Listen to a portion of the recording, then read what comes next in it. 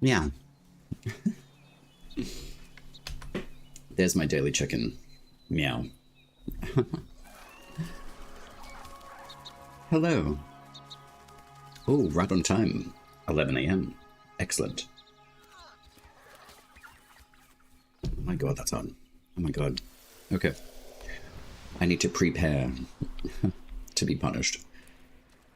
Essentially. By building an envoy. 3 webbit seeds, eh? Ugh, we only get 1. Unfortunate. Hello, Verminia. My god, we have enough for a dancing golda? Amazing. Enough mushrooms, I see. What are we up to with potions? Okay, sweet. So we've just got to go get a few more mushrooms for this shade maker. What do we need? Grin tongues. That will be corrupted area from memory. Poor little Verminia.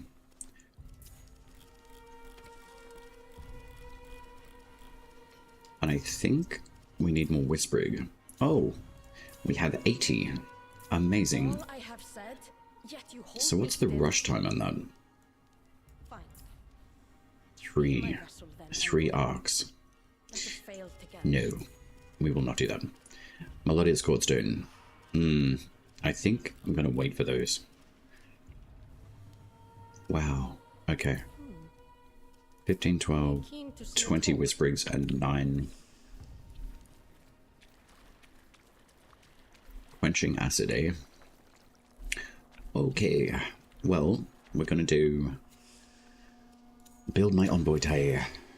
Let's start with absolutely nothing. Oh, wait. Nope. That's Bromius. Bromius can stay. You can stay as is, friend. Default. What are we at? Okay. We have no armor. At least. No boosties. Nothing. And we're going to go back to a very basic build. If I can. 18, 18, 18. Middle of the road. Excellent.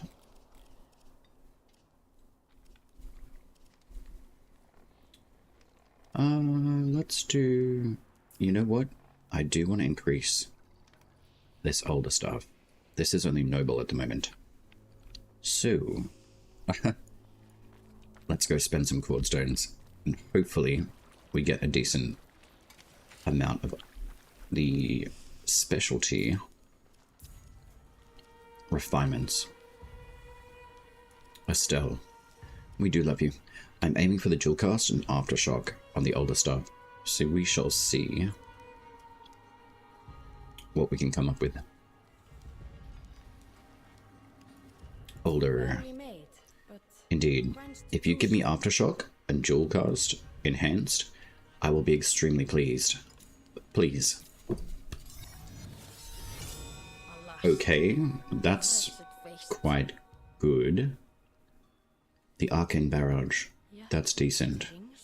And the Arcane Clarity, this is exceptional. Very, very good. I can handle that. That is decent. We're going to reforge that particular weapon away from Grace. We do not need Grace, so let us go find you.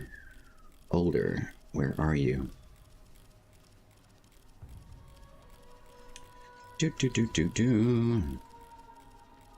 The Alder. Let's do Spirit. That's not going to show anything, so let's go back and retune our Prism. I definitely need a Spirit-based Prism for this to work. Okay. Middle of the road? Absolutely not. There we go. Alright. We got full Spirit. We got a Spirit incoming with joineries. Hopefully, it showcases exactly what I needed to. Refinement. The Alder. Where are you? Ah, you're somewhere. Nope. Nope. I hate doing this. Can I please just use a search bar? That'd be great. Made, but quenched too soon. It'd be nice if I was in the actual red menu for a joinery. So we got 155 to 167. Yeah, alright. We'll take you instead. Okie dokie. And we're going to take a Spirit Tetran, which shall be nice. Okay, let's put you to work, shall we? Okay, that works pretty good. Goodbye. Thank you. And thank you very much. And you're dead, because you are now my friend. Rude. Betrayer. Awesome. It is now nighttime, 13 minutes. Let's go beat up a bear. Lovely.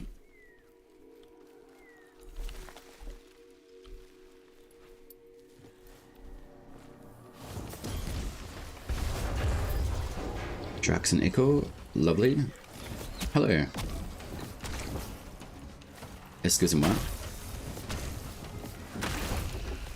Lovely. Hello.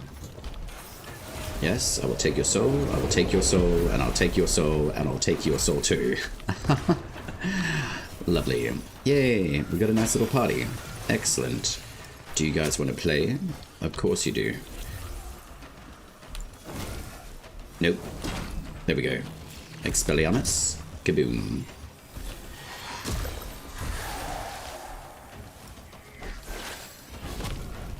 Indeed.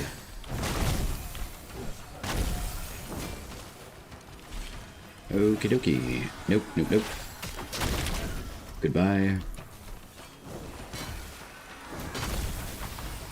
And kaboom, boom, boom.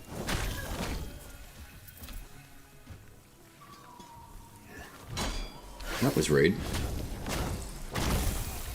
Seabed.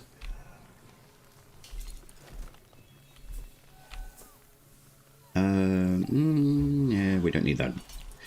Okay, let's go beat up a bear. And we also need Jaden drops, if we can find them. Is that a rat I see? Hello. Oh, it's a 5-star rat. Hello. Hiding in the bushes. Awkward. 1200 harmony. Wonderbar. Arcanic Nose.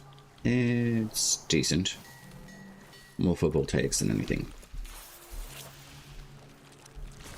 Hello, Savage Patch Kid. Drink or die, eh? Come on, you little turd. Both of you. Come on. I need your help. I've got a very specific task for you. Come on. Yeah, you can laugh all the way there. Or you can just attack these guys. That'll be nice. I'll come back for you later. Mockeries. Hello. How many Whisperings do you guys have? I need them all. Oh, you can cry later. Thank you. Oh, we got a Narash. Lovely. Nope. Nope. And nope. Ooh. No armory. We'll be fine. We will be fine. Excuse-moi, a big old bear. Oh, we got a stag. Okay. Lovely. Maniki Pook, I need your help. Spit your venom at this stag. That would be great. Or that'll do.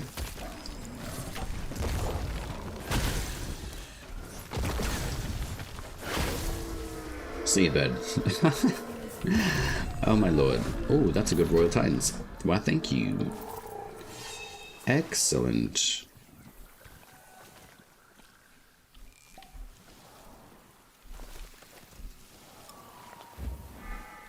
Oakley dokley. Well, having no armor seems to me okay at the moment. And we need more rockeries too. I want to see how much whispering that we can get today. hopefully, it's a lot better than what it used to be. Sinholcum. Wisprigs to... that's okay. And we got the Law and Order coin once again.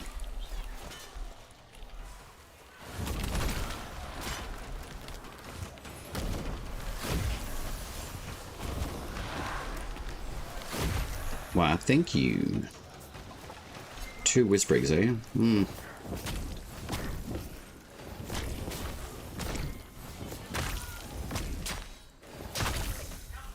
Rude.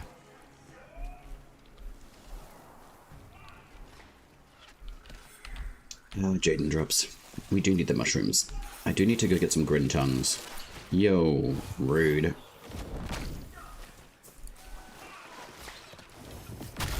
Poorly aimed, sir. Poorly aimed. Alright. Come here. Excellent. Alright, we should be far enough away for instant death. Pretty much. Alright. What do we need? We need courage. We need spirit. Actually, you know what? We'll just do all 3 buffs. Cool. So, buff activation time. Lovely. Oh, we got a Jaden drop. Okay, we got 16 minutes. I think what I'm going to do, though, is add Lokoga Lokan to my effect. So basically no armor, and see how well we do. I do want to change one little thing on the Estelle. Since we're spirit, we can do restoration of life on pulse mites. But we're going to take Koga Lukan, and that will basically boost our power output by 10 with 2 points of armor. Amazing.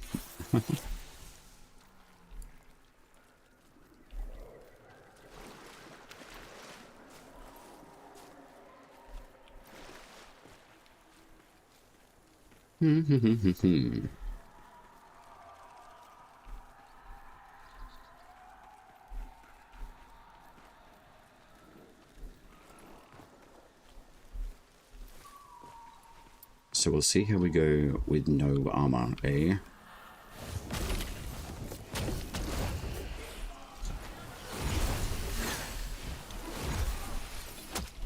And also turning enemies into foe. Into friends. Lovely.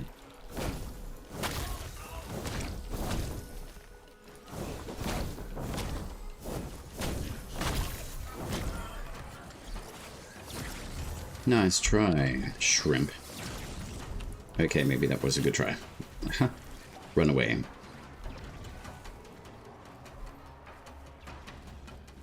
Okay, we've got Ruthos. So we need a whole bunch of pulse mines, which should be fine. Hello, doggos.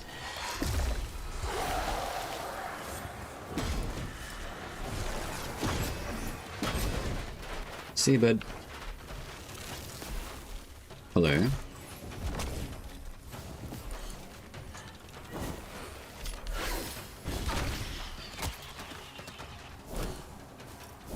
Rude.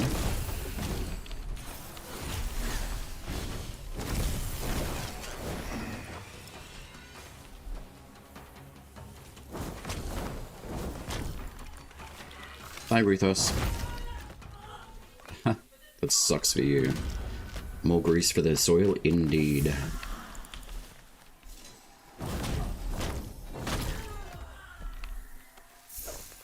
Moonsteel Avex, please. God damn it. I'll pick it up anyway. What do we got? 253. Oh, for Christ's sake. My inventory, I swear. It changes all the time. Lots of crap. Alright, let's have a look. What's that? 2-star? Military? Yeah, that'll get rid of that. Stock? Yeah, that can go. Where's level? Quality? There we go. 926. That can go. That can go. Unfortunately, I feel like I'm wasting a whole bunch of weaponry at the moment. But it is what it is. So, Lightquake, we'll keep that for the smite. What's this, 926? Absolutely useless. Stock, that's fine. That is original, so I will keep that. Odiak, that can go. Vasp, you can go. That's the original Odiak. I'm going to keep that. Original. 926. I'm going to keep that, unfortunately, because it's taking up room. But anyway. 925. Yeah, we can get rid of that. So what's that? 242 that we have active. That can go. Terrible. That's a good one. Hunter's Relish can go. Grillin, I'm going to keep that anyway. Grin, you've only got one temper, unfortunately. Solus, you can stay. Grin, you can go. Nettle, you can stay. What's this? Odiak, Heavy Attack, Swinging Blow, and Flight Pass. This one is a decent foundational temper. So is that one. Okay. Decisions. Alright. Most of the smite we're going to keep, which is good.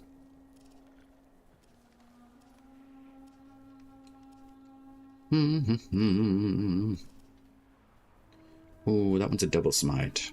Okay, we're keeping that. So 240. Ah, man. Keeping all these goddamn tempers is... I can't wait to remove everything from my inventory, almost. Just so we can get some really decent tempers. And we can basically play with everything that we want. Okay, we need a lot more smite chance. So, let's go do that. Hello. Hello. Hello. Yes. Indeed. Okie dokie.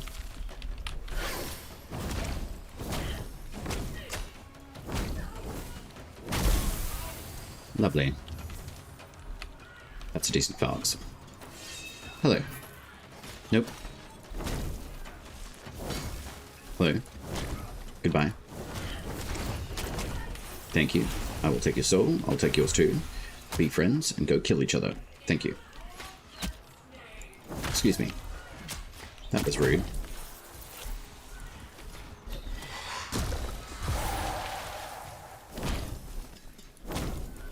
Nope.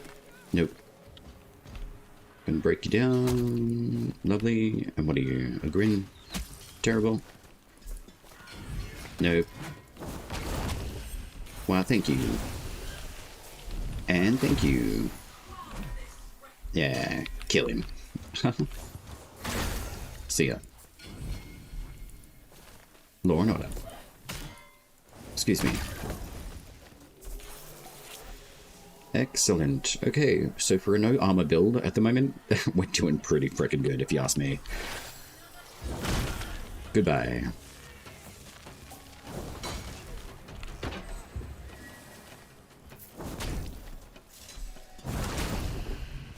Indeed, I want your soul, sir.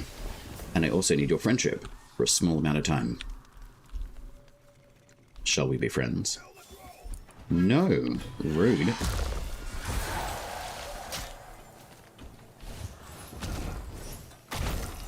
Goodbye, sir. Alright, I'll free you. Don't worry.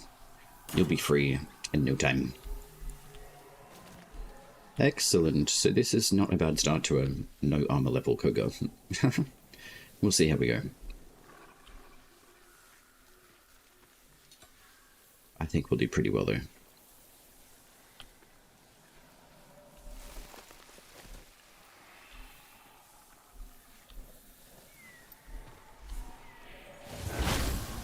$2,000 damage on a headshot. Who knew?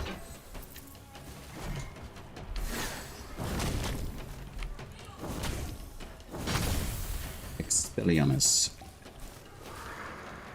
Oh no, it's the insecure officer. Oh no. Ooh, actually this would be quite nice. Come on, come down here. Let's have a party.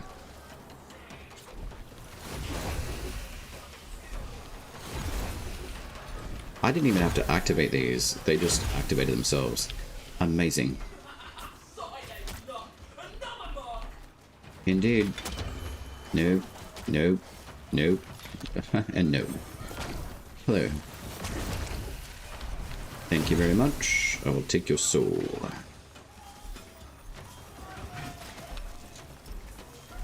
Nope. Come on. I need all of you together, please.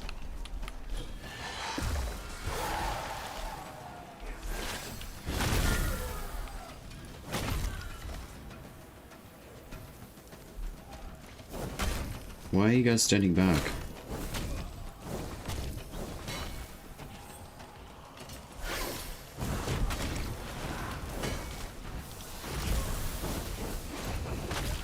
Well, thank you. Hey, bud. See you, bud. What have we got? A Velk with absolutely no tempers. Lovely. Awesome. What do we got? Echo. All the fun little things. Lovely.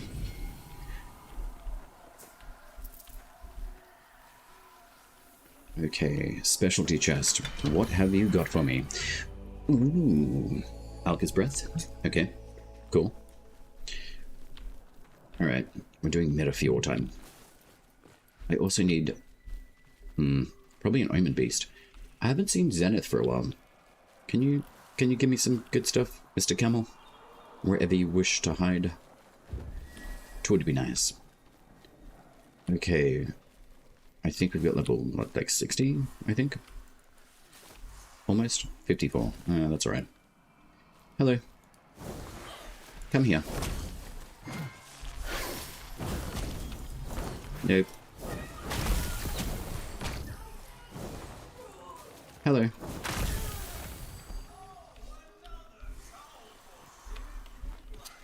Okay. Wow. Hello.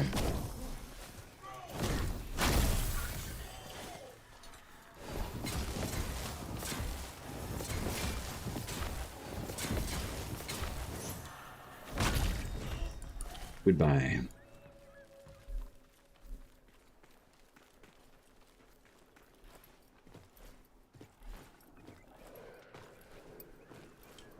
Do do do do do do do. Hello. Goodbye.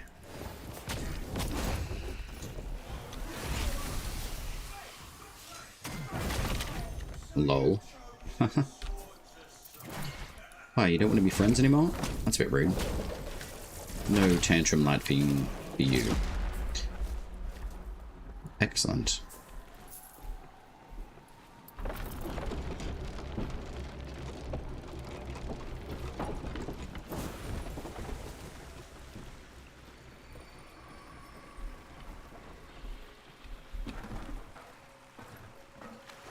Hello. Hello. Hello. Follow me, please.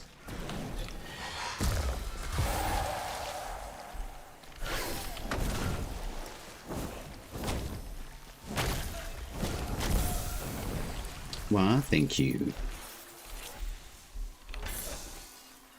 That is a decent officer Orst. I will take that. And I will go hate you forever.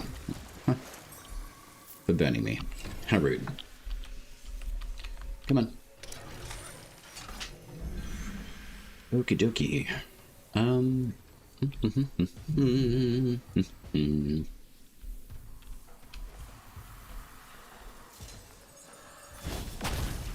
See you, bud.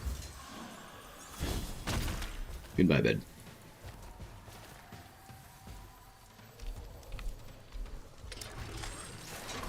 Hello. Surprise. Goodbye. And Blitzel. See ya. And Blitzel again. Hello.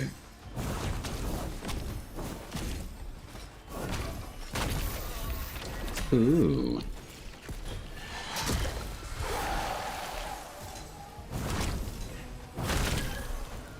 See ya. Hello. Goodbye. Hello, venison. Scrub, what is going on?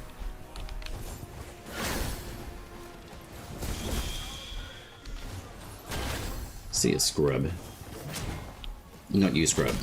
The other scrub that I was fighting.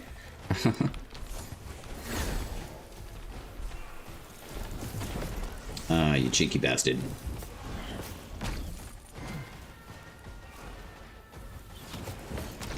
Can I please have your soul? Maybe not. Okay. I wonder if we'll get my friends today. Goodbye, goodbye.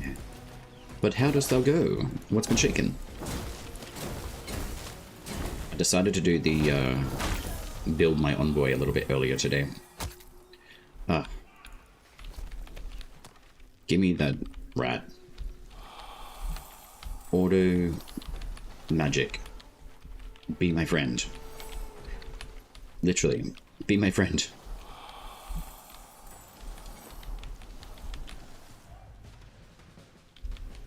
There we go. Magic. There we go. Excellent. We're going very well. Just running a no armor at the moment, and it seems to be doing pretty good.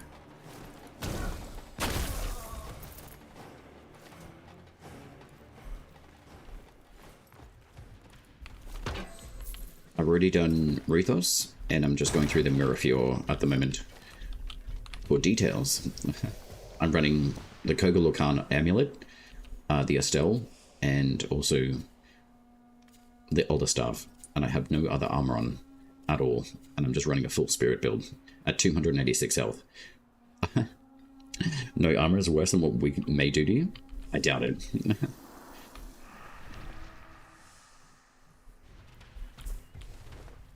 Nah, they'd be like, it depends. Yeah, that's true. That is very true. Although running with no armor and buff potions is relatively still pretty good, but considering I'm doing a spirit-based tethering, it's actually not a bad run so far, considering.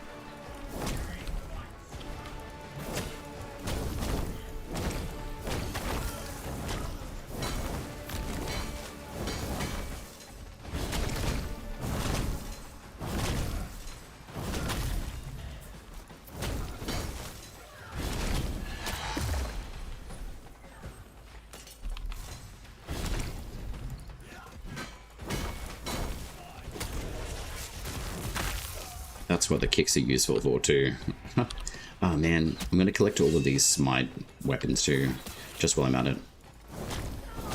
Just for 2 Volcanes P16, basically. Okie dokie. Alright, well, we gotta see how we're gonna go up against Idor.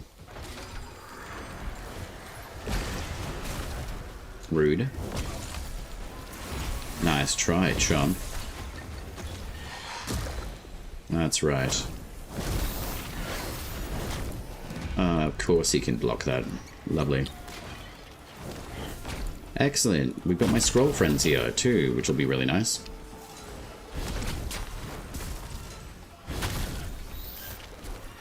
Nope. No. Okay, they're not my friends. Not today.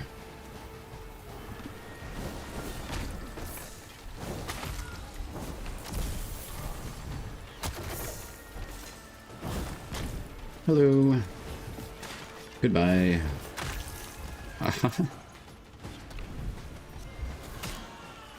Wait, where's my other friend? I can hear them. Hello?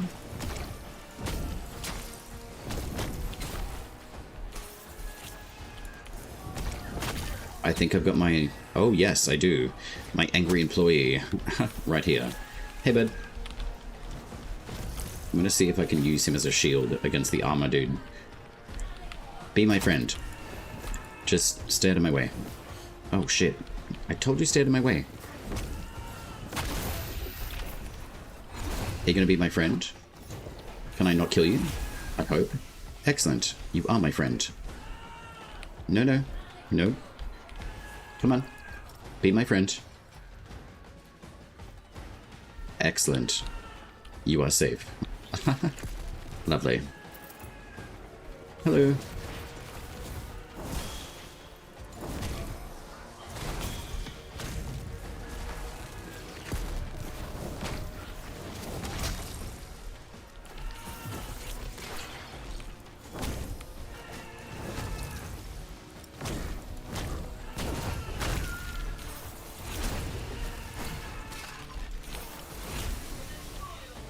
Yes, indeed. Don't kill my friend. Look at that. He murdered my friend. You a-hole. That is rude. Benison, or whatever your name is, Hydor. You a-hole. Beat it. You always forget that magic weapons can parry? Indeed they can. There's a specialty reason why I'm using Tethrin Spirit and the Elder Staff and Estelle. They both carry a very unique temper that only these weapons have at the moment, which is the dual cast, which is nice. So you get a second projectile, but you also have Aftershock, which is the arcanic magic damage output, but you've also got the Elder Staff as well, which also has dual cast. I would really like to be able to change Unencumbered over to the Aftershock as well, so I have both of those tempers on both of these weapons, because then basically you're doing like 2 projectiles per projectile, but you can also parry or beat that up even better with everything with a spirit-based duello. Basically, on the rule of thumb with duo duello, you get 2 instances of attacks. So basically, you've got 2 projectiles on here, you've got 2 projectiles on there, you've got duo duello, you've now got 4 projectiles per hit. So basically, it's a super hyped spirit build, basically, which is pretty dope. Geod, hello. How's it been going? It's been a while? Indeed, it has been, yeah. Tutorial videos have been great help. Oh, dude, that's awesome. Thank you very much. Yeah, I hope they're helping. I'm just doing like shorter kind of 10-minute videos at the moment because I know for me, like informationally, I just want to get straight to the point and just give you guys reasons as to why things work. So yeah, that's really great feedback, dude. Thank you. That's dope. I'm just going to go beat up these chomps as well.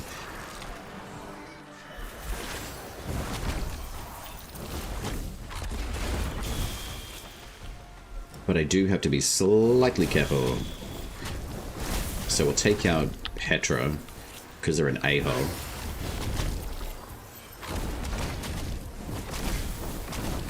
Excellent. Goodbye. And I'm dead. Well, that didn't last very long, did it? Oh well. You can't do Spirit and Koga? Oh, really? Really low HP values? Well, you can minimize that in a few different ways. So that was a no armor build, by the way. So I was just purely working off the 3 virtue potions, but you can certainly make magic armor a lot more effective. So I did pretty well considering that was no armor, but if you really want to get better magical defenses, the Wizard's Robes are the best ones for the 3 pips of magic or spirit for your armor. You can also put on the Bicocket, which also gives you magic 3+ defense in spirit for the helm. And then you can basically run, I would probably say Orlic's legs, because it scales better and it gives you a minimum of 50 magic defense. You can also boost that with your +6 talisman as well, so you can get 55 magical defenses against the 3 Metafuel. Duello, you can also boost your spirit even further with Bravado, and you can still get 2 damage instances as well. That is a much better setup for a spirit-based magic defense, rather than not doing Metafuel at all.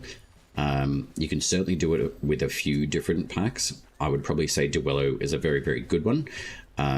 More so for the casting effective bleed damage output with Duello. The weapons that I'm using, they give you dual casting, or at least the Elder Staff does, but also the Estelle does too. So you've basically got 4 projectiles out at one time, being thrown at enemies, basically. And all you have to do is just minimize and just return magic attacks against the Metafuel 3, which is pretty good. I don't think that we can maybe finish the run because it was Koga based, unfortunately. There's a lot of long videos out there. Oh, the Fire Show build is sick, yeah. Yeah, with the Maestro bow. Yeah, that's very flashy. That's from the Bandicoot Blast Rat Totem. And that's also in co-op too. I was doing a co-op with Skrolok, I think probably last month. And anytime that you're a client to a host, you basically get the full capacity of running pretty much runes that don't ever like take charges away from you. Not only that, the Bandicoot Blast activates all the time, which is crazy. So you get a huge amount of double ups on your smite output, which is pretty fun, or your stagger output rather. It's very, very good. Very, very powerful. The magic armor does work well. Oh yeah, absolutely. It's the only real place that you really need a high magic defense, basically, is against these three chumps up here. And because we just, well, I just went through the three and I just got downed. It's something to do with like the lock-on effect, I think. Once they kind of lock you in a little bit, it kind of screws you over, unfortunately. So, unfortunate, but true. That was the Koga run. But if you've got the access to Wizard's Robes and the Bicocket, they have the highest defenses for magic. So 55 magic armor is pretty decent, I would say. So you would have to run predominantly a spirit build. I'd probably say, if anything, if you can just get it to 50 armor for magic, I would probably say your 50 magic armor, or 51 at least, would give you the base minimum of good amount of armor. Anything above that, roughly another 3 points, roughly around 54 magic armor, you will be in a pretty good spot, essentially. But it goes up by about 2 points per, like, cap level, essentially. So at 41 spirit, you've got 51 magic armor, and then when you go up to 42, you've got 53, and then at max, you've got 55 magic armor. But to be able to achieve that, you do need a +6 talisman from Alka's Children, and you do need the 2 sets or pieces of the Bicocket and the Wizard's Robes from the Ode Towers, and Orlix is really, really good too. Orlix will give you a little bit more of a balanced defense against physical and magic at 45, 45, and 42 stability if you're running a purely based spirit build, basically. So there are options and ways to be able to get more armor defenses as well. You could certainly switch out and opt for, say, the Servid Ward, which increases magical armor per rune charge. So that would also be a very viable choice. If you want more physical defenses, you could certainly do Stocky Lodge if you really want to, but that's more an armor release, where you've got Armor Coat, which increases physical armor by 3 per rune charge. And depending on how much more armor you really want, you could basically change that, I guess, totem into the spirit slot to be able to get even more defense, basically. Let's have a look. Draft Dam, we don't need that. So if I've got the actual armor, there we go. So we've got Servid Ward. So I can put this into my spirit slot in my weapon, and because I've got high spirit, it will basically boost that totem up even further. So +6 per rune charge. So 6 by 4, I don't know, what's that, 24? So it should give you another 24 armor on magic defenses. It does make you hold on to your rune charges, but basically it will be able to enhance your armor rating as well. So if you add, 24 up on top of 45, you will be well into high defenses against magic. So I could pretty much fill the rune of Estelle, and then on this one, if I really wanted to, I could probably put like the Servid Ward totem on as well and give me more armor defenses, basically. So there's a few different ways that you can operate most of your runes to be able to give more defenses, basically. So if I really want high magic, I can certainly put Servid Ward on, but the physical armor is quite good too. There's a few balancing acts when it comes to the difference of which slot you put your totems into. Any bottom slot on the right hand side, or basically how it runs, the bottom slot here and the bottom slot that appears over here, they are the ones that do not give you bonus slots. The ones that give you the bonuses are at the very top. When we switch over to the Holding Rune as an example, the right hand side circle is the base minimum that you'll get from a totem. It is the left slot here that will give you the bonuses that are applied, even though it says here match it to a courage totem for more effect. Basically, if I put this here, this isn't going to change as well. So keeping in mind there's only one bonus per totem slot, and it is the left one, basically. It's the bottom one over here, and it's the bottom one over this side on Grace that do not give you the bonuses as well. So if I switch back over to the Hollowing as an example, or like Arcstorm, it will actually change the slot that this totem was down here before. And the same with any other rune loadout that you change on your like Flit Smoke and your Ember Root. I think for the short blades, the bottom slot on the right hand side is the base level totem, but the top slot is what gives you the bonuses as well. So I've got more bonus on increase my chance up here, but if I take that out and I take this one out and I put that same totem back into that slot to give me the increased my chance, you'll see here, even though I've got much higher spirit, this slot here just doesn't give me the bonus. It's this one up the top, which is pretty nice. So think about it in terms of, hey, I want to boost one thing, but then as a balancing act, you won't get like certain effects boosted basically. So what I'm going to do is add more armor on, probably the armor coat. It's not that much physical, but it's enough to push me over 50 armor on pull smites, basically, and to rune charge. So it kind of locks me into a little bit of a balancing act. Do I want to use my do I want to use my runes, or do I not want to use my runes? So the effect of having a max rank 3 totem is the fact that you have 3 times more the power of these armor slots, basically.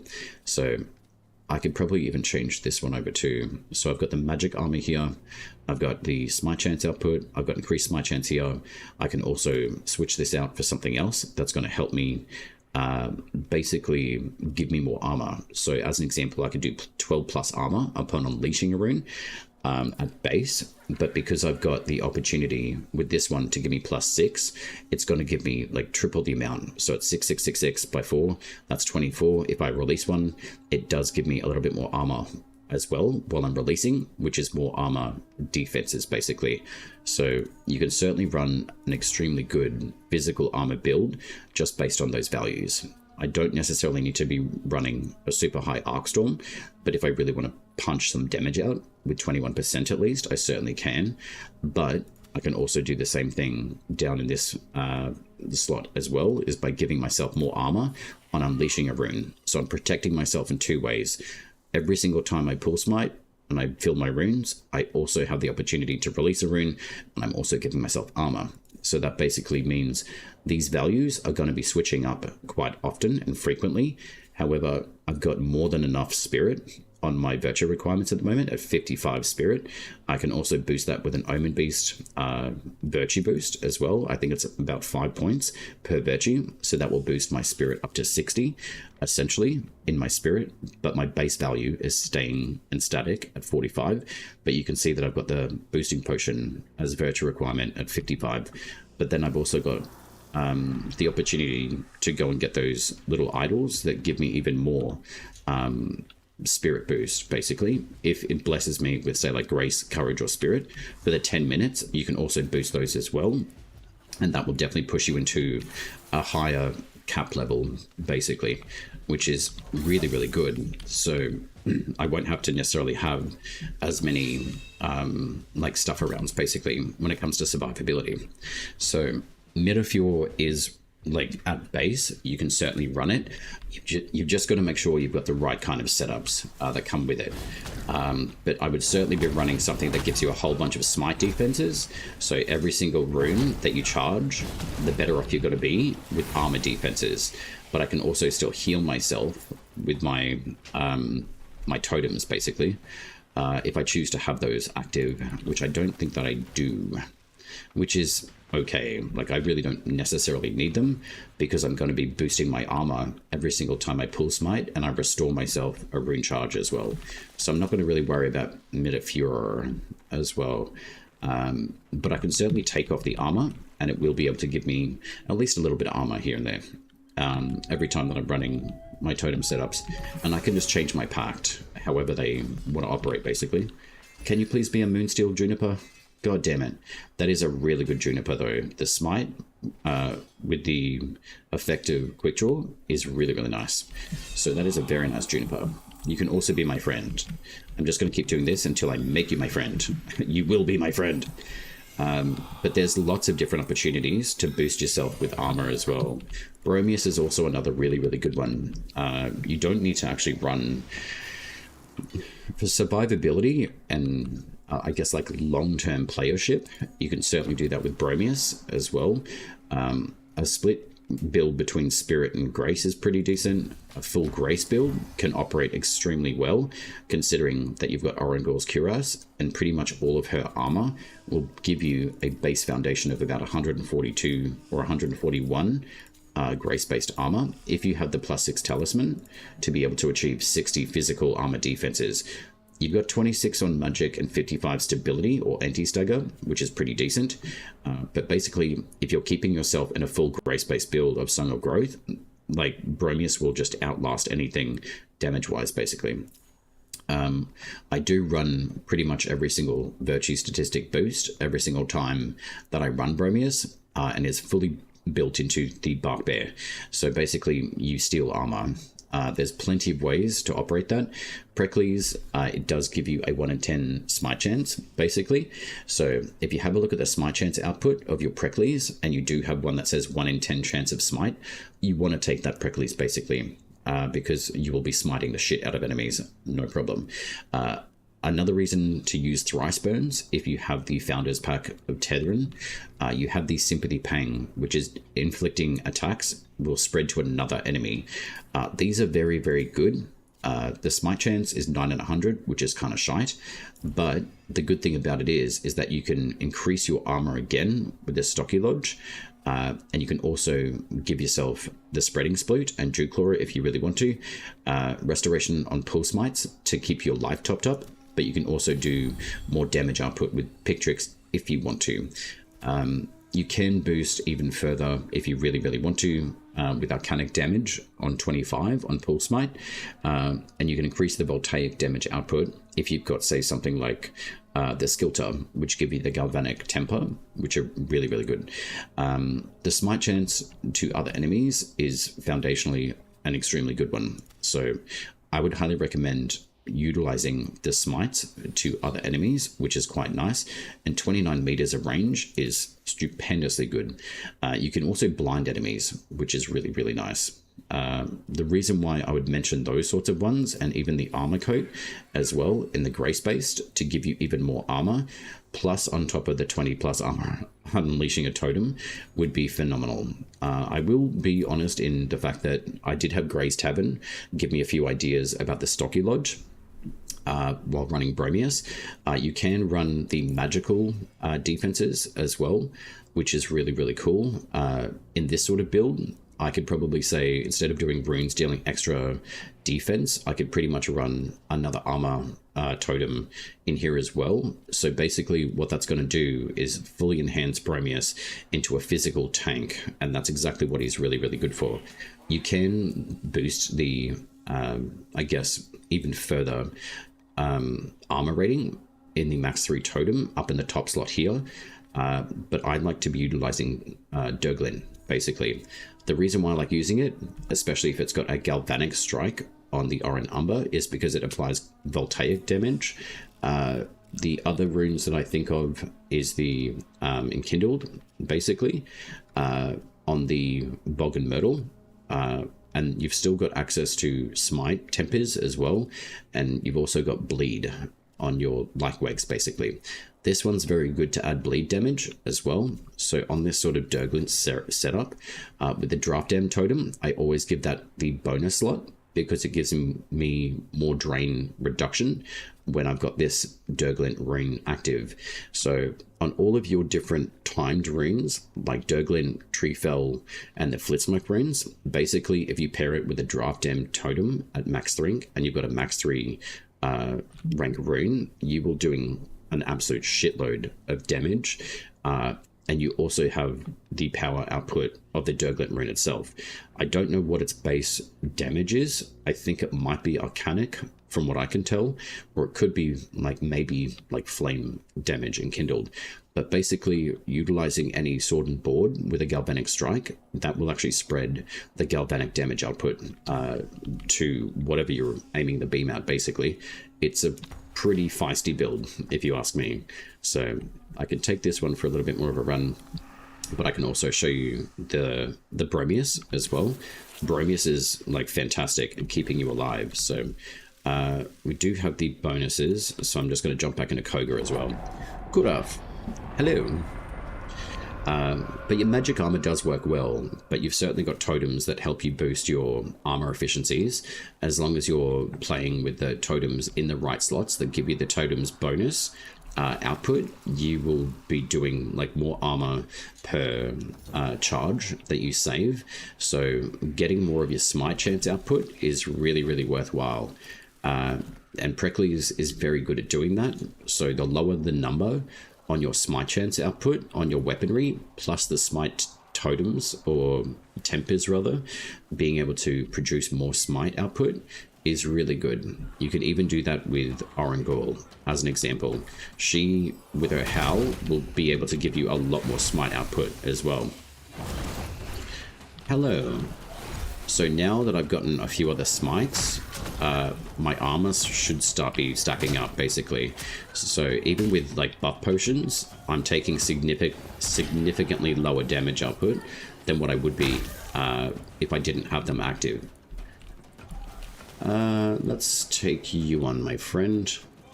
So I've only got this one rune active at the moment, or channeled, but basically if I just keep on stacking those up, eventually my armor is just going to stack up enough that I'm not really going to have that many issues going up against these chumps anymore, even at level 50.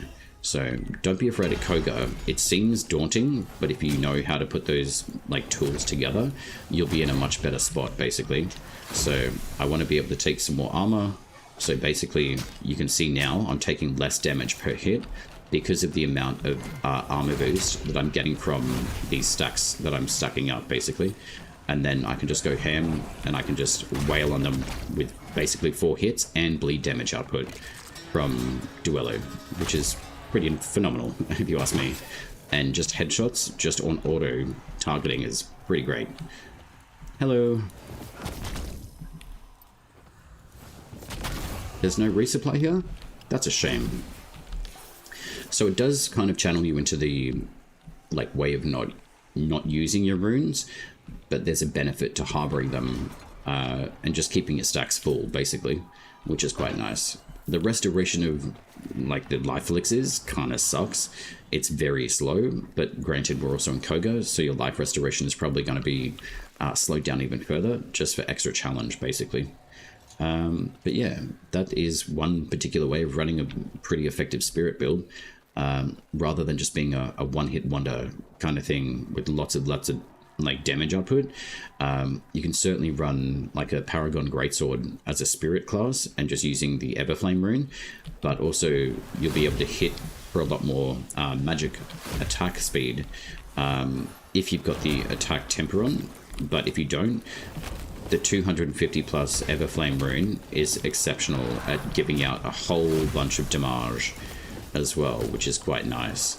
But I can easily just switch my build over to Tethrin, and basically every single kill that I get, I'm instantly life regeneration as well, which is really nice. So you can make anything work in Soulframe. It's just knowing how to put the different tools together. But Tethrin, as an example, is very, very good, especially as a spirit class, because of Call of Ancients. It gives you increased damage and increased defenses, basically, too. So, Dragon Strike. Hello, how dost thou go?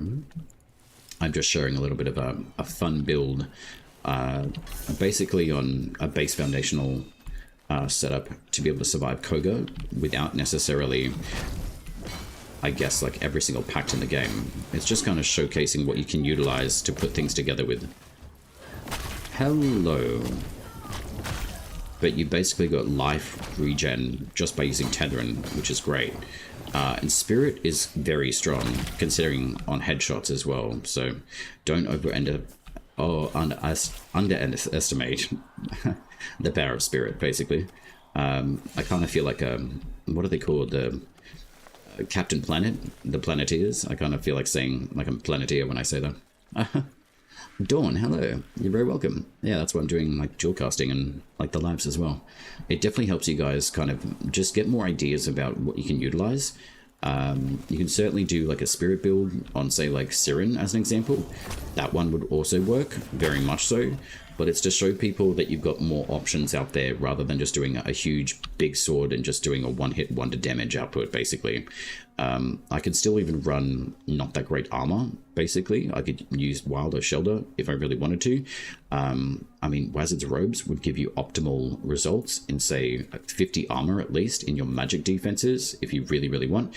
Yes, you do run a very low amount of health, but the power output of Spirit and how much power you have with the runes and the totems, but also the tempers that apply extra damage output, you're in a much higher defensive, aggressive stance to do more damage output, just because of the fact that you have access to something like Tetherin, basically. You can clash, Call of Ancients, Fellis, you've got an absolute truck ton of damage output, but you've also got a whole bunch of different accessibility to arcanic damage output and dual casting tempers, but you've also got another access to a huge amount of defensive but also productive damage output just through Bravada by itself, and Duo Duello works extremely well in that sense. But boosting Bravada inherently will also boost the damage output and the scaling of your spirit even further for these to actually just crap out damage, basically.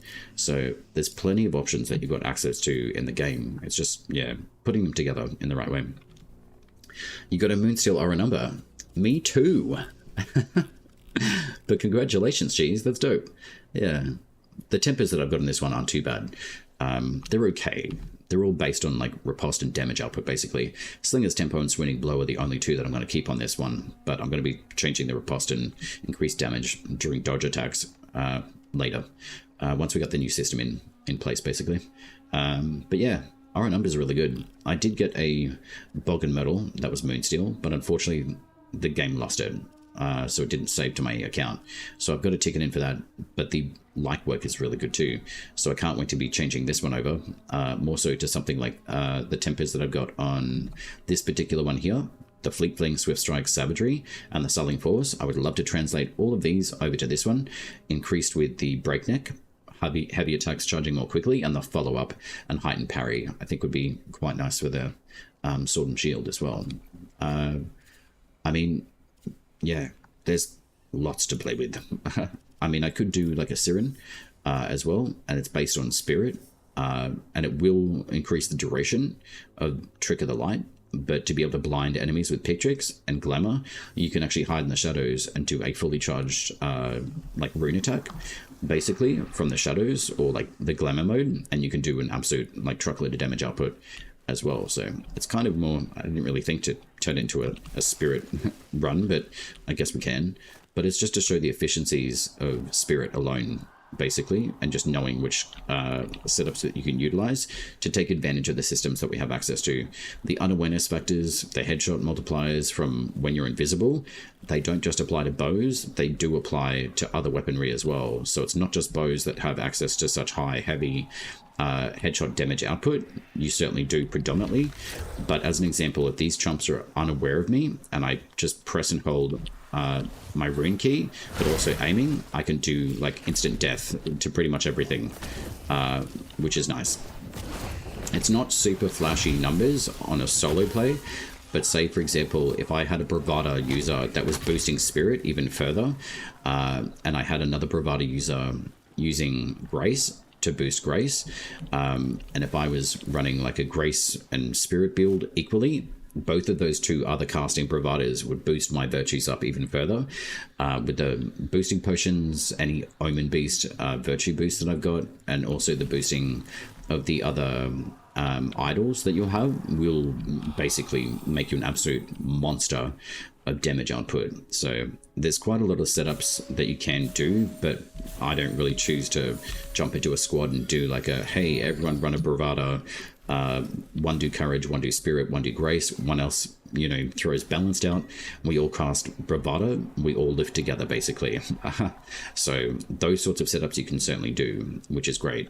But I generally find, for the most part, when I'm running, I generally run solo, just so I can showcase more of a realistic terminology of what you can do damage output-wise.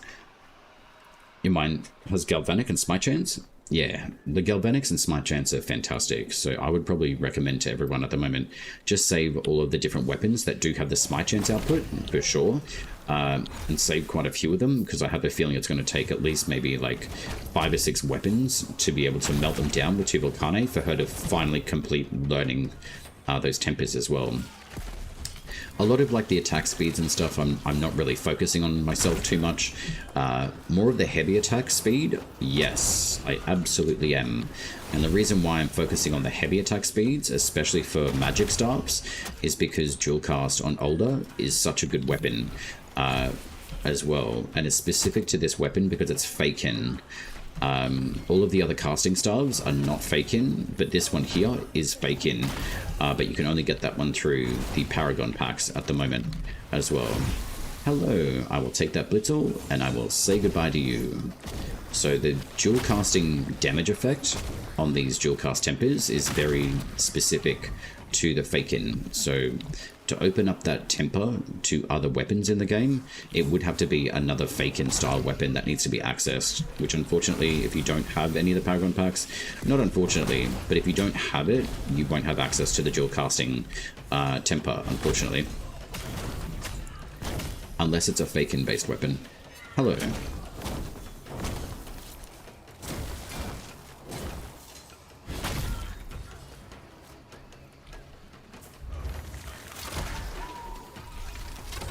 But even if these guys are aware of me, I can still hit from shadows and basically just re-heal myself on a Pulse Smite too, which is quite nice.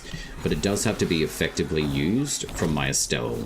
So I can't pull a Smite from my older staff on attack and then switch over to my Estelle and be able to get my health back.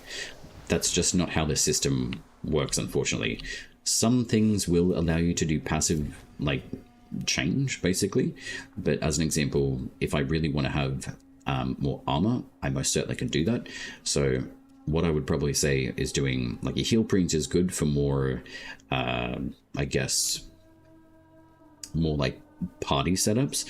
Your Rivers Revive and Restoration per second is decent, but if you really just want to get an overall boost in your healing, I would probably say your Buffing Virtue is pretty good, but your Devil Dredge is really, really good. And that's 427 life return on every Pull Smite, but on a full Spirit build, you're sitting at 280 health. So you're effectively re-healing yourself double the amount of what you're healing yourself for. So it's pretty insane what we can do. But if I want to just keep on boosting my armor setup, I absolutely can do that. I can certainly boost my Smite chance out, but if I really want more armor as well, and also extra Pull Smite, that's going to be serviceable for this sort of build, and I can still run a Spirit-based classed armor and still be really okay. So you think the reason why people don't go with the minimum virtue value of health, certain weapons requirements, because the virtue is maxed out, you get the most damage other weapons, which forces change of armor requirements if wanting more damage to that certain weapon.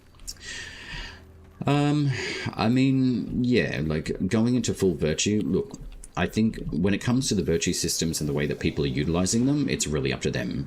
If you really like running, it's not like in terms of what you want to run, understanding that if you fully go into one like fully tilted build, you're going to get the maximum results from it. Anything outside of that, like a balanced build or hybrid, you are not going to get fantastic damage output or fantastic armor for that reason. So the reason why I'm showing these sorts of boosted areas is because it's to show you the maximum effect of it.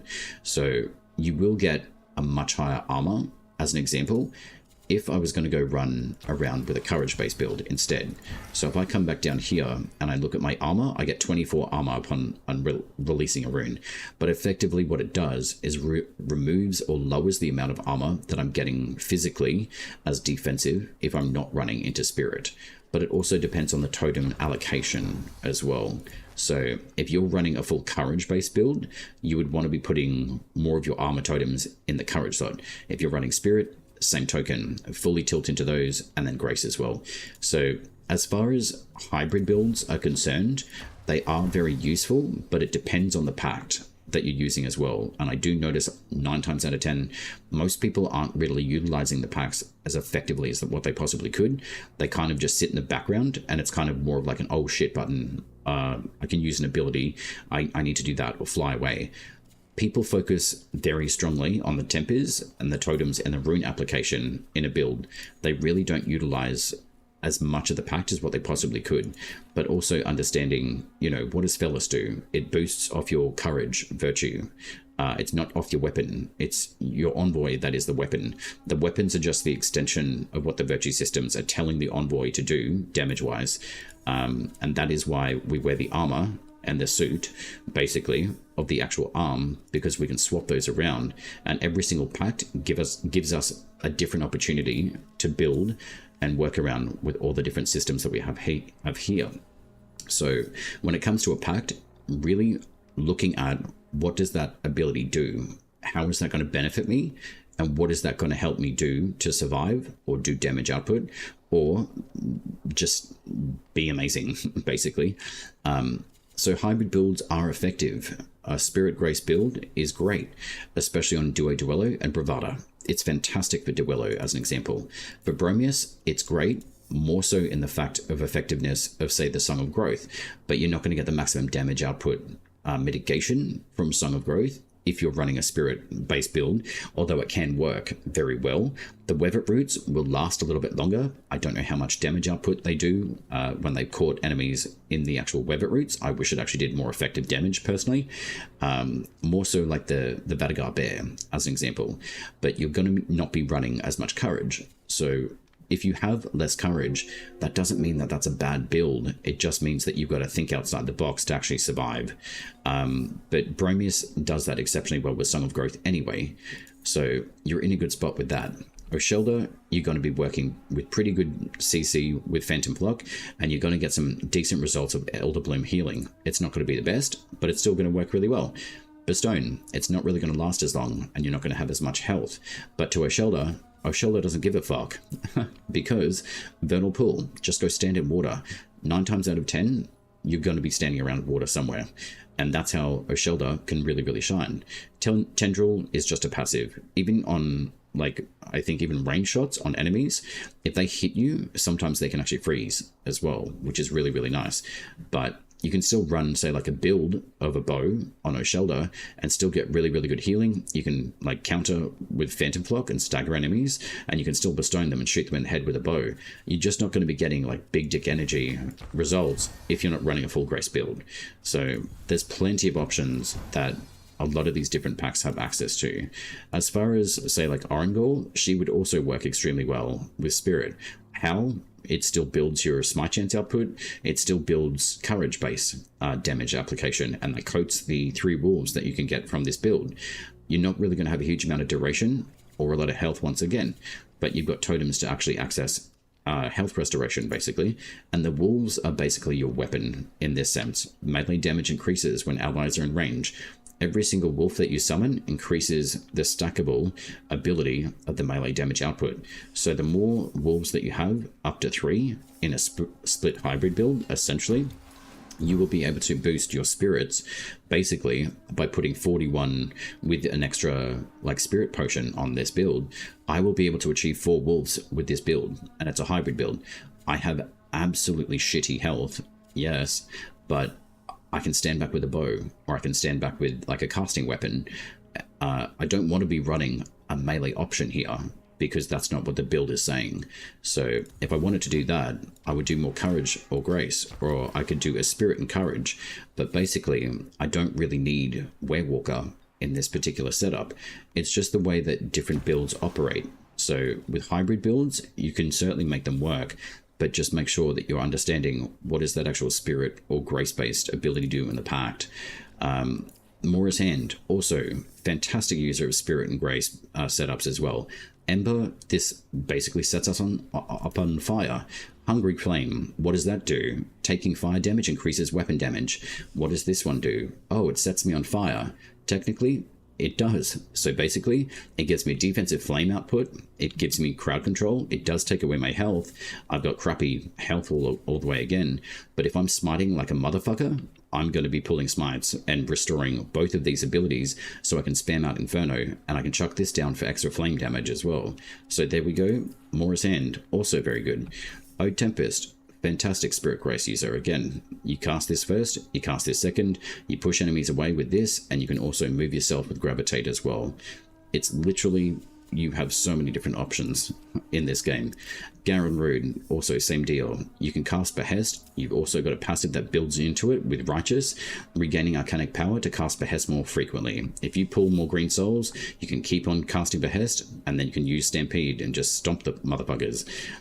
With Torment, it is more of, I think, a percentile damage output, so it's not super crazy good. The more health or full health that an enemy has, the more healing returns you should be getting from it. But unfortunately with Torment, I think it's still broken, unfortunately, but you can certainly fix that with your totems as well. Very much so. With the Double Dredge, again, you're pulling, 375 health from a green soul. You're literally at 196 as well. Armor is going to be shifting as well, so just being aware of what virtue requirements that you're building into, you want to have more armor at the end of the day. So I think anything can work in this game. It's just knowing what the pack's abilities do and what the passives are and how they actually operate with the Envoys as well. So I think a lot of people just tend to stick with what they like weapon-wise, but they forget that this armor is important and integral when you're building with a virtue setup, basically. So if you got a virtue requirement and it says Spirit, lean into that. If it says Courage, do that. If it says Grace, do that. But if you're starting to stretch out into more hybrid builds, just be aware that there's certain rules that every single piece of equipment needs to adhere to. And you can certainly step over those boundaries, so to speak, with the boosting potions as well. So I generally mention the boosting potions for your Courage, Spirit, and Grace all the time, because I find a lot of people just don't bother using them, or they're not even aware of them. And they are a fact that you can get them for free from your factions as well. And they're monumentally useful very early on. I can go take a Siren as an example with a full Courage build setup, basically, and I can chuck on a Purity, no problem, or I can use Rushed. Because I've got the potion boosting my Courage, I have now full access to Virtue Requirement. I can use a Siren as a Grace user on Mora's Beast Prism setup, 559 health, plus I can use a Magic Armor totem or a physical totem like Stocky Lodge, and I can boost my armor like an absolute boss, and I can still be using the Tempers in alignment with that. I've got Galvanic Strike, I've got Sulling Force, Swift Strike, Swooning Blow, so I can just run around with a Siren class user.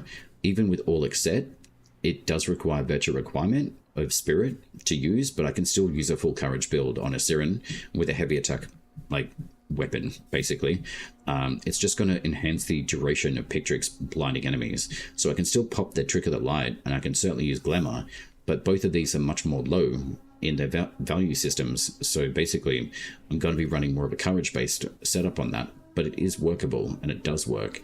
So there's lots that you can do, absolutely. I'm thinking maybe I might want to do, I still want to do Spirit. I'm really enjoying Spirit today, so I really want to play around with this a lot more. But yeah, you've got so many different rules that you can play with that are going to be useful at the end of the day. I'll chuck on Mora's Hand and I'll show you what a Spirit based build can do on this. It's not bad to run around with a different pact. Just because it says Courage is health, it doesn't mean that you're at a deficit because you don't have a huge amount of armor. There's a whole bunch of different systems that are built, but you can certainly make them flex to your advantage, no problem.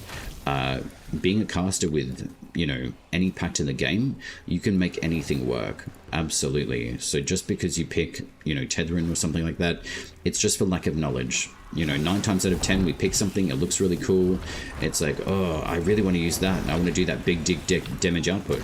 I'm going to tell you what other people don't, basically.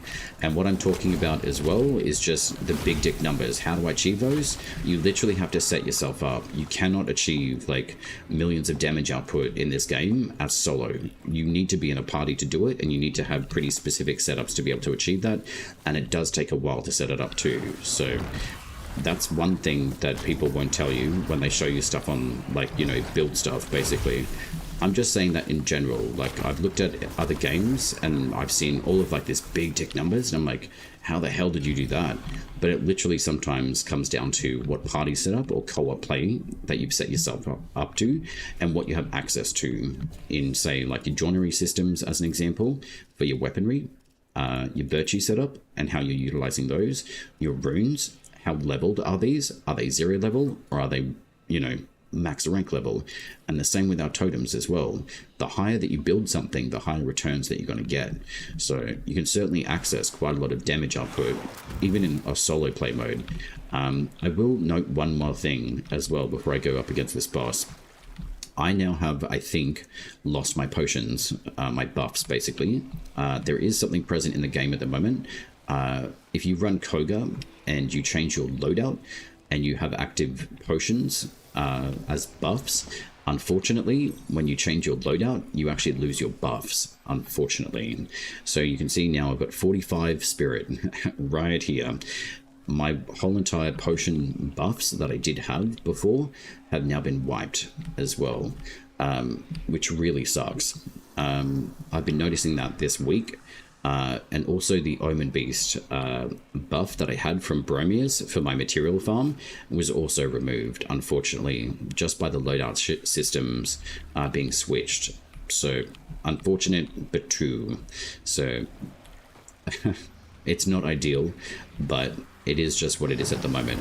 So hopefully that gets fixed up by the time P16 comes through. I really do, because I don't mind running Koga from time to time, but I don't run it all the time, basically. But indeed, we don't have the buffs that I had, so now I've got to go farm even more mushrooms, etc., to be able to go fix that little issue of these buff potions not being active. Alright, so there we go, 60-minute buffs active, and now, unfortunately, I may be able to change my pact in this loadout, and it should be okay.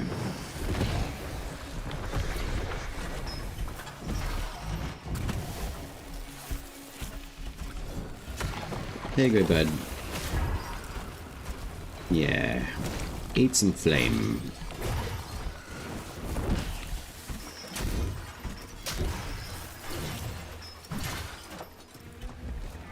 Very cheeky, sir. Very cheeky.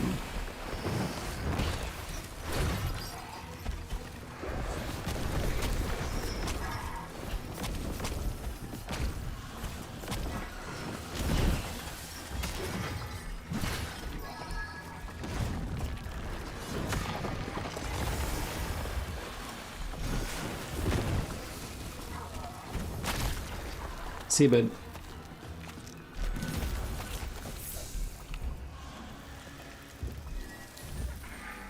Ooh, Miss Gale is really, really nice.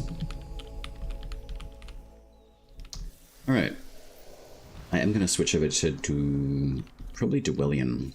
Dwellian's a really, really good spirit user in melee as well. Not only that, the Paragon, if you are a Paragon founder, attuning to spirit will also be an exceptional choice, mostly for the reason of the Everflame, 250% flame damage. So what I'm going to do is boost my armor for this run as well. Smiting Stag, yeah, can be alright. But what I want to do, Stocky Lodge. Do I really want more Stocky Lodge? Probably not. Let's have a look. Where is my other armor totem? That is Stocky Lodge. Actually, it's not the armor. It is the armor coat, but I don't think I have the armor coat rune in the courage space, unfortunately.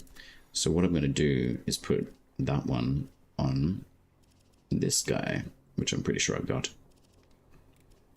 Where are you, sir? Come on, armor coat.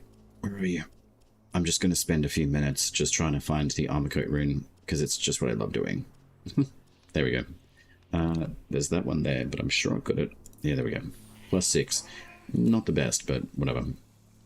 17 armor. Alright, let's boost our smite output, I'd say. Smite chance, and then we'll do the other armor as well. So 12 armor on release is actually not bad. So the Everflame is very good. Treefell is also extremely good. Treefell or any timed rune like Flitsmoke and the Treefell, but also the Durglint rune for shields is also a very, very good user of Draft Dam. I think I mentioned earlier to you guys.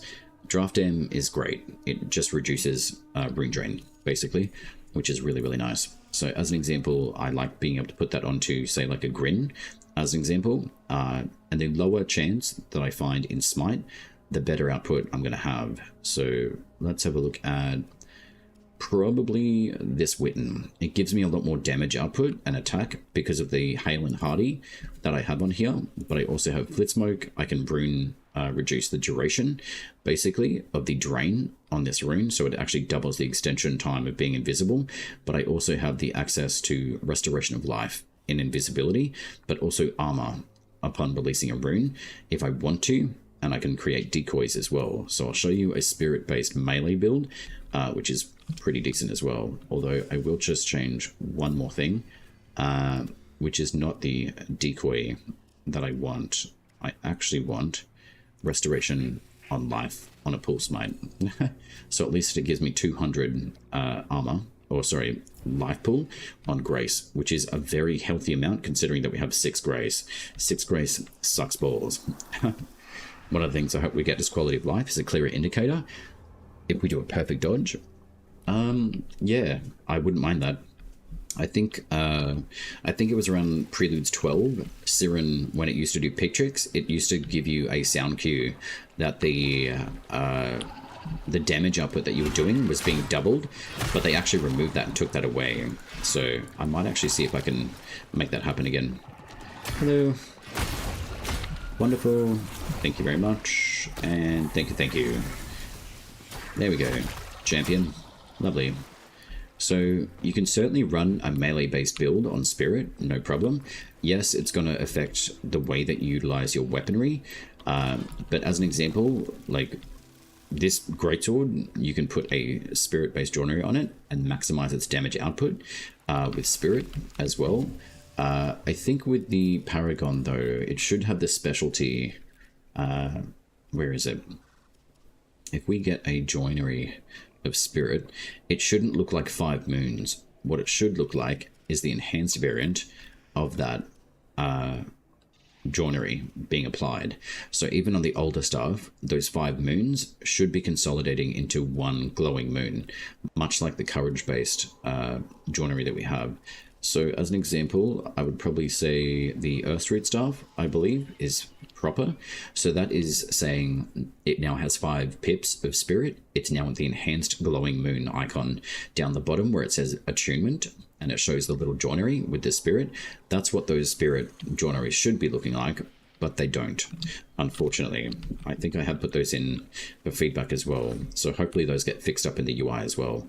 I'm really hoping for some quality of life coming through in P16, and what I'm talking about the inventory is these filtration systems here. The level, quality, and sorting name, please, can we please get them put into basically our joineries? Actually, we probably wouldn't need them, but who cares? Put them in anyway. With the runes, sort by level and quality, or like quality and name basically, which we already have. The filtration system here is outdated, but maybe coming back in a different way potentially in future. But certainly quality of life, being able to sort by quality at least, or sort by name and quality for these as well, I think would be freaking phenomenal, because the coloration is okay, but looking at the same one and trying to figure out which one's which is really frustrating. I'm not going to lie on that. I really don't want to be spending, 3 minutes looking for one totem, unfortunately, but that is the reality of it at the moment. But let's go beat up on whatever's. So let's set ourselves on fire. Let's go invisible. And let's go backstab some bitches. Draft Dam is phenomenal. Really, really good. And the tempers that we have access to, Witten is probably a very, very strong secondary for that reason as well. Really, really nice. Hello. Goodbye.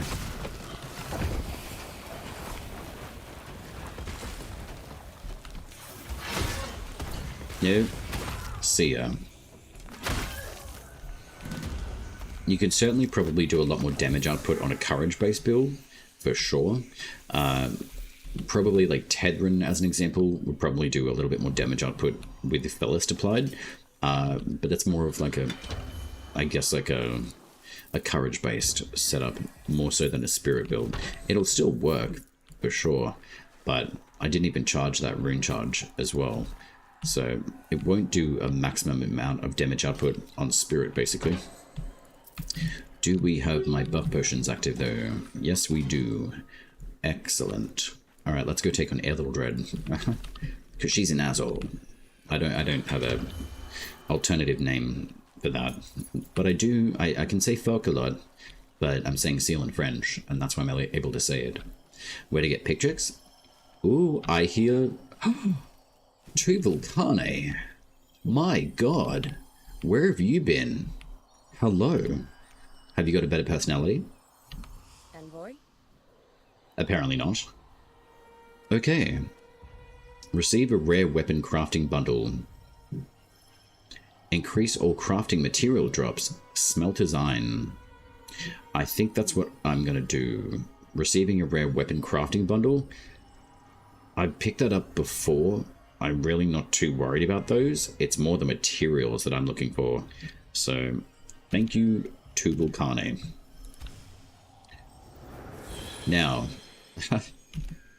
granted increased crafting material drops for a certain period of time. I'm glad I picked that up. I wonder what... Okay, so it's a little hammer in our UI.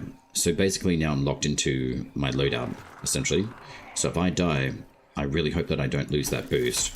So now I'm even more of a challenge of, oh fuck. Where to get Pictrix and Koga? You can get that one from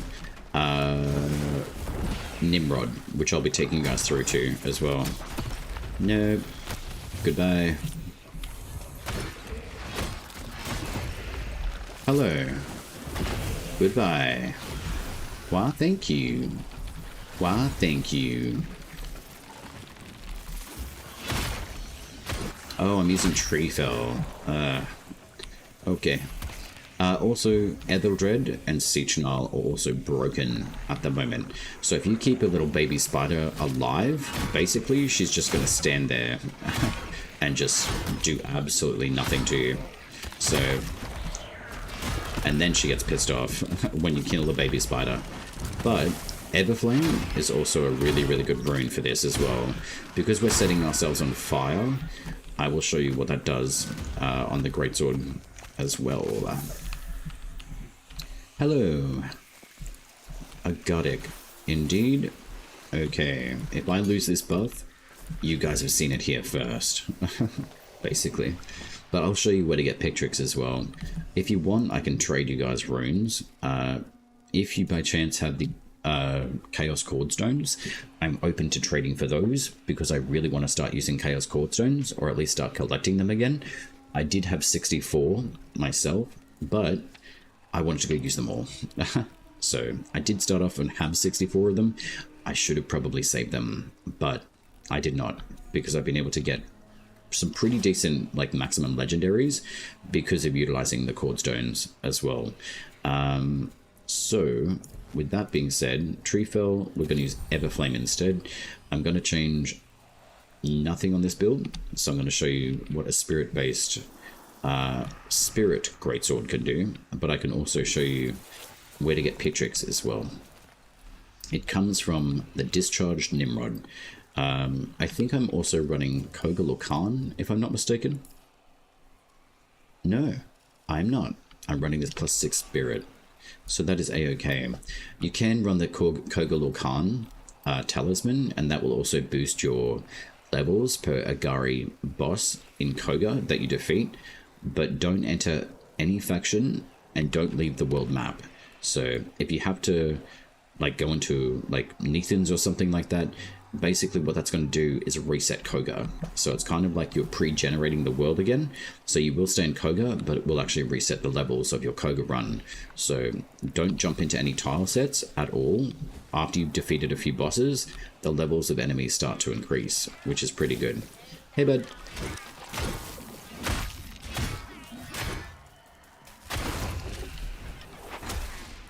Hey, bud. So we've got some pretty good efficiencies happening with Morisan too, which is pretty good. But the good thing about being on flame, you can do a 1700 hit to an enemy, no problem. So you can certainly get some really decent damage output, basically. You little turds. I love the Savage Patch Kids. They're my favorite.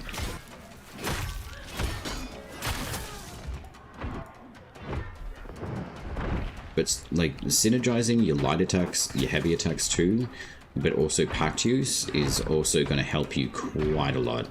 Your parrying systems, your defenses, your kick mechanic too, if you're up against bannerets that just keep on blocking themselves, that's what your kick is supposed to do, is break their stance, open up a little bit so you can get through their defenses too. So a lot softer kind of mechanics in gameplay, but it does work quite nicely. See you, bud.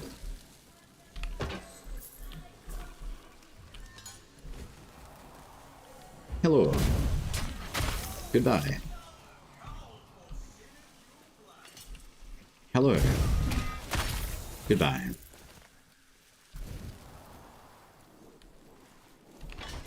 There is a Ode Basulcum tank around here. Indeed, it's on the other side of this wall.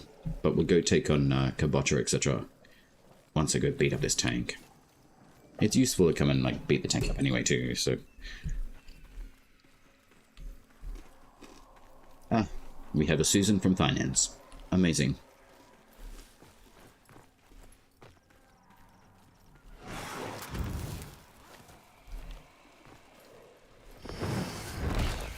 Are you kidding me? Oh, that actually hit it. Okay, that's good. Not for that much damage, but that was really annoying.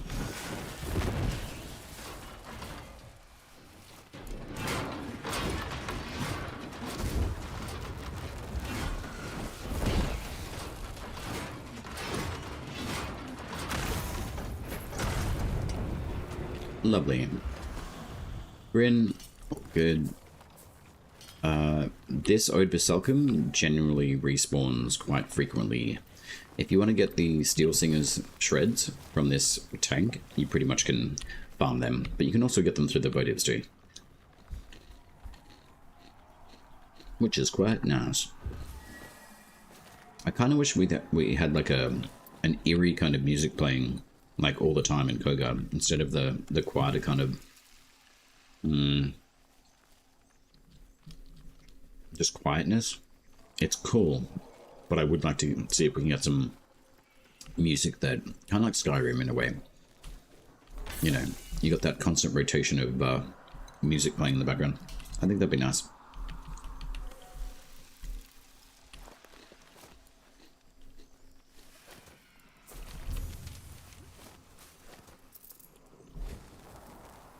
Hello, champions.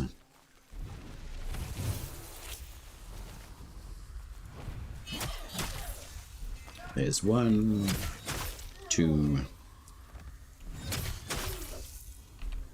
We'll get that. Hello. Goodbye. Yeah, Flitzmack Rune is pretty good. It doesn't work on, like, pretty much any boss. It does work on most bipeds, basically. Alright.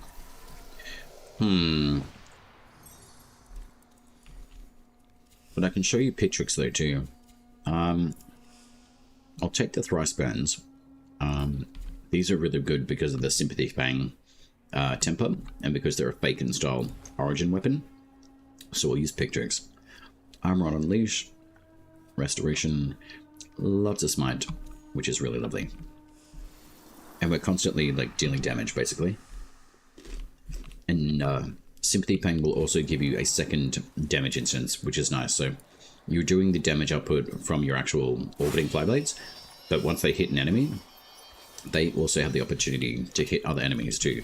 So this is a very fantastic choice, especially when it comes to your Tempirs. Because of being a fake-in one, the Sympathy Pang is excellent on Bromius, basically. So I'll whip those out and I'll show you what I mean.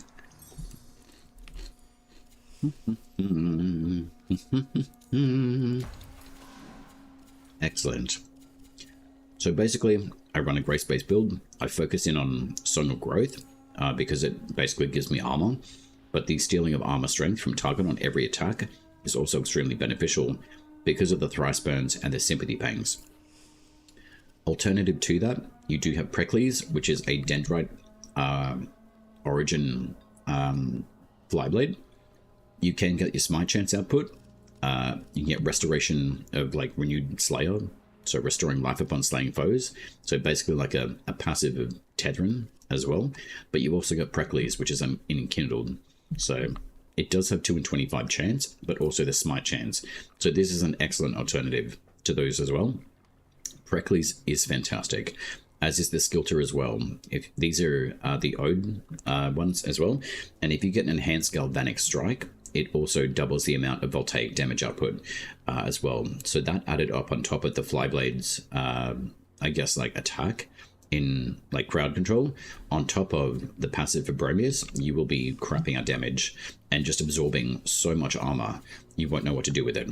You won't really need to, basically. But say, for example, I'll take these Skilters as well, and I'll show you these instead, but I'll show you the differences between, or similarities really, between both Flyblades. Bromius is an absolute boss when it comes to survivability. You do want to maintain like your Song of Growth, like pretty much all the time, which is great. But if you want to stack your armor, it's great. You can literally just keep on just stealing armor, and all those gold little circles that keep on showing up around me is basically all of the armor that's being stolen from the enemies as well. So I can just sit here, just smite pulling from every single enemy, and they're doing like absolutely no damage to me. And that's not even with Song of Growth active. So if I had Song of Growth active, it'd be a different story altogether. I would absolutely survive, no problem. And you can see how much armor I have at the moment. They are doing absolutely nothing. But adding Song of Growth to that, if you really want to, is like pretty much overkill. But this is all part and parcel of the build that I learned from Gray's Tavern 2. So again, I would probably say when it comes to giving credit to where credit's due, that's where I would be getting it from. It's very, very good. And you just have an absolute crap load of damage return. So not so much for your rump thumb, but it still does reflect damage back. But you can certainly boost that damage output into your shield as well. I think it's not Ember Rod. It's Forburn, dealing 250% flame damage. You can utilize that to push damage back at enemies as well. But with Durglin, as an example, it's got quite a long beam, but I also have access to the flexibility of adding a passive of damage output from my weapon onto an enemy as well. So with this Oran Umber that I've got active, I'm pretty sure it's got the Galvanics temper applied to it as well. So it's actually putting Galvanic Strike on there. Alternatives, you've got Lightwake, you've got the Bleed effect on your weapon. If you've got the Savagery on there as well, if it's doubly enhanced, it's very good. That will add bleed damage up on top of your Durglin. And you've also got the Bog and Myrtle for Enkindled, which is specific to your Dendrites as well. So this sort of shield like setup would be fantastic. So I'm going to switch to the Enkindled because it's very good, especially against Kabocha. But as you can see, the Durglint rune stores damage output as well. So the next attack that I use with this shield basically will crap out damage. So that's what the Durglint does. It basically does a lot of damage and then stores it, and then you can push that damage output out with your next attack, basically. So as an example, if I was going to do that with Durglint, I certainly can do it with that. But I can also just push that damage output again with the 4-burn rune if I wanted to. But Durglint is the one that stores it. It is not the 4-burn. 4-burn just does the 250 plus damage output too. Let's have a look. Reduce smite chance, increase smite chance. All right, we'll do the armor coat as well. Yeah, we can get more armor. Yeah, actually we can. It's not really going to matter that much, so we'll do Pictrix. What would we like to do? We can do Expelliarmus on enemies. That'd be kind of nice. One in smite chance to other enemies. 29. That's fine. Mind you, how much is that? 42 meters. That's insane. All right, we'll do that instead. We'll increase our smite chance. Let's do... Yeah, we'll keep that there. Yeah, we'll do armor coat. I'll do a little bit less there. What else would I like to do? Physical armor plus 3 per rune. So that's only plus 4. Yeah, it's not really worth it, is it? We'll do the rune reduction. Even 25% rune reduction is pretty decent. So there's plenty of options when it comes to building your Envoy. Do we want allies? Negatory. Physical armor, rune charge, increase smite chance. We'll do smite to other enemies, and then we'll pull that one through. Actually, what I'm going to do is change that to healing. Where's my little ducky? Oh, little ducky. Double dredge? Perfect. It could be better in spreading explode, for sure. But in all honesty, 391 health, Sapphire Shadow, full grace build on a Bromius, you're going to be in a pretty good spot anyway.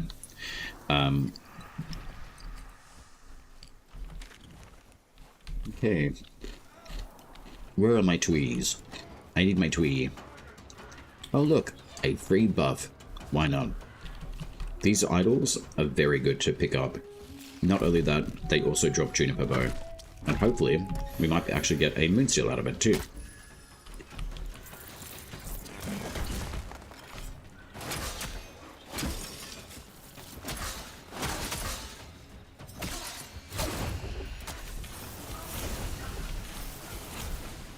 Thank you, thank you. Some enemies do give you a double charge on your runes too, which is great.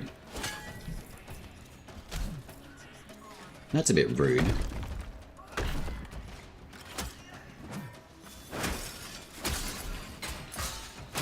It's funny how we can't parry that backhand. I really wish that we could serve it back to her. I hate those backhands sometimes. So rude.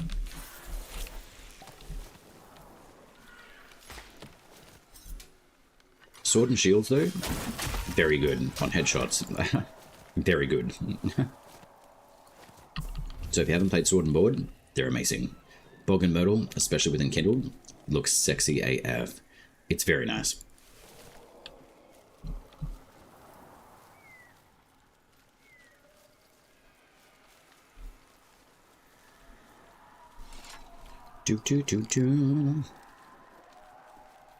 But I hope you guys are taking something away from this. I'm sure you are.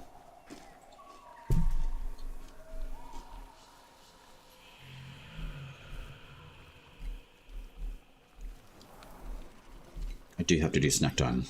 My brain needs it. I agree, Wolf. Yeah. Oh, we got a 5-star DL?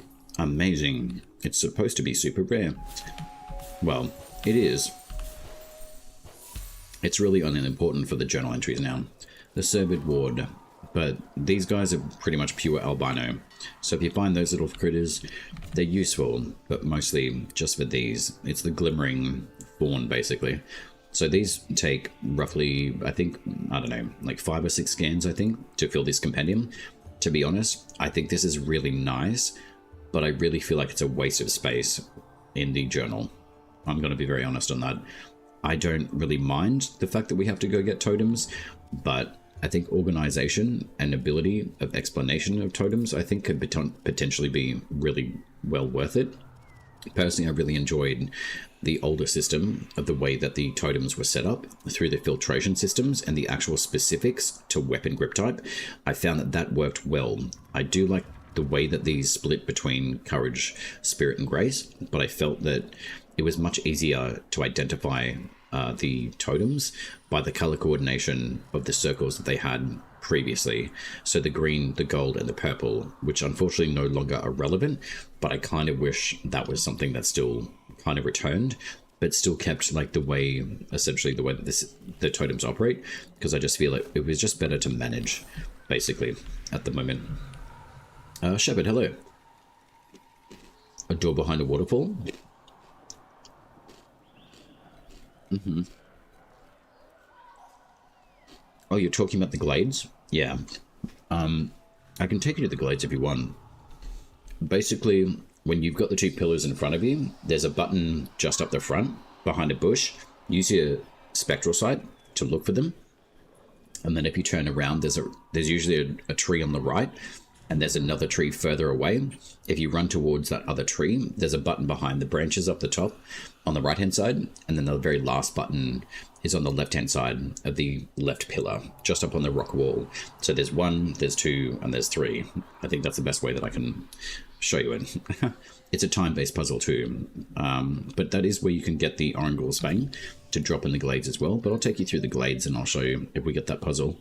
Where is the Orangle's Fang? It's actually easier to get from the Cicade dungeon as well. 3 cubes. Yeah, 3 cubes. So there's one like up the top right. So there's your pillar 1, there's pillar 2, and there's the door in front of you. Just look up behind that bush, and there's a button. Just use your fly blades and throw it at it. Or you can do like a melee throw if you really want. I can't believe I remember all that, but I do. Hello, sir.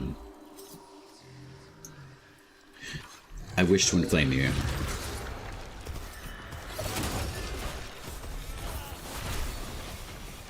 Okay, Savage Patch Kids time. But yeah, I'll take you guys through the glades too, and I'll show you a couple of puzzles there.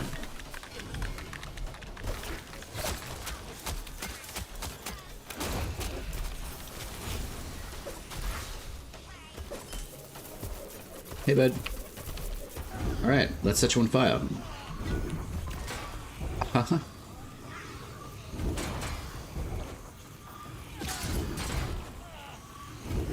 I know, it's painful, Kabotra, I know. Hey, chumps.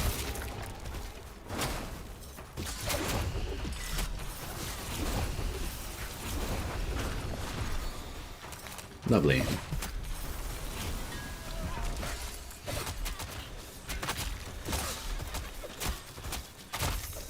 I have to say though, with Bromus's passive, sometimes it's variable on how often it works and how well it works. Hey, bud.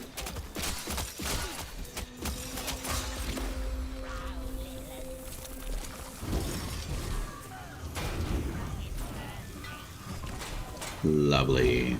He really loves fire.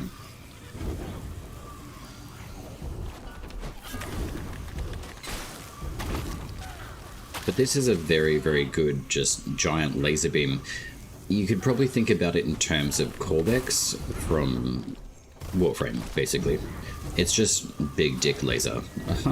If you aim at the bell, that's where his weak spot is too. But it's very, very good against him. You could literally just stand there and just tank his bullshit until he dies. Oh, nice, you got it? Dope. There we go. Split Bolt rune. Also a very good rune. Extremely good rune, actually. But yeah, there's Bromus in a nutshell. Very useful. Hello.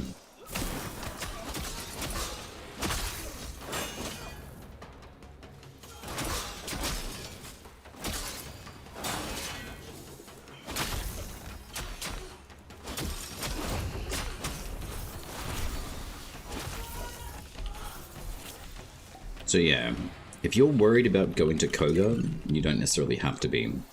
Even with Bromius at like a low level, once he's up to level 10, I would just say focus in on him, and a grace-based build will do you justice. As long as you've got the right kind of setup and enough points to satiate your weapons virtue requirement, you'll be in a really good spot. I mean, you can certainly take a bow with Bromius if you really want to, but I'll show you a bit of the thrice burns and see how those ones operate in comparison to that as well. If you don't have Orangor's cuirass, you can certainly use something like the Forgetfire leathers, or Tempest leathers rather. If you've got that set, it's enough to do armor, but it's not the best. It just has 2.2 pips basically, and it does take you down to 79 armor, but it's relatively okay. If you don't have the +6 talisman, you can use Triune if you've got that, but if you don't have Triune, you can use like probably Dire Skull for the +4 of Grace. Sin's Belljar will give you a little bit more courage. Again, you won't have that much health, but you can certainly satiate that with all the totem setups that I've shown you guys before too. So plenty of options there for you. You can use Regalia of Garen as well. Garen Rude set is pretty good, more so for like Grace and Spirit scaling as well. It does take a little bit more to acquire now, just because of the Vadagar spirits, but for the most part, you can utilize a pretty good amount of different armor sets as long as you're just meeting that requirement as well. Grace at 59 points is pretty much overkill, but at the same token, say for example, you've got a bow, like even Thistle as an example would be relatively okay. If you've got the Founders Pack, the Starling bow is quite good. Juniper, fantastic. You've also got access to Blitzel, which is really, really nice too. It can split scale, which is really, really nice. I don't think I've got any active joineries on these either. Avex bow, it's a little bit of a different one. I do utilize the Grace scaling for it, even though its virtual requirement at base is Courage. I still ignore that rule for Courage base because Grace just supersedes Courage in the way that it activates on your headshot multipliers with your joineries, but also just having such high Grace. So you can certainly take a Bromius bow build, no problem. And you will do lots of damage on fully charged headshots, which is great.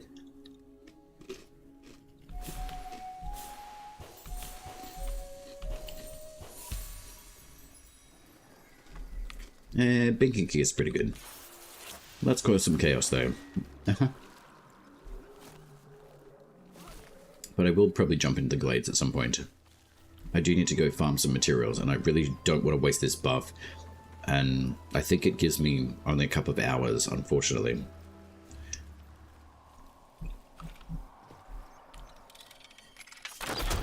$2,039. That is an unawareness factor at play. Very strong. So even though that this bow likes courage, I ignore that. It also has an 8 punch through.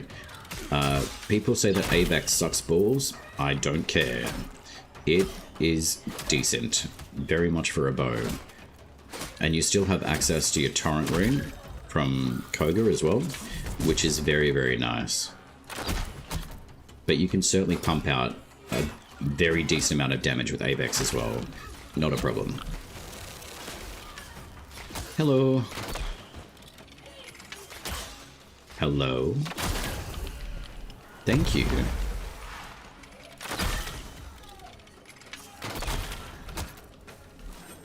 It's a little bit slower firing, but in all honesty, if a weapon is slower firing, it tends to do a little bit more damage output rather than a faster attack. So you're kind of balancing a little bit with like a fast speed attack or a slower, more compounding damage output, basically.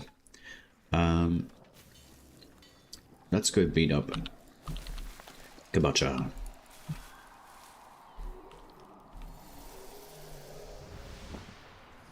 I'm not going to stay on Avex though, not for this fight.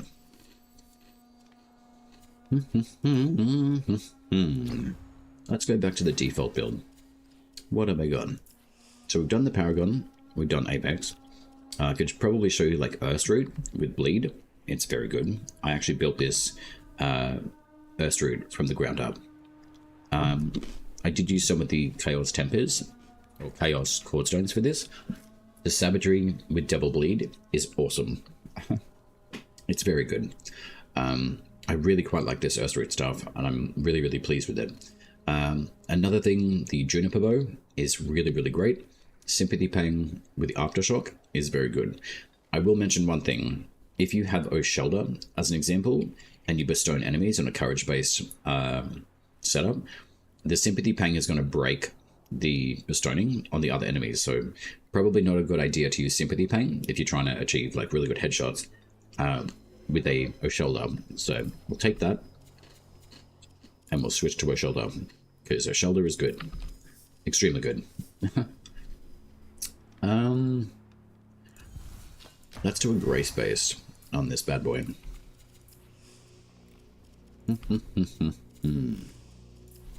I do like grace based quite a lot.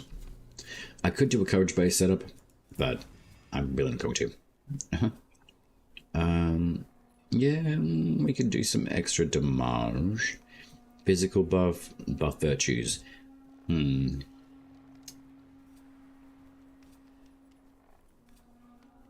Increase my chance. That being done, I think what I'm going to do...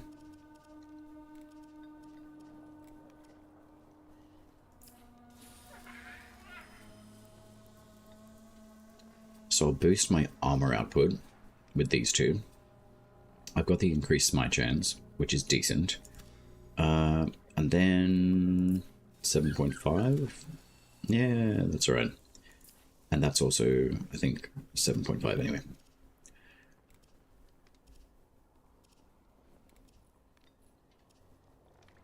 I'm going to keep the spreading sploot on though. I really enjoy this spreading sploot. I will take the Pictrix. We got the aim armor on release. We got life restoration, which is nice. Increase physical armor and smite chance as well. Excellent. So very well armored, which is nice. If you do refresh your UI, it will reflect actual stats once you come back into the UI and refresh, which is lovely. So we'll take a grace-based build on O'Shelter against Thricebound. He is pretty resistant to magic, but he's not resistant to stagger.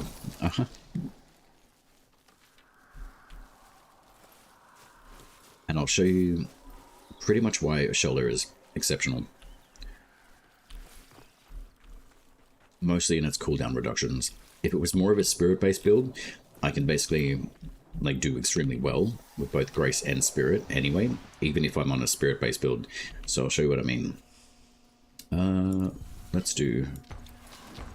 I'm going to boost this one up to 30, so we can do a hybrid build instead. I'm going to take the Mockery Binds. Mockery Binds tend to scale up quite well with spirit, not so much grace, even though its primary requirement is grace.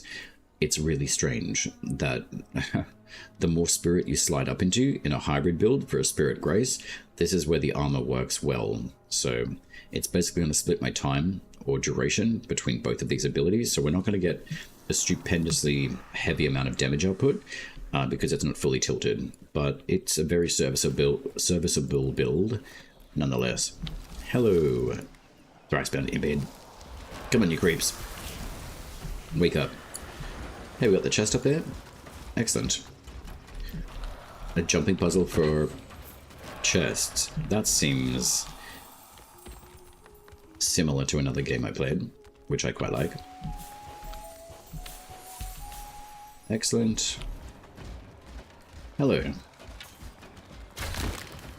Are you awake? You're broken. Okay. I mean, this is a cheesy way to do it, but you do have these mockeries too, which is great. You can certainly cast Elder Bloom, which the more spirit you have, the more healing and the more casting you can do. But if you just want to use like a medium kind of mediocre build, you most certainly can, and you can minimize their bullshit, no problem. As long as you're putting Elder Blooms down, you are fine.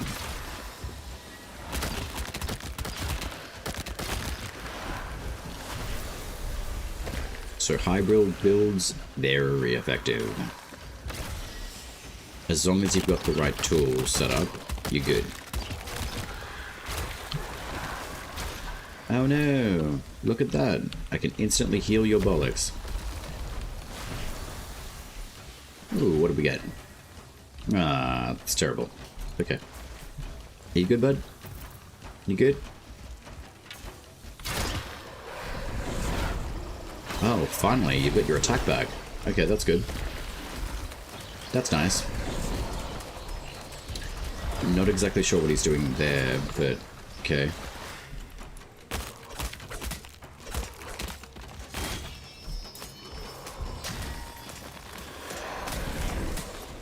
You good?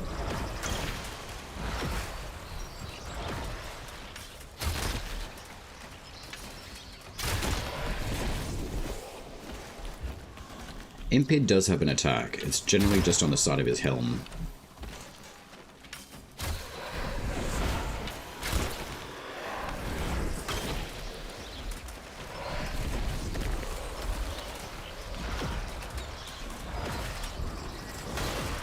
And we can overcast and overlay Phantom Block, if you really want to.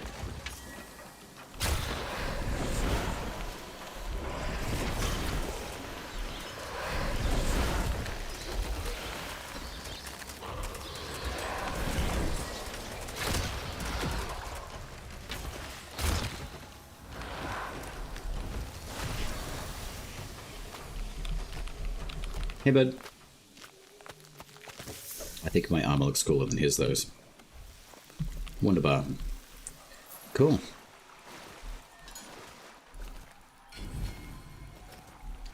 And we got the Law and Order coin. Lovely. But there you go.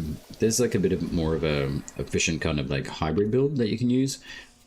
More so built on Mockery Binds. Your spirit and grace and your courage, dependent on your account level, your virtues will change slightly number-wise, so don't get too stuck on the specific numbers that I've been using.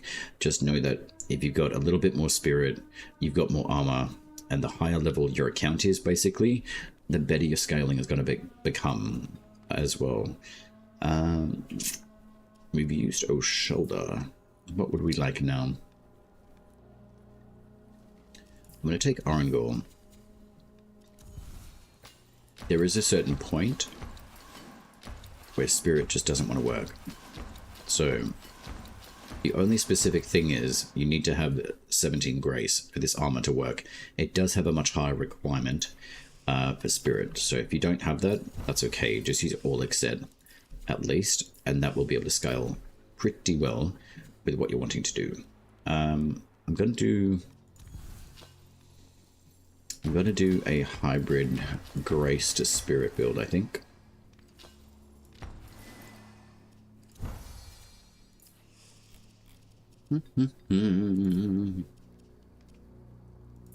Yeah, we'll take the win. I will change the armor though. Let's do Arangor's instead. Arangor's is phenomenal. I love this armor. It's so good. 31, 16 spirit. So that's relatively pretty good. I'm just going to do more of like a sneaky kind of run just through Fort Colonel, and then we'll go on take on Nimrod, but I'll probably do a different setup for that one anyway. There's one thing I was thinking. Oh, I know what. You guys will see what I mean.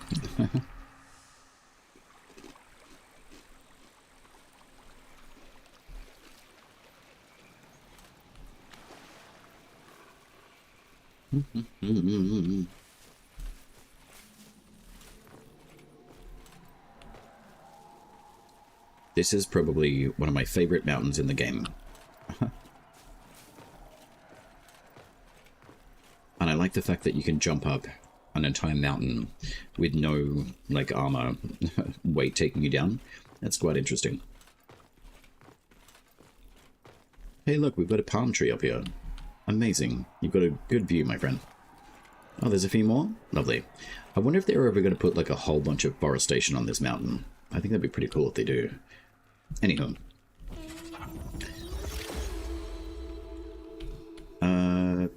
Safety first. There we go. Let's do... okay.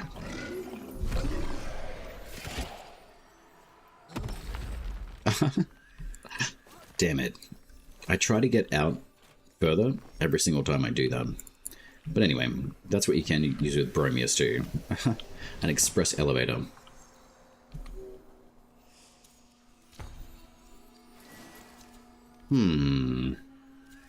Okay.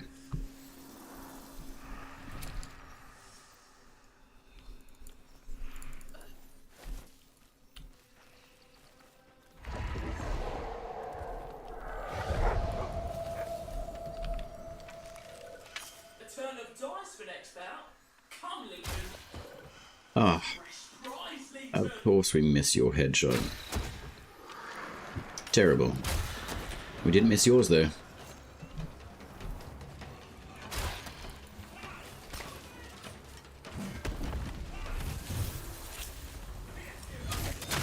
Indeed. Get it, Patricia.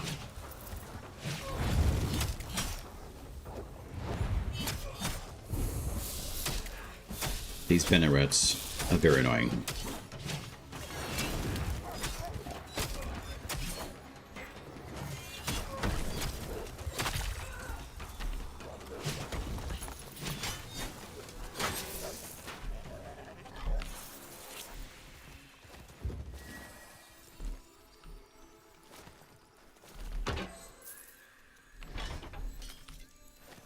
Oakley dokley.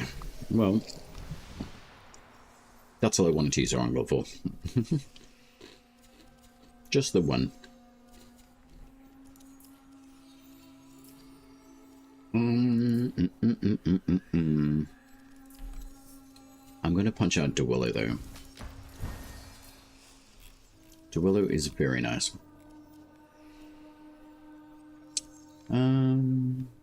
Ooh, yeah. Feral Wid. This is a goodie. I really, really like those.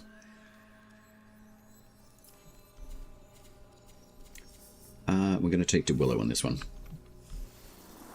Love Dewillow. It's very, very good.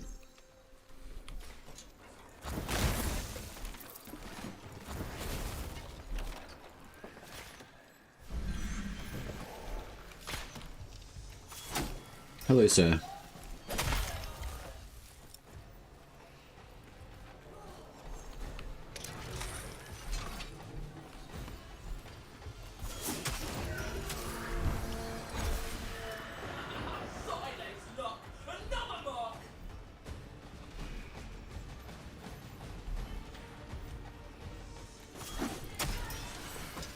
Oh no, they got the beep boop beep before I did.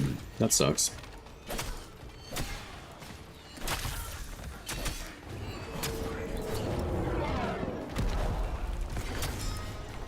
Unfortunate.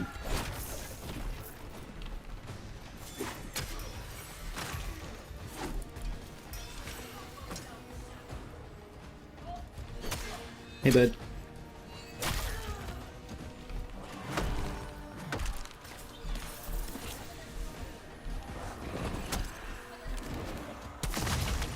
See you, Touchdown.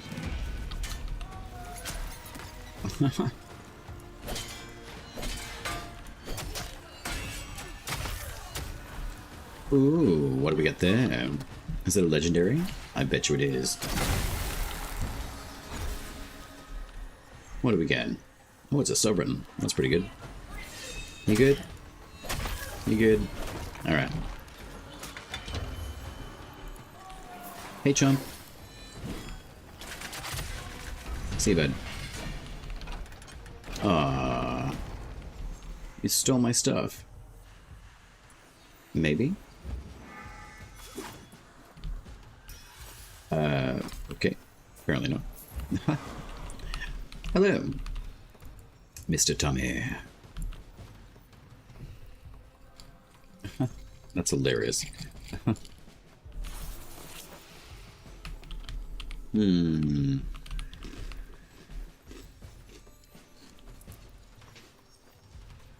trying to think of what weapon I want to use next.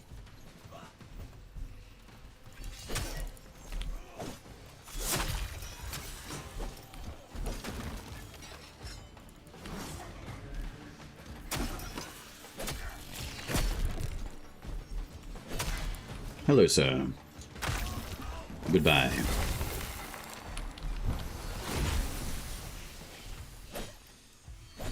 Are you good? Righto. There is something I do want to check before. I think I may have the Fisherman's Friend totem on. It's not an actual totem, it's just something I call their totems. This is the Fisherman's Friend build. It's a friend to all. Right.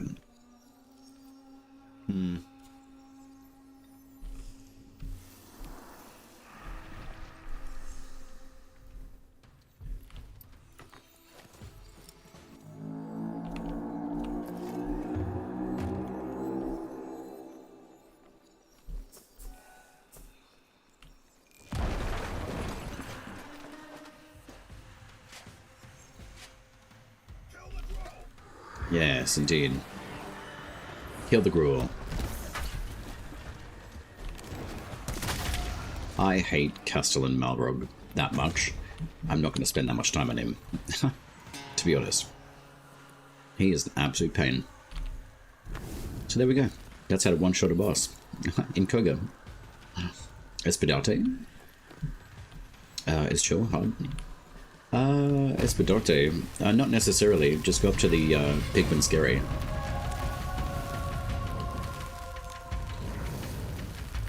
It is a dendrite weapon. Actually, I lied. It's Cassid. Yeah. Duel is extremely good. We got 10 points of faction rep from the Kith of Kings. Oh my god. I'm rich. Espedarte and the Nabala are both Cassid style origin weapons. They have very special specific tempers, and they produce themselves up in this node up here. So if you want Nabala and Espedarte, you can certainly acquire them. Oh yeah, Duello's extremely good. Very, very good.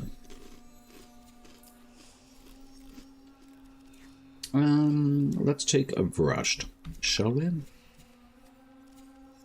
I am going to take an Odiak though, with the Slinger's Tempo, Swooning Blow, Arcane and Clarity for heavy attacks, charging more quickly, Sulling Force, and bypassing enemy defenses on first hit. This sort of setup, especially with Odiak, is extremely good. You can use Hollowing for sure. I certainly do. I like priming enemies and making them explode. The Blinding Bite is exceptional. For this part of the run, I'm going to take the Bendicotta Blast because I can. It's a pretty crazy setup, to be honest. I could do the increased voltaic damage, but I'm not really going to bother doing that. Smite Chance activation on other enemies is exceptional. So I'm just going to bust those out with the life returns too. So Brushed, I could take two options. I could take the Everflame with the Draft Dam, or it's probably more effective on the Tree Fell, specifically because of the anti-drain effect that it gives this rune. So we're going to take that. I'm going to just bonk people in the face, basically. Yeah, thanks, dude. Yeah, I'm building the channel. Like, it doesn't happen overnight, that's for sure. I'm certainly understanding that. Jesus, did I just crack my ankle open? Gross. That's nuts. Hark the Collector. If you see this votive, absolutely go get it. It is highly worth going to get. It is a votive. I am in Koga. It shouldn't show up, but if it does, we're in a good spot. I also want to mention something else. This is the Fortress Odell area. I have been seeing in a lot of chats that people are complaining about, oh, I can't find Whisprigs. That's not true. You absolutely can. Mockeries have just been upgraded, basically. Beat it, bud.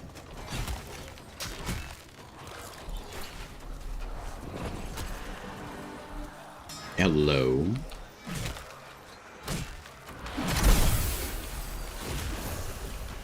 A lot of people are talking about the Smite, so this is what the Bandicoot Blast Totem does. It's absolutely stupendous in what it does.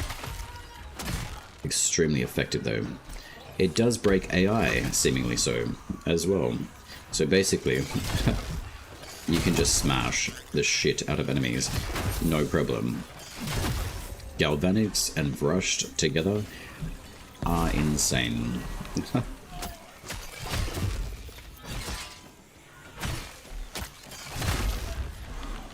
Very, very strong.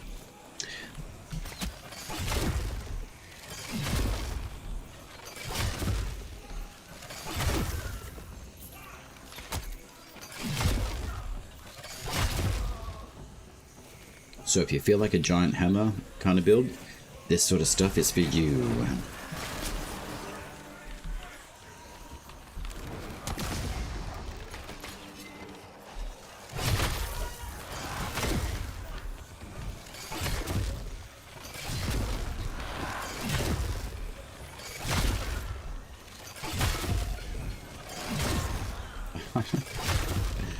Oh my god.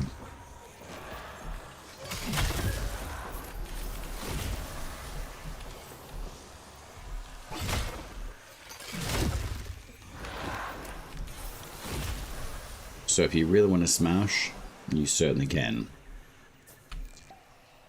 That is a noble Blitzler. Alright, I'll take that. This area is great though, for multiple different reasons. You've got a siege here, you've got World Tree for World Tree Votives here, you got this arcade event here, so you can go in and keep running it, and once you exit, the exit is up here, and you can rerun the circuit dungeon as well. You've also got access to a Dermak Undercity, a Glades of Andoran, and an Ethans, all in the same Fortress Odell area, plus you have an opportunity to be able to do the Ode Tower. So Fortress Odell area, for anyone who is finding it difficult to get your Whisprigs, you can literally just log in, log out here, and just respawn near this area and just farm this area basically. So I've been seeing a lot of people talking about, oh, it's difficult to get Whisprigs, it's difficult to get this and that. It may be variable to a degree, but I absolutely recommend coming to this area for that reason, because your Mockeries now give you a lot more opportunity to give you Whisprigs as well. It's not a huge amount, but 2 Whisprigs is better than none. And the fact that they drop more consistently is also extremely good. So, we just lost all of our buffs. Or they've run out, basically.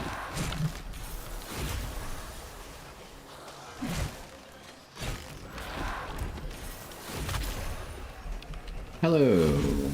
Come in. Welcome.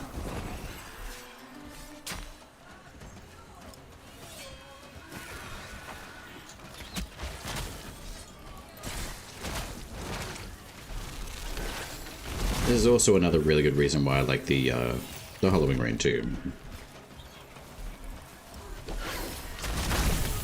It chain reacts to different enemies too, which is great.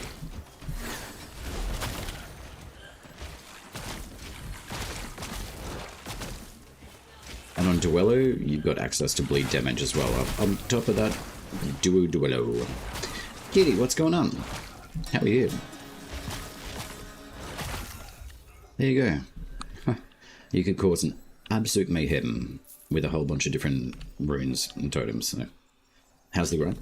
Any MS? No, not yet. I'm not really focusing on so much of that today. More just kind of like sharing a few different build kind of setups.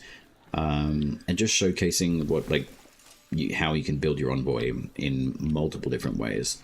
And just utilizing like totems, talismans, armor, virtue requirements, and so forth, just to be able to give people an idea of how flexible the whole systems are in Soulframe. We did come across 2 Volcani, which is nice. We did get, I think it was a materials boost or something. I don't really know how effective it's working though. But we did get 2 Volcanos boost. I could have picked the crafting materials thing, but nah. I'd rather get the materials, to be honest. But I don't really know if it's super effective at the moment. But have you found many more of your Moonsteels?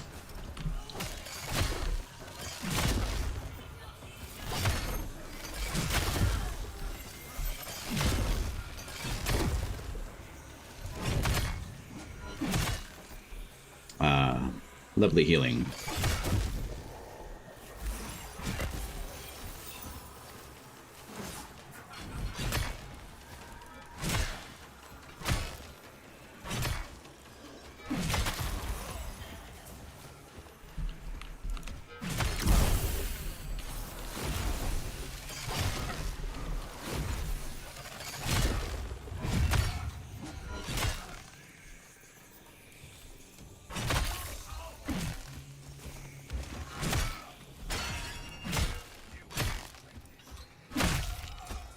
See, but Moonsteel Weapons would be hard to see. It's very shiny. Oh, nice. Yeah. Yeah, that makes sense. That definitely makes sense. Thank you for the follow, Gears 555.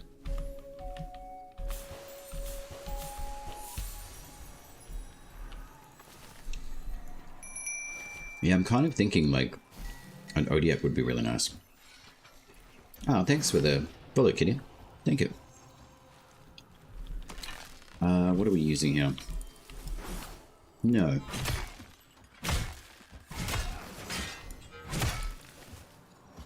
Come on, bud.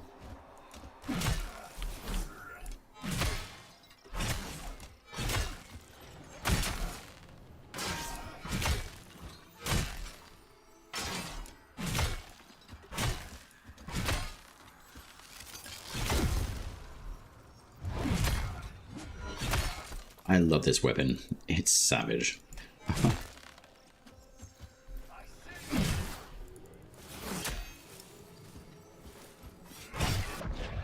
Interesting.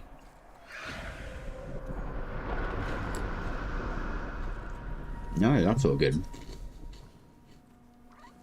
I'm noticing there's a lock-on effect from enemy to Envoy. And there's nothing you can do about it. Yeah, I'll be waiting for the temper upgrades to come through, and there's plenty of different options I'm going to be putting together. Very much so. So no more buffs. Unfortunate.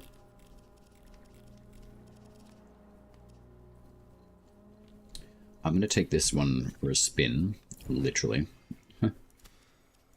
I'm going to take Everflame instead. You want to play too? I think everyone wants to play if they don't have a code.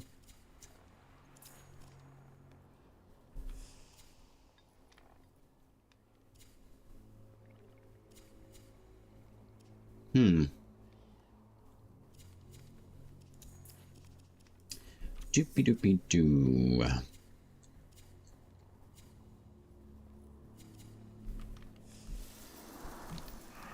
But I am looking forward to the update myself too. Well, I'm not going to jump back into Koga. That's 2 Kogas already that I've kind of put towards everything. So we're already halfway through the main run. So I think I'm just going to finish off normal mode, and hopefully we get a Moonsteel along the way. Reason being is because normal mode gives you a better opportunity for Moonsteels as well.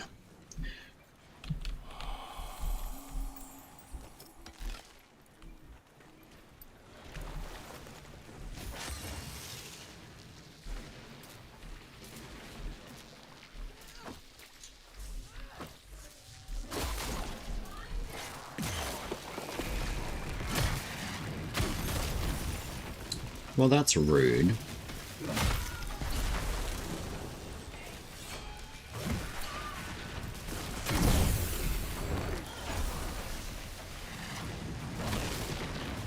Nice counter there, friend.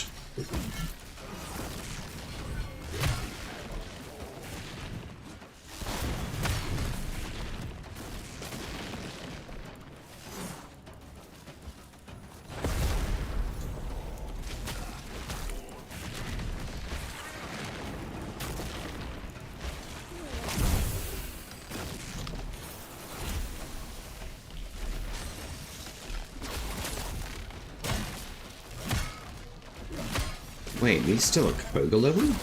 Interesting. I wonder why.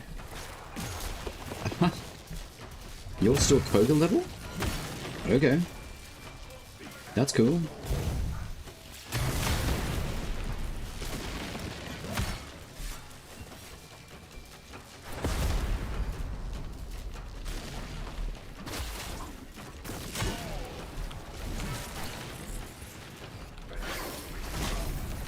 Interesting.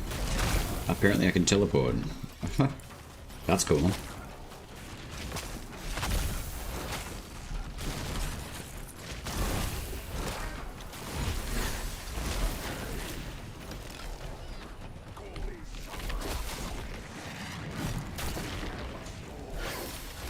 Yeah, apparently I can teleport. Okay, that's neat. Interesting.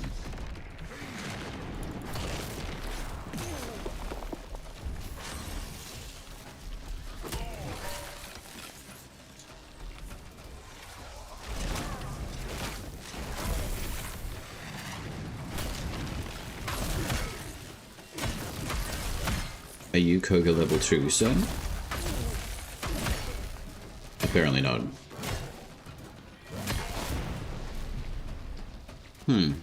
Okay.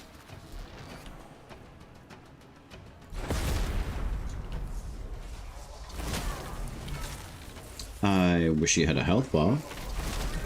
That would be nice.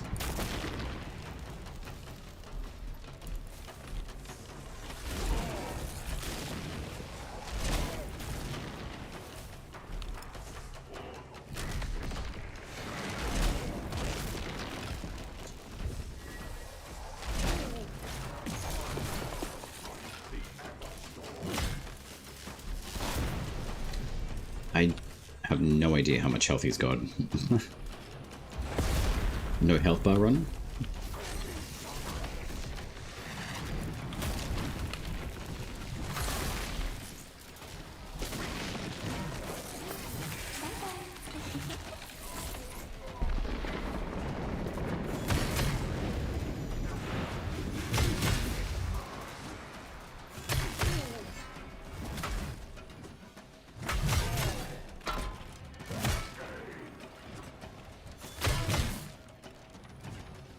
Are you gonna die anytime soon? We'll see. Yeah, I think there's a few little things sometimes in the game that go on vacation. It's alright.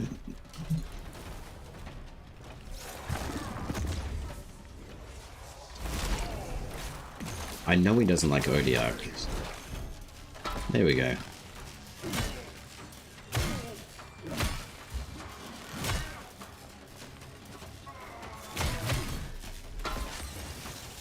I could just go get some smites and just...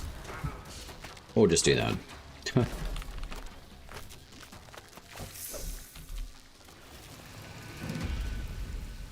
Avex. That is regular. Unfortunate. I might as well go save that though.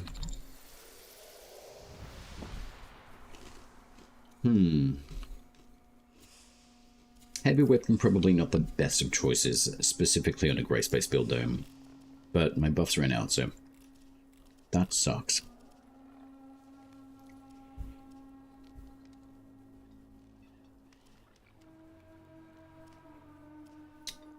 What do we want next, eh? Oh, actually, I'm gonna do a courage build. It's been a while.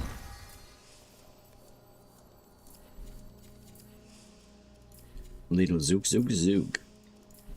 I do like this mask. It's quite a good one considering. I think Papa Pipo, yeah, he's Grace. And then we've got Kronkabita, which is Spirit. It's not great, but they work pretty well. I'm going to bring up the Rook, which is pretty nice. Cobbler. Yeah, we could use those. Or, you know what? I'm just going to bring the Clivers. Clivers are really, really nice with Ember Flame. Really, really nice. But I'll stay on the Ode Tempest as well. But yes, the nice little things that happen when the health bars go on vacation. It's just a thing. It's happened quite a lot with the Castle and Malrog, but the reason why I just wanted to one-shot him is because he's just a pain in the ass.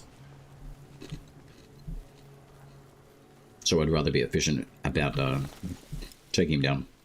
I haven't used any of the rapier-style weapons yet, though. I haven't shown you guys Dwellion on Spirit, which I probably should. It's very good. Very, very good. But Rook is also a unique polearm, and the fact that it has blunt damage as well, which is great.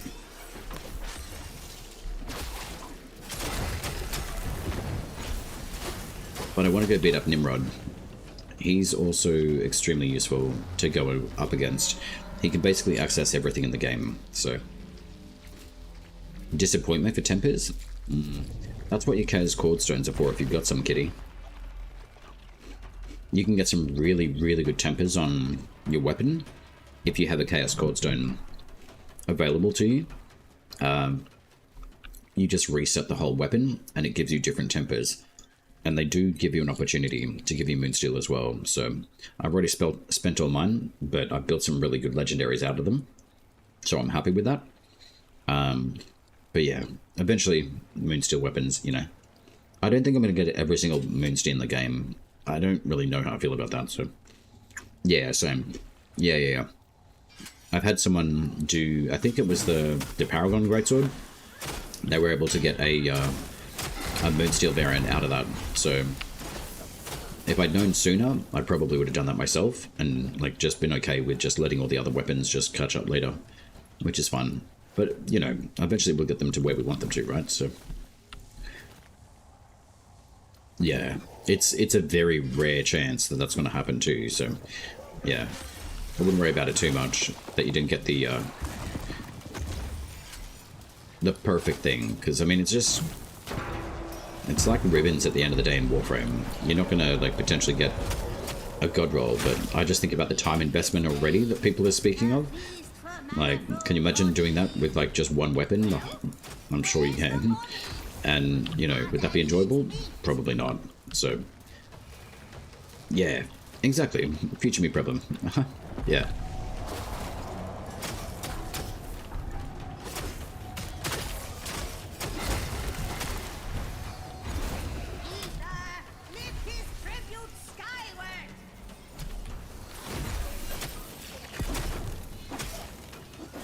Alright, champions. We do like flame damage. Seabird. Hello. Creeps.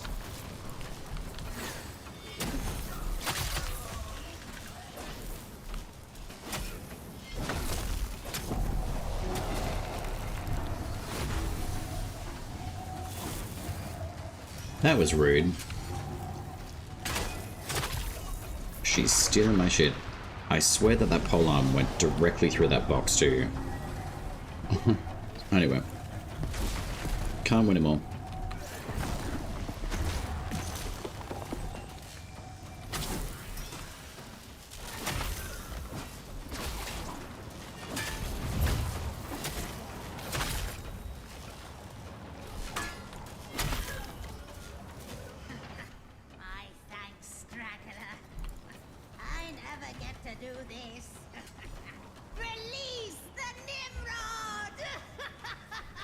She definitely sounds like a dom to me.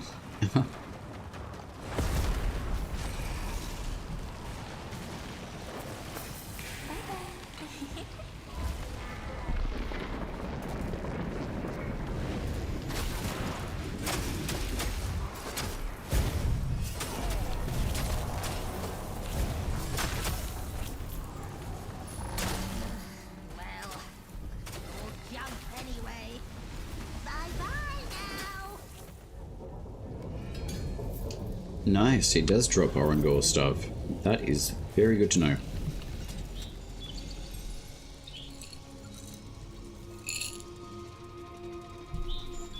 And apparently we get 10 points to Kid of Kings faction web. Astounding.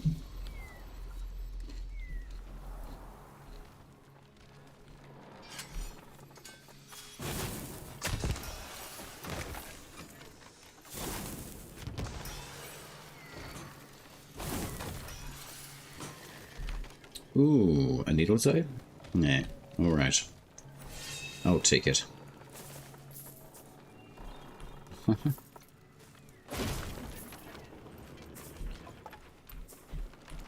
Definitely worthwhile doing Nimrod. Every single time. He's got an absolute truck ton of stuff. Knotwood, Whisprigs, Quenching Acid. Lots of materials that some people can't seem to find. And lots of tracks too.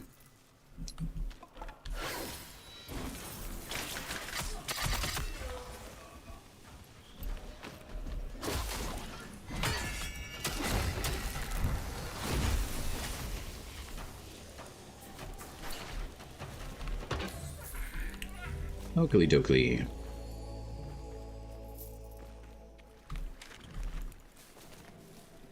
Excusez-moi. S'il vous plaît.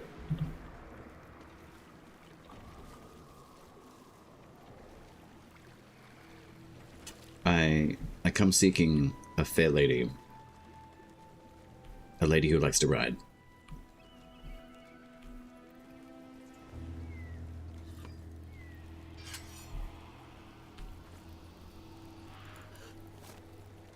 Hello, fair lady. With horse with a bell. Uh-huh. Come, come.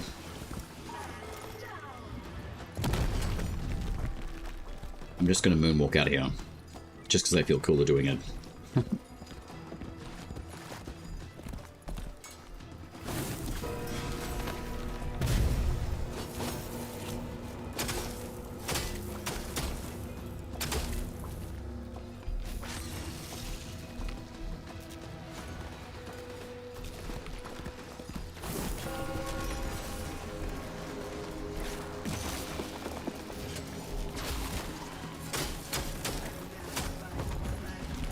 Okay, that was rude. Although, I mean, it was pretty rude of me, so, you know, they're cool.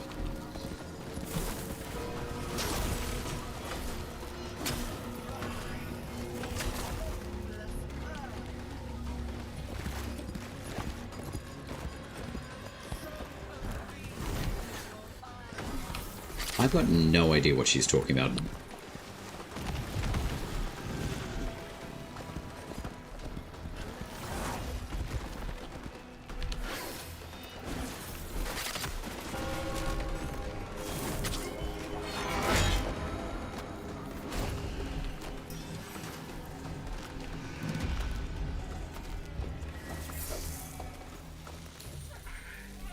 She drops Torch Eternal?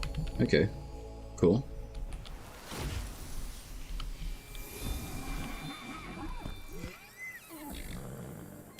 Cute little pony. Uh-huh. Where are you going?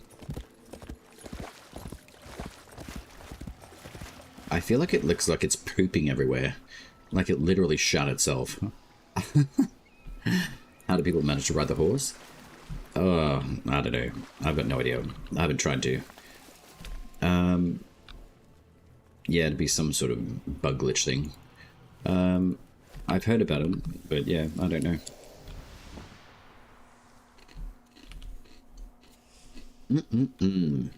Alright.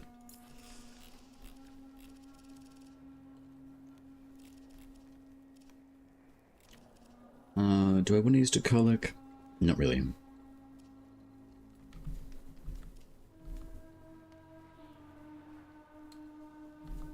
I think I've done a build on this. Oh, okay, good. Thank Christ for that. Alright, decoys. Maybe. Increase smiting. Doopy doopy doo. Alright, we're gonna take good old Mortisand. Because I do like more Ascent. It's pretty good. But yeah, I've got no idea how people jump on the horse and ride around with it, but if I knew, I would share it. But I do not.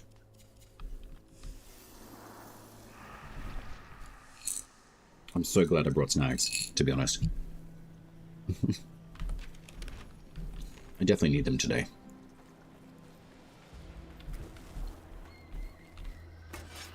Alrighty, let's go see if we can go beat up a bear.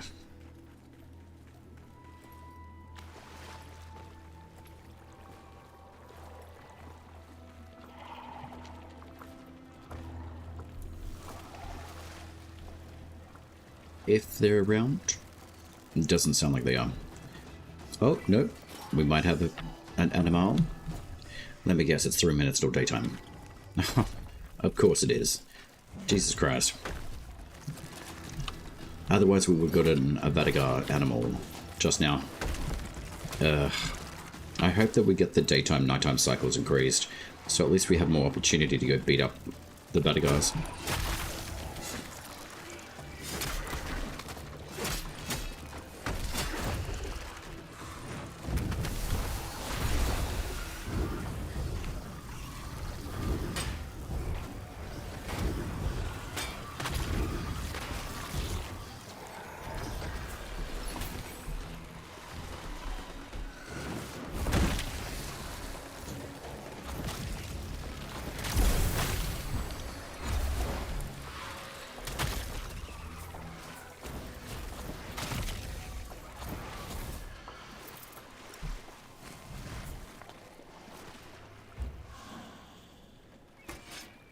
I might actually bring Garen, to be honest.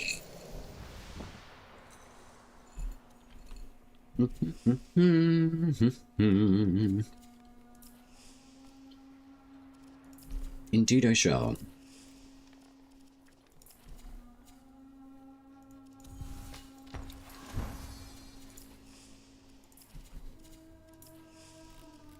We just love Garen Rude. I've got a Seathorn with Enkindled, but I feel like being a little bit evil with Asteroid, so that's exactly what I'm going to do. I swear I just changed all of my armor as well. Is it not selecting them, probably? Interesting. Okay. Restoration of Life. We don't need that. Pulse Mites? Maybe. Additional damage? Maybe. Increase my chance. That shall do. Envoy? That shall do. Extra smite chance? Absolutely. That's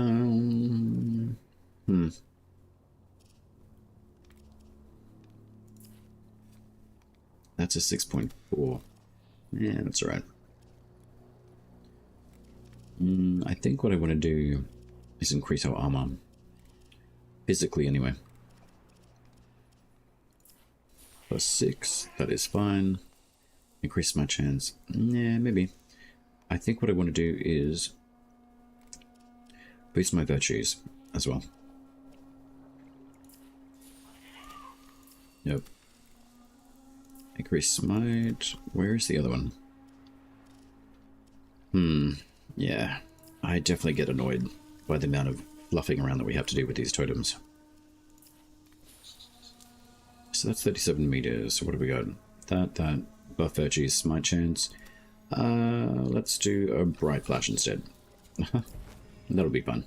Buff virtues, lovely. Increase smite chance. Temporarily turn enemies into allies. Yeah, that'll be fun. What's the second ability on Garen Rid? Yeah, it does. Behest. It's also got a passive ability that's available to it too. Basically what it does is stuns enemies. So say for example you've got this guy here. What? Damn it. I didn't put Garen Rid on.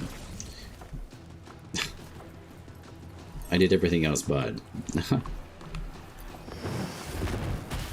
Oh well. A spirit will work anyway. Punchy solo. Hello.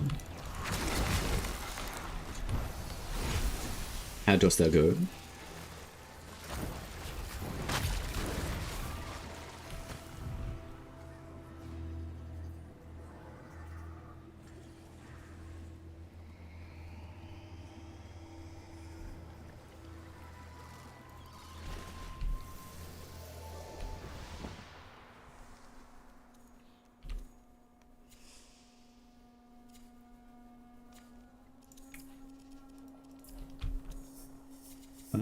let's have a look.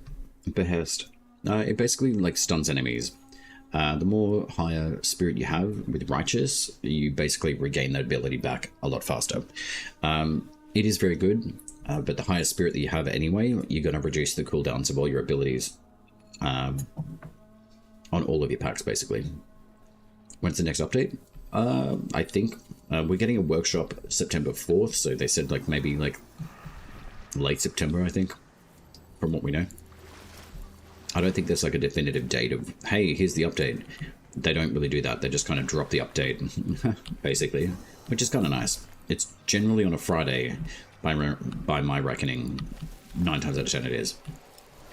Yeah.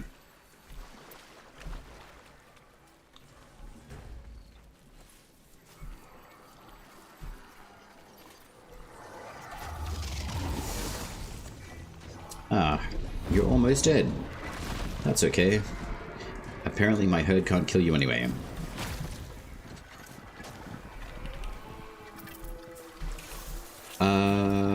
What's my settings? For... I just have good settings, I guess. I think it's like 1080p. Yeah, it's 1080p. I'm pretty sure. Oh, the game? Oh, yeah. I've taken a whole bunch of settings off, to be honest. I actually drop all of the settings down to medium in here. I do run the DLSS in performance. Sharpening is about 80. I don't really add anything else onto it. Ambient occlusion, I'm sure I can take off. I actually remove local reflections. That gives you a lot more efficiency back in the game. Until it's a little bit more, I guess, brushed up, I just keep that off. Volumetric lighting, I could also disable it too if I really want to. Volumetric wind is a huge pain in the ass, so I turn that off. Screen space global illuminations, any sort of like illuminating technology, I generally switch off. Even though it does look really, really nice, it does chew up a lot of resources on your PC. As far as the motion blur, depth field, all the way down to bloom, I turn all of that off. If I really want to, I can turn off volumetric fog, and I will show you the difference in having no volumetrics active in the game. You can literally see for miles. So it does kind of muddy the sky in a way, but you have a lot more field of vision when it comes to utilizing like long range sight, basically, so you can see a lot further. So as far as like the soft, like nice, like fairy tale kind of looking like textures, etc., I mean, it's nice, it's good. I don't mind a bit of volumetrics, but the lower your volumetrics, basically, the better. But also, say, like, it depends on like your GPU and hardware, basically. Are you my friend? You were my friend, and now you're not. Yeah, like, I can show you what it looks like on high as well. High just draws on a lot more power, basically. So this is just live rendering, basically. So it does give you a lot more softer kind of texture. It gives you a lot more like chaos in the visual settings. So it gives you more of like that more immersive kind of like visual effect, essentially. But in all honesty, medium settings in Soulframe are more than sufficient, I would say, when it comes to what your visuals are going to look like and the efficiency of the game playing like really nicely as well. It does add a lot more different effects though, in like your softening of textures, etc. And your visual effects. They do look really, really nice, don't get me wrong. But I generally find if I turn off most of the other settings that draw on like GPU particle systems, etc., even turning this down low is actually quite a big cleanup. Your volumetrics or your local reflections, I just turn off. Volumetric fog quality, I keep low, but I literally turn everything else off underneath the hide shader quality, and it still looks really nice as well, and it runs a lot better. So that's pretty much what I do. You got everything maxed out, and that's probably why.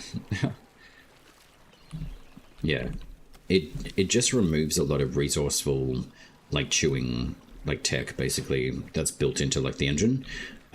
It still runs really, really nicely. It moves a lot faster than if I had the high textures running all the time. I'm it's a balance between getting like good visual quality, but without putting too much pressure on the system. Mostly, essentially, your GPU, and whether or not you're able to run like DX12 as well over DX11. Just those sorts of things matter. So I look for more like cleaner kind of like ease of visual.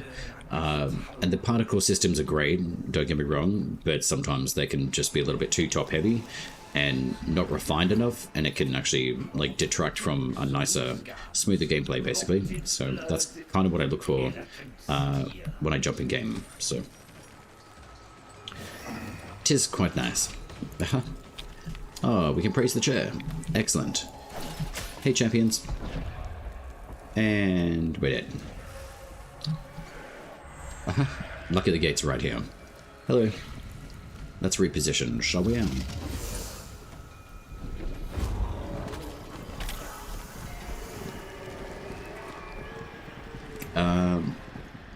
You'll be back into this game soon? Oh yeah. Oh, I definitely understand people. If you've jumped into Warframe, yeah, I think that you'll enjoy it. There's plenty of like content creators in Warframe who run all the time. The Meg. There's so many people to choose from. Ooh, is that a legendary? Oh, it's a sovereign. Okay. Excusez-moi.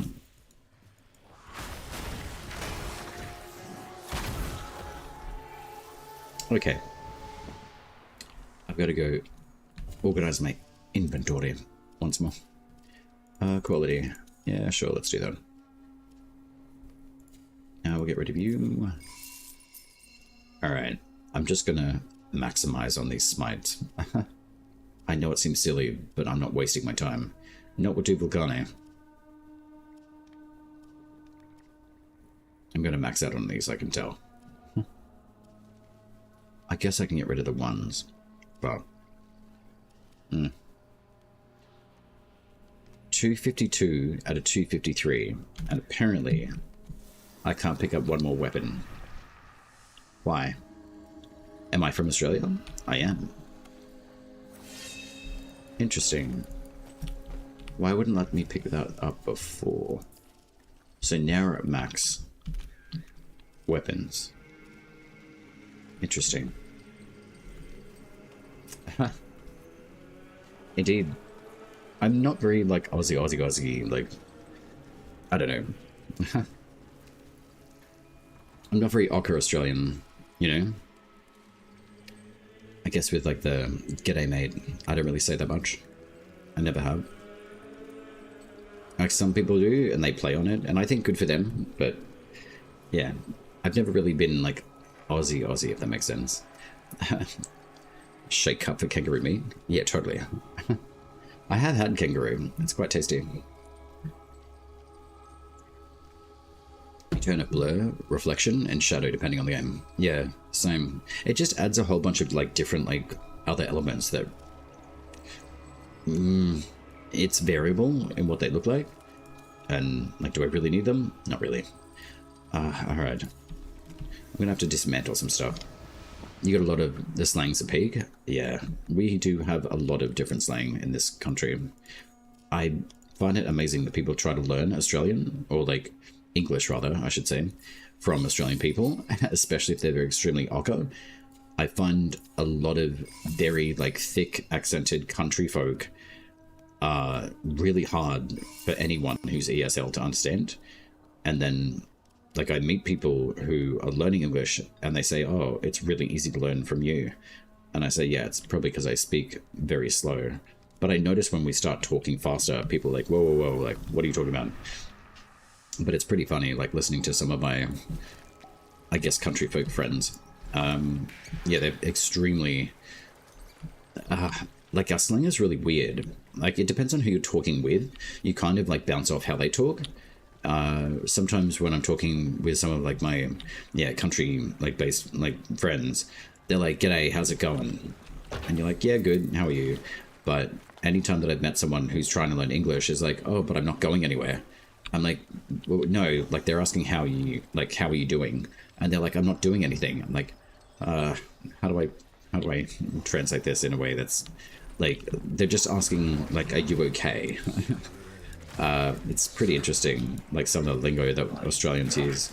That makes sense to us completely, and you just, I don't know, you kind of understand it, and then you go and like talk to someone about whatever it is that you're talking about, and they say, oh, I've got no idea what you're talking about. But you're right, like yeah, it's interesting to learn, it's like slang. Like even in, say, like Spanish as an example, you've got more like regional kind of differences in the language, so it's not all the same basically. And I would definitely say that kind of concept, rule of thumb, operates extremely well with Australian English. We have very different English, I have to say that. Your brain does a weird English, even though I don't speak French at all. No, oh really? Yeah, I can see that, Giddy. Yeah, I can see that. A 404 error, yeah. Yeah, oh god. Translating from one like language to another and then back, it amazes me. Some people can just translate so fast. Like, they've got the most amazing computer brain ever that they can actually do that. It's pretty incredible. English has been a struggle for you? Oh, really? Yeah, it can be tough. Australian English is very different. And Australians just don't slow down, and they don't take the time sometimes. And I hear about this from like working in a multi-cultural setting at work. Like, I just find it's pretty incredible to me that sometimes people who don't even choose to learn like tone and inflection, they always blame it on, oh, they've got like a, not blame it, but they always say, oh, they've got like a really thick accent. And there's times where I've had difficulty as well, but 9 times out of 10, it's just, if you ask someone to like phonetically like spell something out, it actually makes like more sense in what they're saying, basically. But accent, tone, and inflection can be, yeah, it can be difficult to kind of work around sometimes.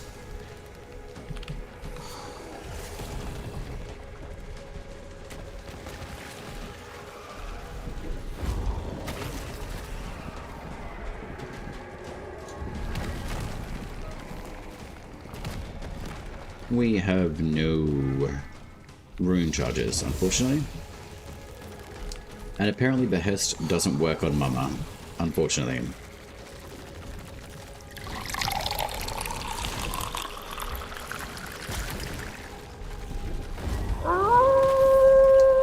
There we go. We used to backwards Garen Road. Is that my Helix Rook? It is indeed. How are you, my dear? What's been shaken? Oh, we got Senator? Excellent. Hello. How are you going? If you guys haven't met Helix Rook, definitely go check her out. She's amazing. She's been playing Soulframe since the very inception, basically, of Soulframe. She does a lot of really great stuff for the community too, so trying to relax after work? Well, here I am doing a little bit of a pitch for your channel and what you do for Soulframe. Huh, you're welcome.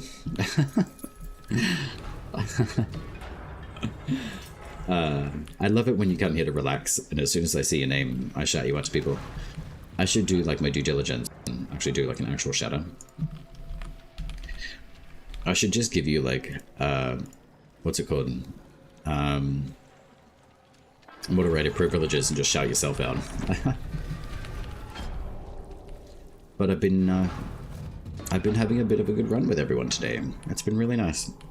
I'm at a 3-hour mark on stream. What have we done today? You'd never use it? Yeah, I know you wouldn't. At least I gave you VIP. But yeah, I've been thinking about it. Maybe I should just make you mod. I know that you'd never use it, but at least like when you show up, people will be like, oh god, Helix has got the hammer. Although, like Charming Crone, when she's available, she does moderate for me, so, which is lovely, so. She's very cool. I think she's been pretty busy lately though, so it'd be nice to see her soon though, when she's available. But we've had a pretty good run, in all honesty. Today has been really, really nice. I haven't really had much success on the tempers so much, but I do have one of the buffs from Triple Carne, I think it was a material buff, I'm pretty sure. It does look like that has gone down a little bit more than usual, but I'm pretty sure I got a sneaky screenshot at some point.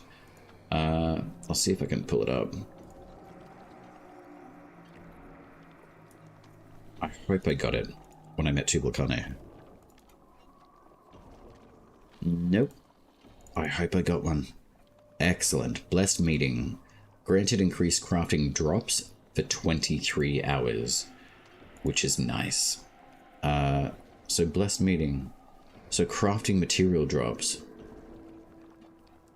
I've got to figure out how to utilize that. I have been keeping an eye on inventory, too, which I'm not really, I don't know. I'm not really, like, seeing much of the crafting material drop thing. So maybe I should have just gotten the cordstones build stuff, but in all honesty, I don't really mind. You had the weapon drops, but I'm really not going to have much time to use it. Yeah, I think like the weapon buff drop thing, I'm assuming that's what it is. So, whatever, like weapon crafting things, I don't know. Maybe I've got to go into a dungeon to go get them. So, cordstones, I don't know. Things are a little bit up in the air with, you know, where to go get stuff. So, what I'm going to do, I'm going to go run up into that Dermac Undercity that we were in yesterday and just have a look and see if we can get anything. The first time not into the hardcore grind, I like exploring and learning about lore. Well, I would definitely join in with like if you see Helix online, I would absolutely go and say, go hang with Helix as well. She's very much into the lore as well. As far as say like what you're doing in the game, if you want to build lore, every single location in the map of Madrath, every single area or point of interest has a location for the moats. So if you haven't really explored much, what I'd probably recommend in the starting location, in the World Tree location, we'd literally start here, come through over the like hill through the bridge, and then we've got the nice little jump scare from one of the bosses, and then you hit your first World Tree. Your Kith of Kings faction is right here. College of Pensives is where we meet Orlick to start with. I would just ignore Orlick. If you've started with Oshelda, go and meet your faction. The very first thing that you do, go and say hi to your faction, because you already have a starter talisman for every single faction. So go visit them and say hello. So at least you know where they are, and they're all located on the eastern coast, western coast as well. Silent Rose for Syrian users is right up here, just north of Salisbury. If you want to explore and figure out more like lore-based stuff, go to every single location and you'll be able to translate those areas with the moats. Once you've got that area or point of interest completed, those little flags turn like completely colored in. If you see a siege as an example and it's a black flag and it's empty, that means it's active and you can go and do it. You can also check out sieges as well just by going into your journal, and you can click on one. It will randomly generate one of those sieges that's active for you at the moment. You also have Fort Curlar, and you've also got Fort Kernhold. And because I've already done Fort Kernhold, its flag is now full, and it takes about 3 hours for that siege to regenerate itself.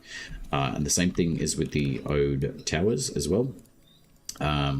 You do have things that you can replay in your journal if you've completed most of your quests.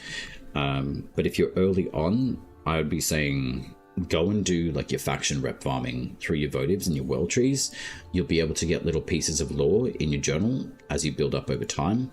The Crypt of Cicade, it also has a lore heavy quest basically that you can do. It's got 2 parts to it. The little moats you can pop in the journal is basically just a nice little thing that you can do just to, because they try to eat all the lore out of your book. That's probably what I would do if you're not really into, say, like the heavier kind of gameplay thread. I would be going through your Fable quests, basically. I like being able to replay Rise Envoy. It's the starter entry into the game. I like seeing the differences in it. Last Pensive we can't replay, but I do go play the Wastebear quest, and I really hope that Maestro Kame becomes available to us. But the Torment Stag, the very first major fable that we have, I go and replay that one every once in a while too. She-Wolf Snared, I've always replayed as well. I quite enjoy that. Rise Envoy, I really enjoy. But those sorts of elements to the game, I would probably say choose what you want, really. I mean, you've got a whole bunch of different materials that you can farm. And it is worth circuiting the entire map as well. If you stay in one location, you're only going to grow so much. You've basically got to go hit every single area for different materials and be able to do different like quests and side quests. If you want lore-based things, there are a few things that you can do. I believe there's a lore letter that you can find in KNS, and basically it will take you to a boss after, and it will give you a special item. You've also got a specialty quest up in Toflin. You can find a little note up here, and it'll bring you down to this area. You've got to complete something, and then you go somewhere else, and you get another thing as well. Lastly, I think there is another... I'm pretty sure it's in here. Sawney Way. I'm pretty sure. There is something that's in here as well. Otherwise, it might be... There was Toflin. It might have been Comba's Lev. I think there's another lore-based history through here, but I know that there's one at Cairns, and I know that there's one at Toflin. Moon's Watch, I don't think there is.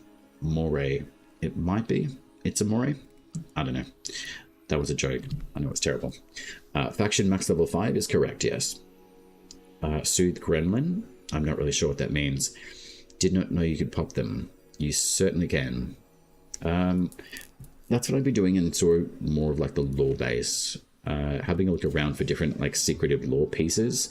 I think there is a free Narash weapon that you can pick from one of these 3 different riddles that you can find around the world. I'm pretty sure it's in Cairns. Which one? This area here. It's quite a large like lumber town, but you can see that it's all kind of just empty or void of forestry. There is a house in this area that you can go and find a note in, and it will take you through and do a little mini quest. You've also got Orlix quests as well. Topson is the other one that I mentioned before.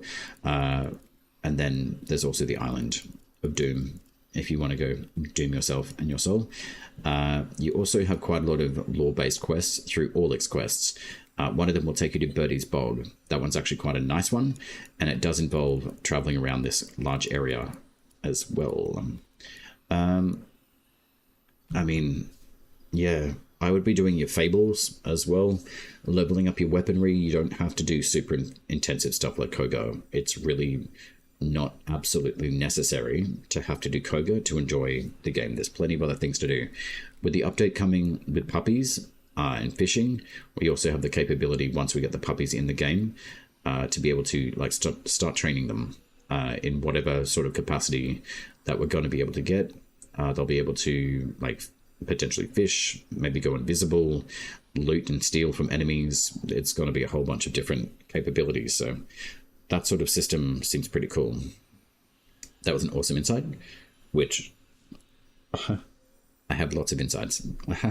I pay a lot of attention to this game. Very much so. I just wander around. Yeah, things keep changing every hotfix. Indeed.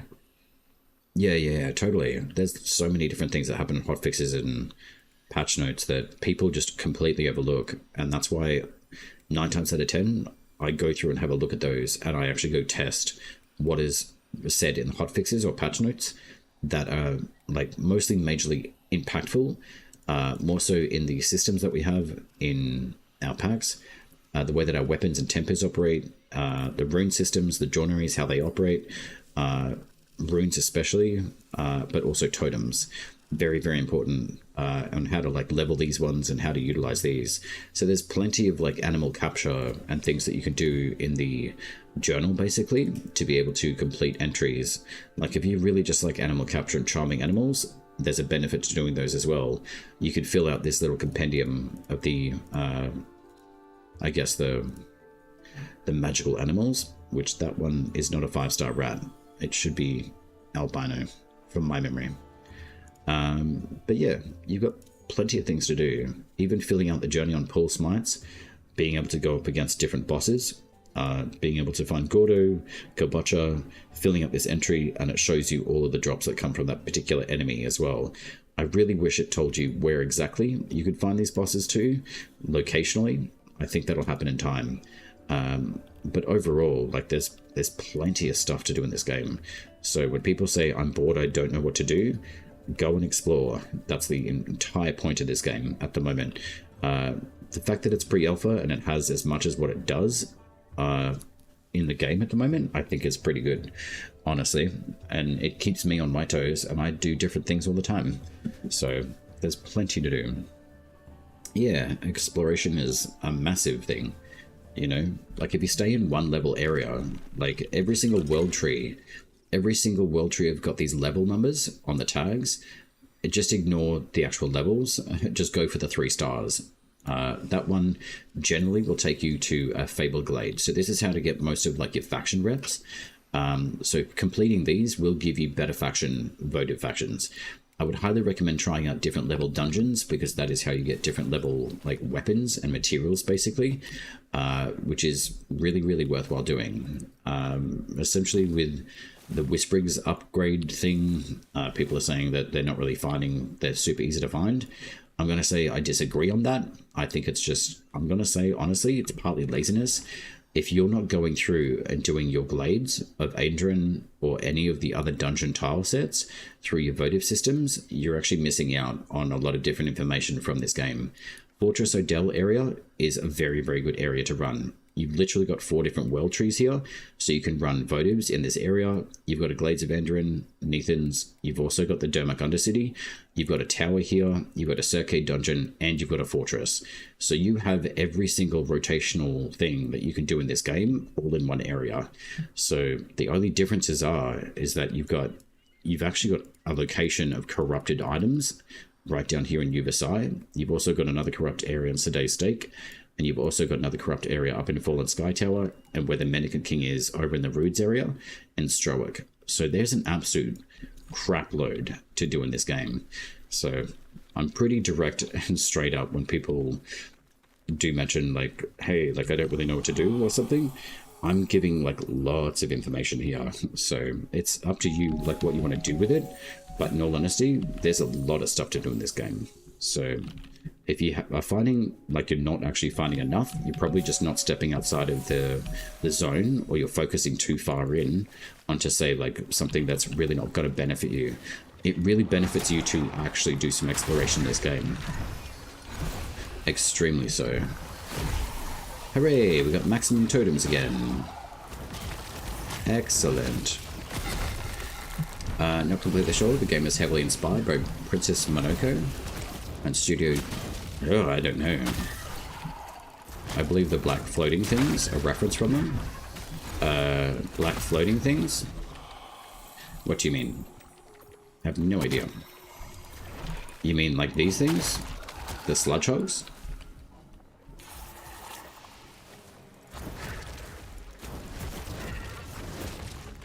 I would have no idea. Inspiration can come from anywhere. Oh, the modes. I don't know. Maybe. I have no idea. The black floaty things. Oh, black floaty things. Oh, the googly eyes. Right. Gotcha. One of the things you tell people all the time, no wrong way to play. That's very true. You can play this game any way that you want. Unless you're cheating or exploiting. Indeed, that's also something. If it's a replicatable thing, like if you can pick up multiple different weapons from a weapon rack and you can leave the tile set, or like come back and you can do it again, that's an exploit. So don't do that. You will get banned. I've actually like had people tell me it does happen. So don't do bad things. Yeah. If you want to buy things, yeah, totally. And if you want to beat up on Susan from Finance, you can totally do that. This is Susan from Finance. She's annoying. I don't know why, but I just don't like her. Bye, Susan. I love how she sounds like a backwards lawnmower. But anyway, Susan from Finance, everyone. That's what I call this lovely robotic drone. She's a pain in the ass.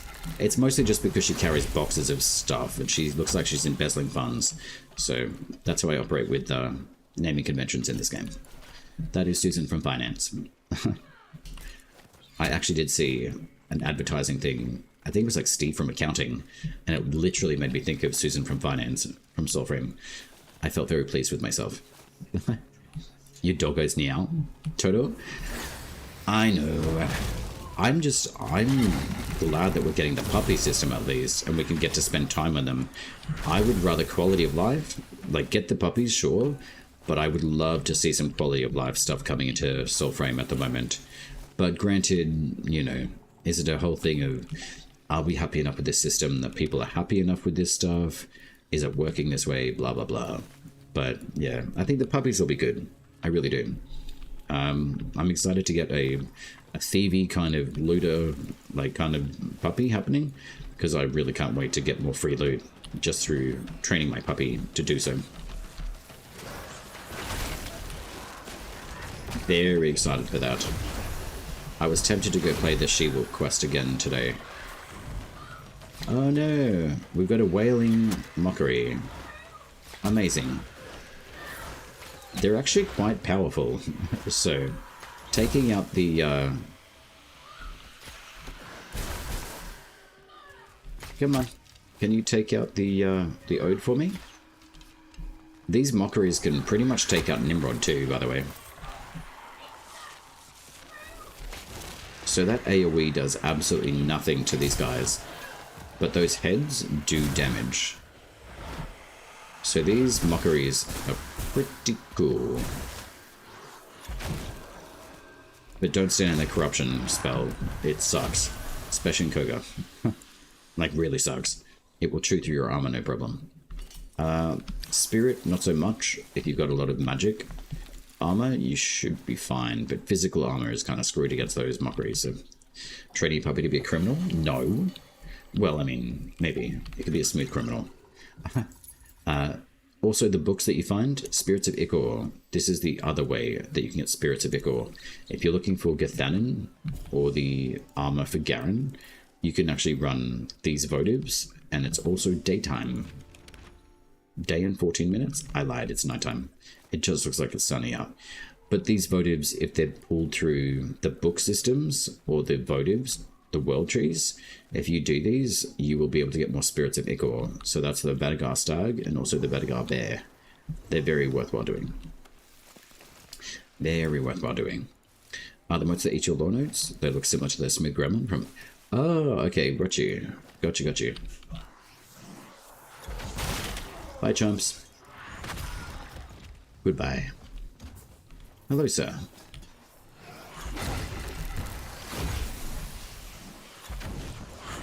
Are you my friend? I feel like you were, just briefly.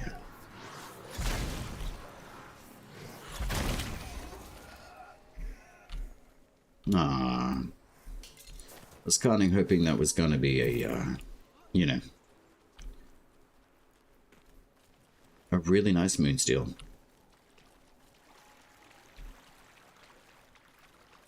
They do a pretty good transition of like the light water on the beach. And the transition between water to actual beach is beautiful. I'm going to give Oscar a bath. Yes, I've named the Vadagar Beast. Its name is Oscar. Hello, Oscar. Awaken. It is bath time. Come on. Come on, buddy. It's bath time.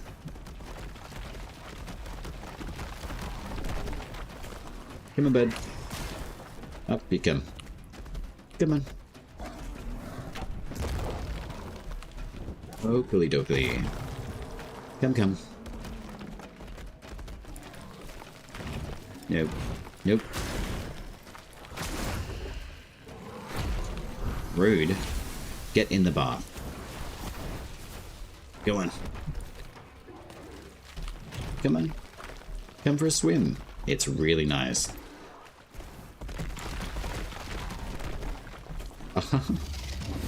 There we go. So this is one way to cheese the stag. Bath time. Whoever knew it could be this dangerous. He just hangs out, for the most part. If it gets a little bit deeper, he'll just stop attacking completely. Isn't that right, bud?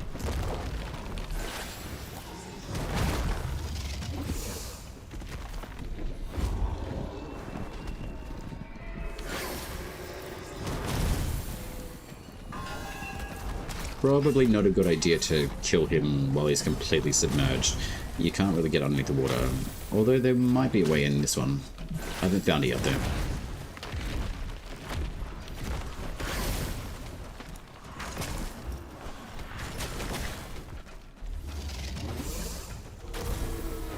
Ah, there we go. The bleed damage in the hollowing rune took him out. There we go.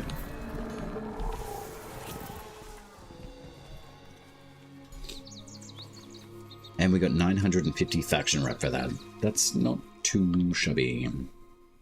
Although, if you do pick Votives from your world trees and they take you into an undercity, which we're going to do now, they're very good. If you go and find your faction Votive representee, Kith the Kings is generally the ghost dudes. They generally, if you use the spectral sight, they'll show up, pretty much. But these are all really worth doing. Avocat's got worth doing because he's actually got some stuff in his shop now, which is nice. I'm not going to do that because I don't need to. But doing your 3 Votives, at least the 3-star, these show you the actual levels of the area. So these are relevant to Moonsteel drops as well. Anything that's above level 32 plus, basically Fortress Odell, what I mentioned before, is quite a sufficient area to be running these tile sets.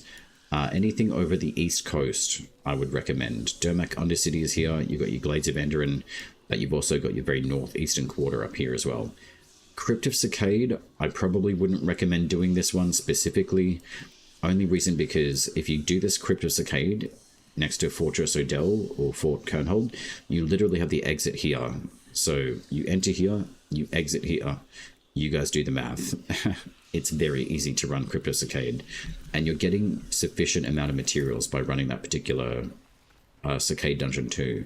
So you can do the higher level one if you want to, but the reason why I'm being very specific on some of the other tile sets to run is because they're older tile sets, so they actually have better equipment, basically, like data in them. So if you run this Glades of Enderin, it is a little bit more low level, but it may potentially drop you some good drops. Granted, it is in the Greater Carlisle area. This is your lower level area anyway. You do get higher level enemies the higher that you come up in this region though. So this Dermak Undercity is actually the Mines of Burrow. I really wish that this Dermak Undercity door got moved here or got completely removed, because this is not a doorway.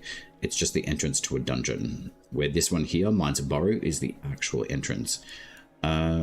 This Neathans I have run a couple of times. I generally just run into the one with Etheldred, basically. If anything, I'll probably just run up to this Neathans and I go beat up on Gordo, which is pretty nice. So there's plenty of stuff to do in Soulframe. It's probably just informationally, like you may just not know what to do, and potentially like some of the information that's out there at the moment is probably more like tuned towards like, you know, big builds and all that sort of thing, where for me I like to encompass pretty much knowledge in pretty much everything as much as I can. So the modes that each are nodes. Oh, the lore, they look super similar. Oh, gotcha. Yeah. Yeah, I really would like the puppies in game, so at least I can start building my my own little puppy of like theft, basically.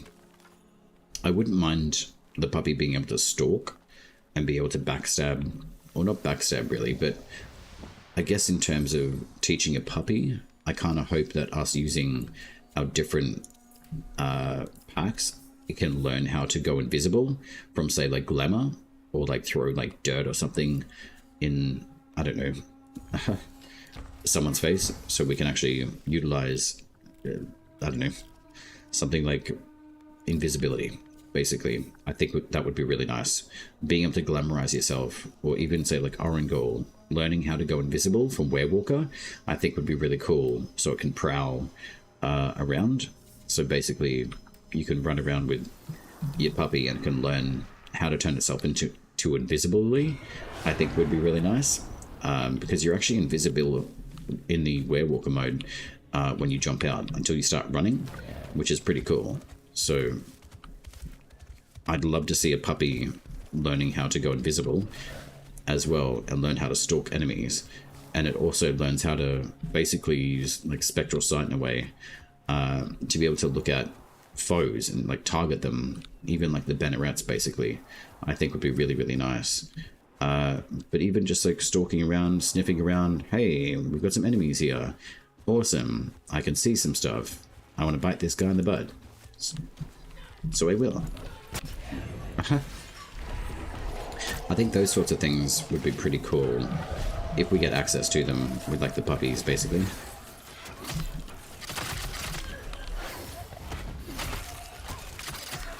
I think it'd be really cool. So what do we got? We got 4 more peeps. Isn't that right, Patricia? Yes, I named my dogs Patricia. I don't know why, but I just felt like it. But yeah, I feel like our puppies can learn how to stalk other enemies and just kill them, essentially. I think that'd be really cool. I mean, we've also got Orangol active in the game as an Omen Beast, so I think that'd be really nice too.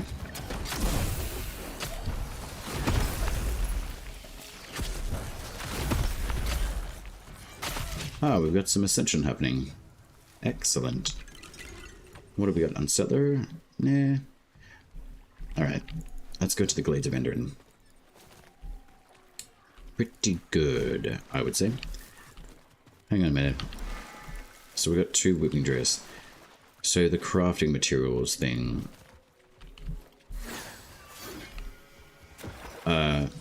Okay. Oh no. We had the sword in the lake scenario. King Arthur, where art thou?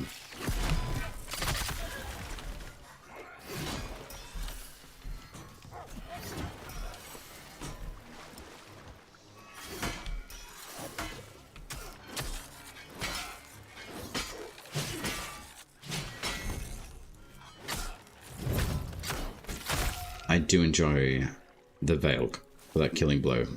It's very good. Oh, we got River Pearls. Lovely job there. And I also think... I think this may be the Glades of Enderin.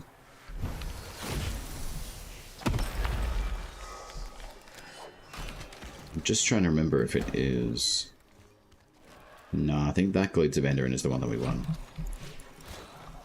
Just for something else.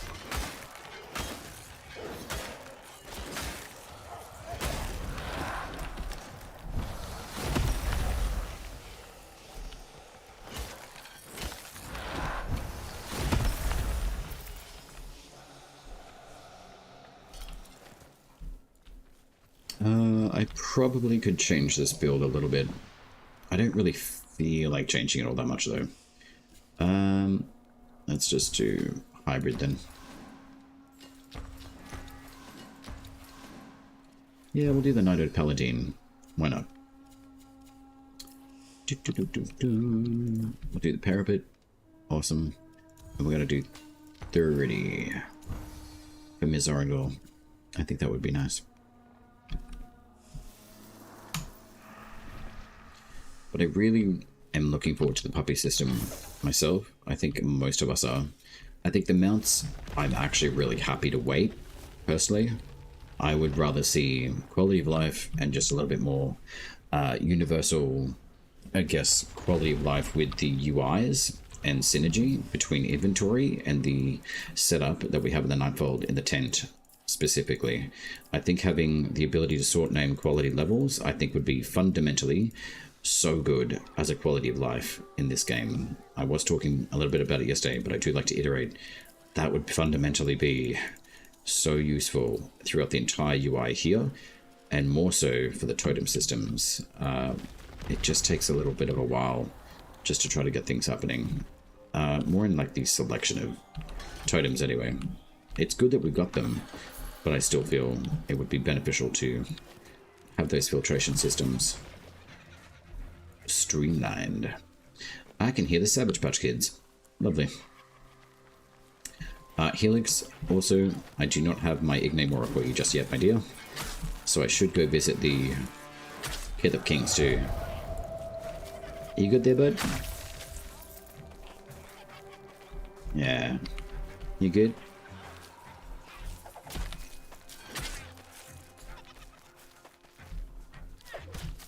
Uh-huh.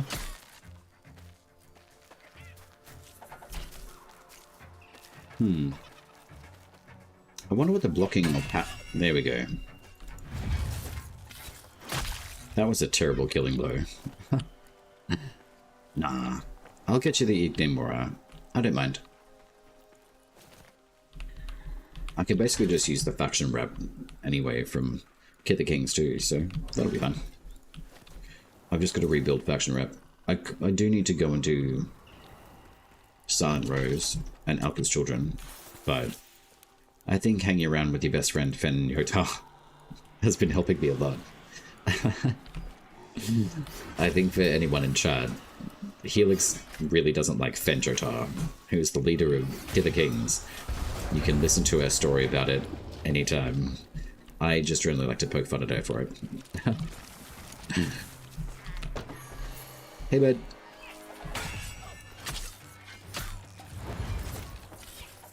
Oh no, no sacrificial ending to you, Child of Elka? Savage Patch Child.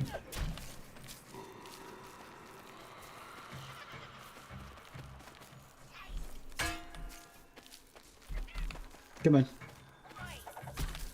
on. The parry window's different on these guys.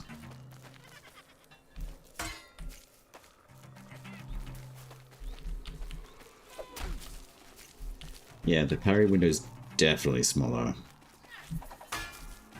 And it's harder to gauge when they're actually going to hit.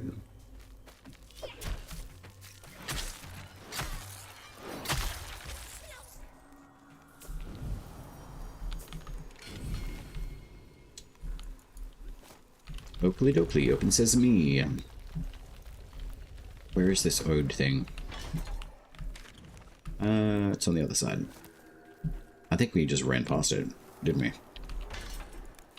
I say we. I mean me. I blame it all on you, chat. No, I'm kidding. Oh, it's up in here. Hello.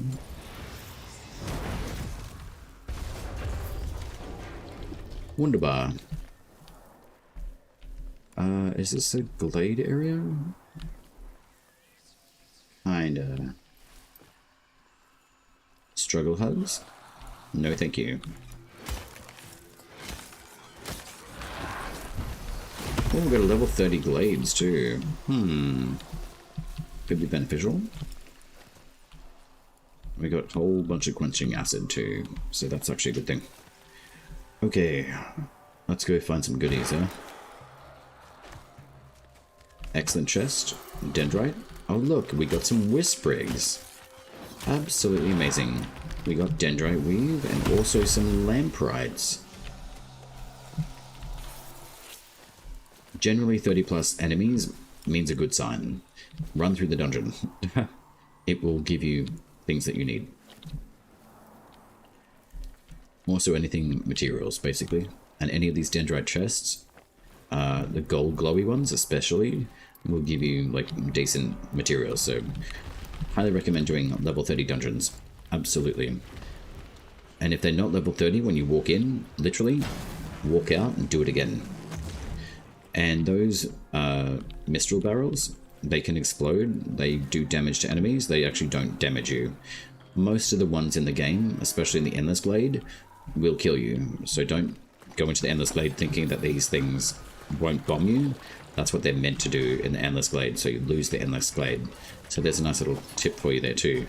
But these ones here, no problem. Lots of damage.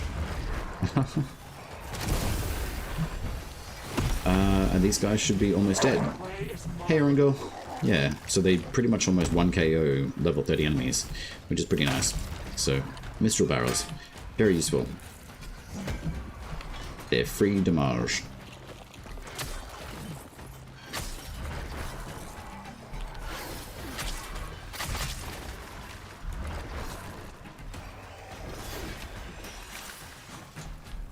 Hello, sir.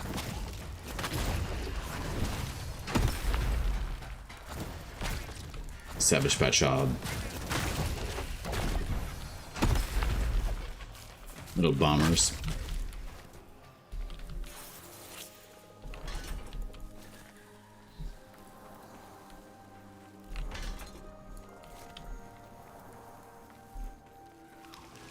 And these little gates too, they will take you back to the entrance of the dungeon if you want to go respawn yourself back at the very start and you don't want to finish the dungeon. You don't have to.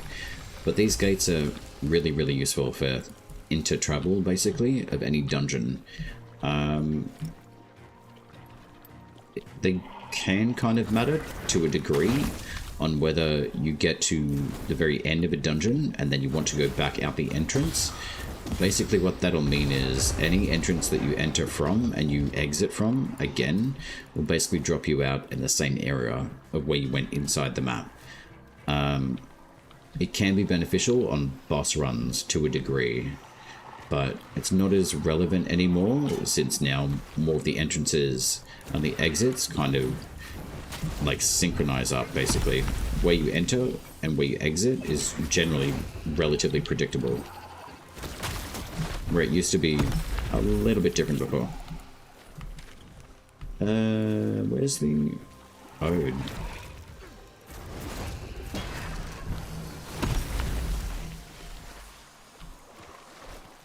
Sluggy goo, bye bye.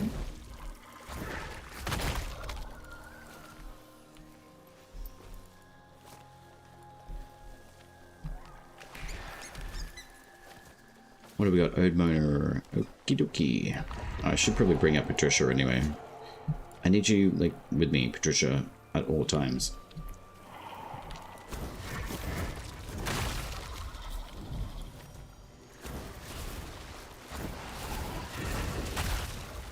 I love how flames still do, like, 100% of their damage output in water. I feel like that's going to change in future, though. My gosh, I've got 2 more Whisper Eggs.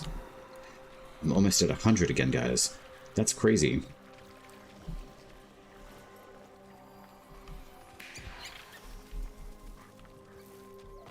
I'm rich in Whisper Eggs once more.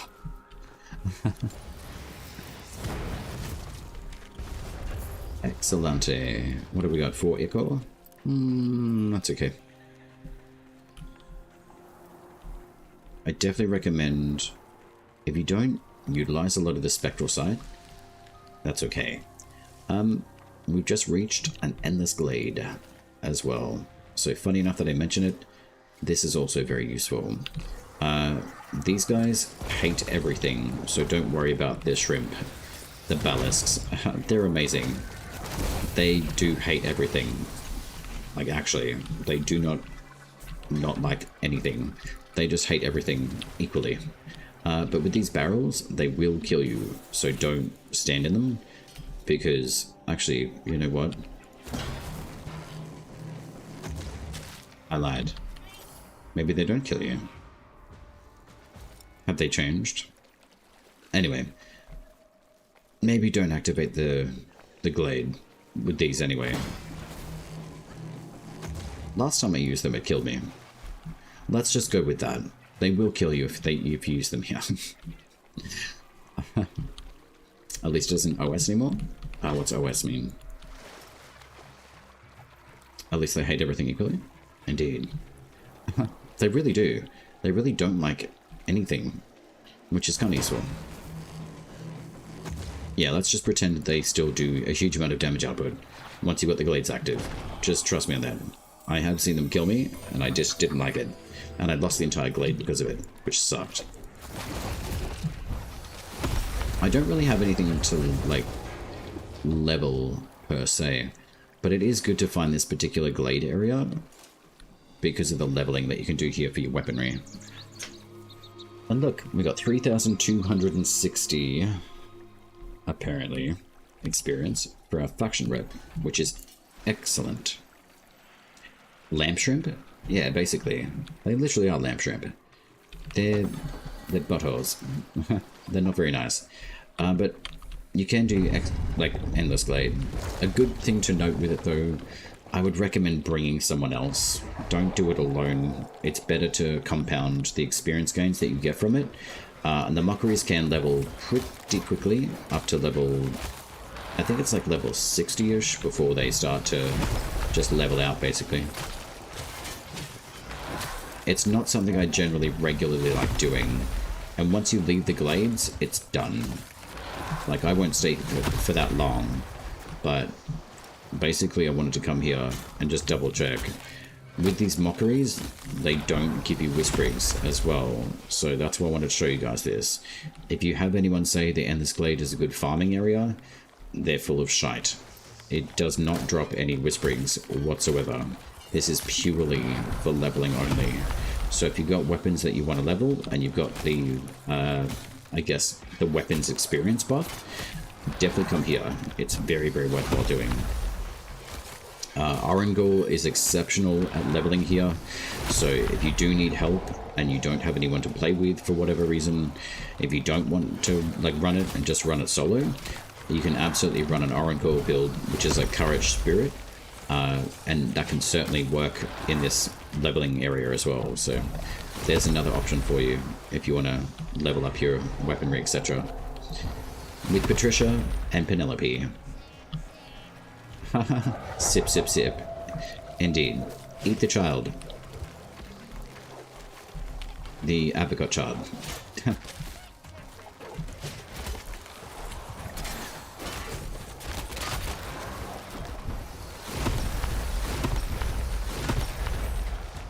The amount of smite is craziness. It used to? Yeah, they used to. The Siren stuff was pretty good in here for a time, and then everyone just kind of locked into it, and yeah, it's just got nerfed, so unfortunately. But anyway, that's right. If someone says it drops them, it's definitely outdated info. Indeedly doodly. It is very outdated. I did come here, I think, it was a couple of weeks ago, maybe out of like the amount, like, yeah, see, we're already at like level 40. Patricia, what are you doing? Get out of there. She's into the box of goodies.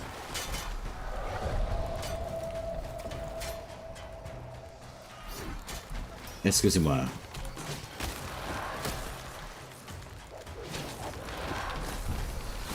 I think it was maybe even like last month I did jump in here just for a small period, roughly around to like this level of enemy, and there's maybe like 1 or 2 whisperings if that, but it doesn't drop anything now. So that's why I like being able to come through and actually confirm these sorts of things, because I've seen people recommending, and I'm like, what are you recommending that for? That is not how the Glades works, and that is not what it does. So I guess I'd probably say my primary objective of doing the lives, apart from everything else of informational sharing, etc., is saving you guys time and minimizing the bollocksy stuff that can come through in chat sometimes. Not all the time, but I have seen it happen. And I also love the fact that Orangul showed up. And there's no smite. Does that mean she gets bigger and stronger every time she kills a mockery? Does she just absorb their soul? Come on, guys. You can do better than that. Eat them. Eat it.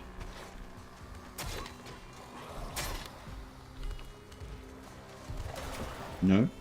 Come on. Eat it.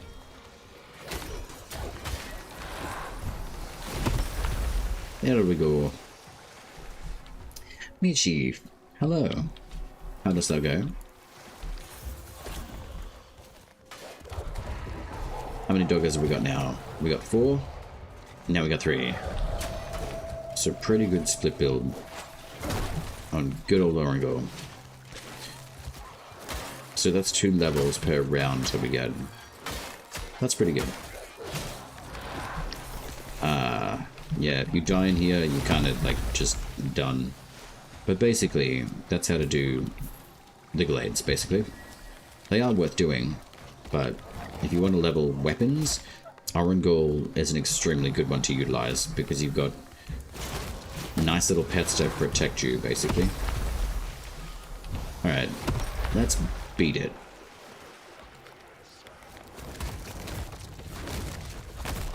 Endless Blade. We do enjoy them.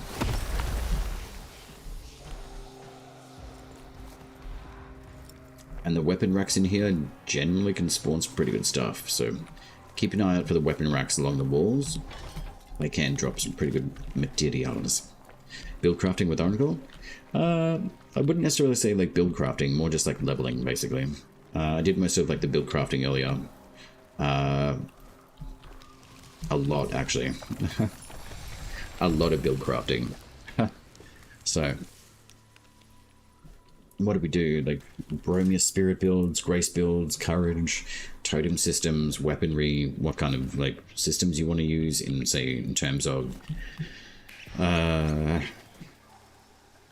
like, weapon choice, virtue systems, how they operate, how they synergize with, like, a sword and shield, your totems, your choices, what you want to enhance, armor production, rune pulse mites, a lot. So, potions, also being able to step over virtue requirements, in essence of, say, like using like a courage-based Siren with a purity greatsword. It can be done. Basically just utilizing any sort of pact in the game, really. And every single pact has good things that it's really good at, others potentially not so much. But overall, you can make anything in the game work. It was pretty much the effectiveness of build my Envoy today. So, what else have we done? We've done heaps today. Material crafting farmings, where to find what to do, how to do it, lore, what's worthwhile doing if you don't want to go into Koga. Plenty, if you ask me. I mean, auto-charming animals to be your friends for free. I mean, you can just play and sit and wait until you do the auto-charm, which is great. And it can happen, but you only have that active once you've done all its quests. There we go. There's one. Get back here. You will be my friend. Come on. Okay. Maybe it won't be my friend because it disappeared. That was rude. Maybe it can teleport too.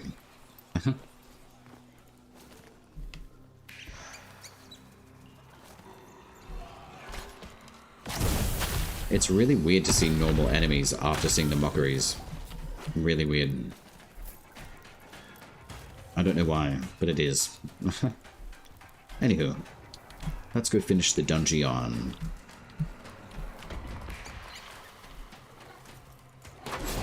Oh, quality of life too. What would everyone like to see in the world of quality of life in Soulframe?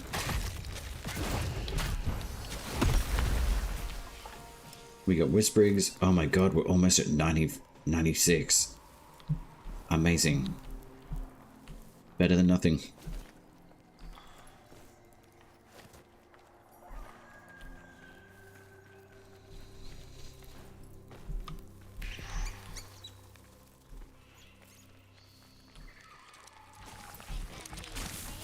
Hello, child. Savagery.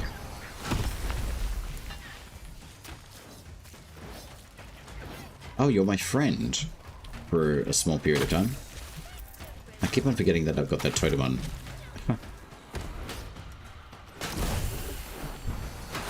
Will you be my friend?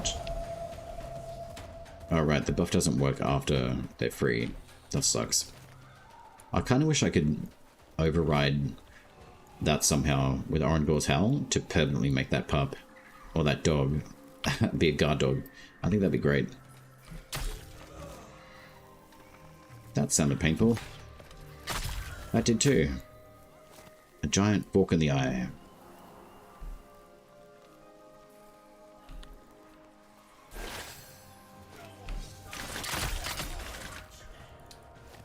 I truly enjoy split bolt rune.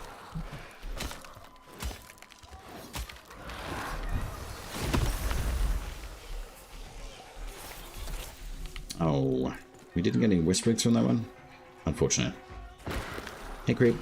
At least there's a backup creep hanging out in here, though.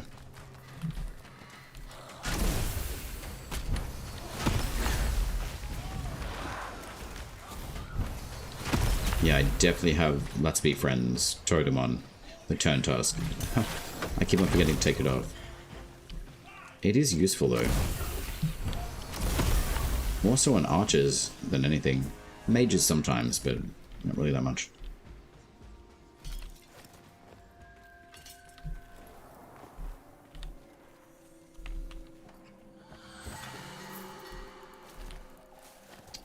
Oh, we got the max count of amber lamprites from here too. What's my actual amberlites? Yeah, I'm already over the 50 mark. So much for the caps on the lamprites. I've got 50 in those, 52 in amber lamprite, and 73 in like the Faber. Interesting what the caps are doing in the game though. I just wish we could have these at least by 100. I really do. And then hushed gourdstones. Christ knows how many we can have of those. We'll see. Do I want to keep on charming you? No, I don't. You will be my friend. Automatically.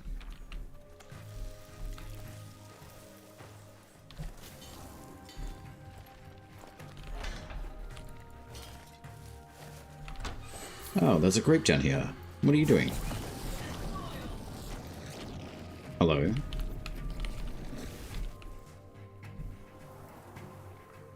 Interesting. Spectral sight doesn't work on them. You're an anomaly in the system.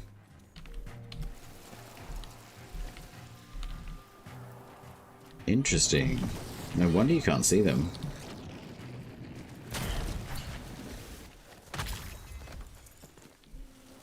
Spectral sight doesn't work on them.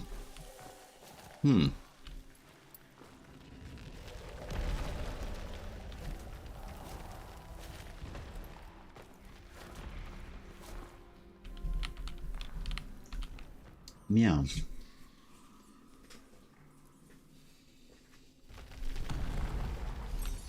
Oh, Kalidokali. That is a Glades of Enderin. This one will drop you. The exit is here. But I think... Where was the Glades of Enderin that we actually did? I think it was like... Not that one. Wasn't that one? Was it this one? I don't even remember which entrance that we had. It might have been this one up here. Yeah, it was this one here. I think that's where like the little temple and the bridge is. Yeah, it is. So there we go. That is a kind of a shortcut how to get to the Nethans up here. And then get to the Dermakanda City and Glades of Enderin.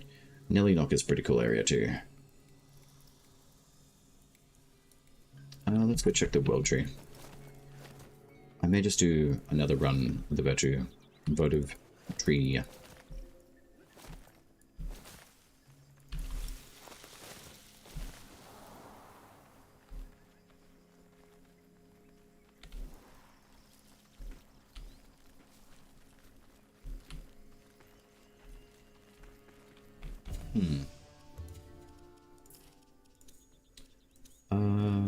What I want to do, I want to try something. Which Lightwork? Oh, I looked at that one for a second. I'm like, oh, I'll break that one down. No, I won't. Unseller. That'll do. I want to try something.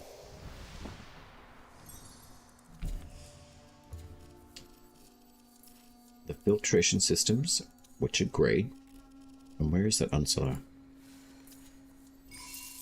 So we got scrap steel, we got ichor, we got corrupt onyx, and we got one glow lamprite, one amber lamprite. So that's decent.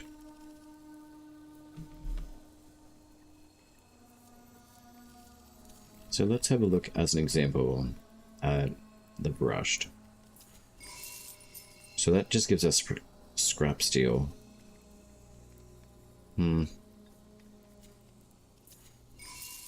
That give us scrap steel and oat graphite. I could live without these. That's a 4-star, so that's scrap steel, that's ichor, glow lamprite. And what do we got here? This is a sovereign vrashed. 10 scrap steel, 10 ichor, 5 corrupt onyx, 1 glow lamprite, 1 amber lamprite.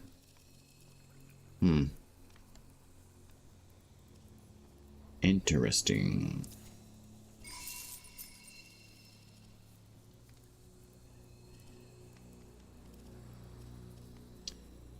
I'm kind of tempted to do a legendary and see what happens with it.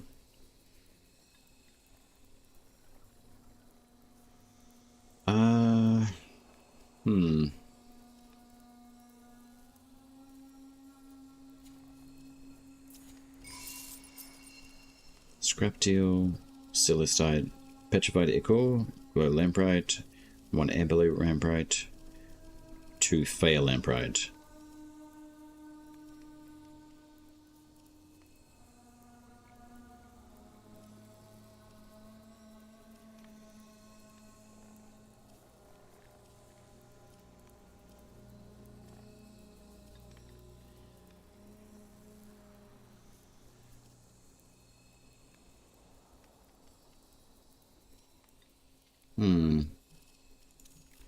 What have we got with the needle's eye?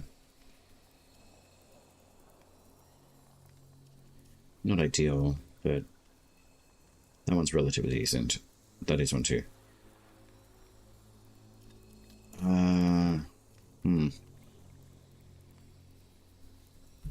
So this one's got Hunter's Relish, and that's life recovery attacking during regain. Banning Swipe, Fleet Fling, Follow Up, Fortified, and Full Force. It's quite a good legendary, but I prefer the Dendrite, and I can change this one up later, so... Scrap Steel, so we get Moronite, we got River Pearls, 1 Glow Lamprite, 1 Amber Lamprite, and 1 Fail Lamprite. So that's giving some pretty good returns on these legendaries.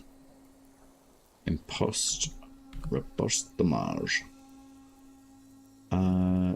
What other Valk do we have?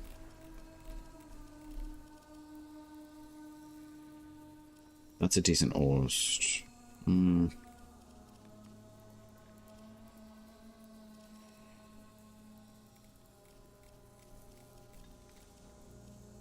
So that's a legendary there. I like this one better anyway, so we can lose this one, I think.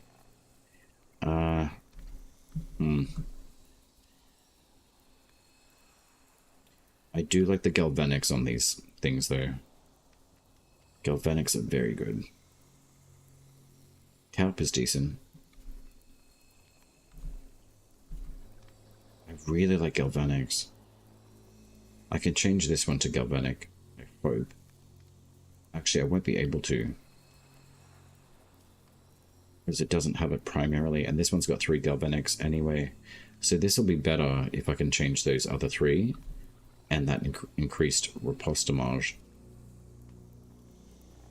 Well, this one doesn't have anything, like, uber impressive about it.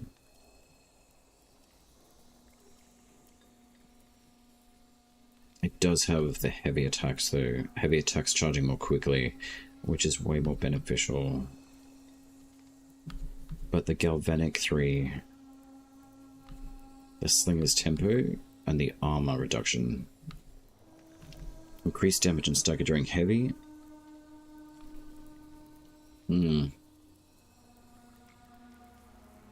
During a heavy attack. But the increase in my chance is just, it's too good to give up, I feel like. Bye, hello. What is shaken?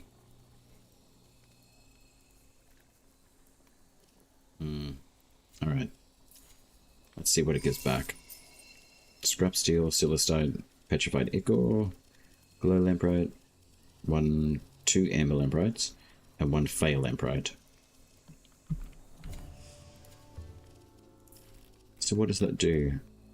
It goes well above the caps. That's hilarious. So that's why we're getting overcapped, is because it's giving us materials from our weaponry directly on the Nightfold. That's why we can go over these caps.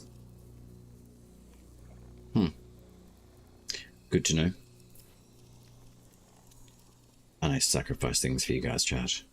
I sacrifice for you. No, it's worth it. Let's have a look. Nope. Blitzel. Rupture's pretty decent. And these just give scrap ichor glow lamprites +2. So that should be 58 glow lamprite, no? Indeed. So that is how we're getting over the caps, is by dismantling weaponry and getting the materials back. It'd be lovely if wooden objects could release Whisprigs. Wouldn't that be a treat, instead of just scrap steel?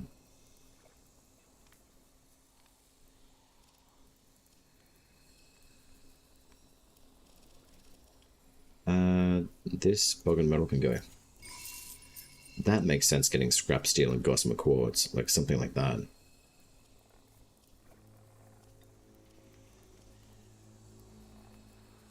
And we'll get rid of that one too.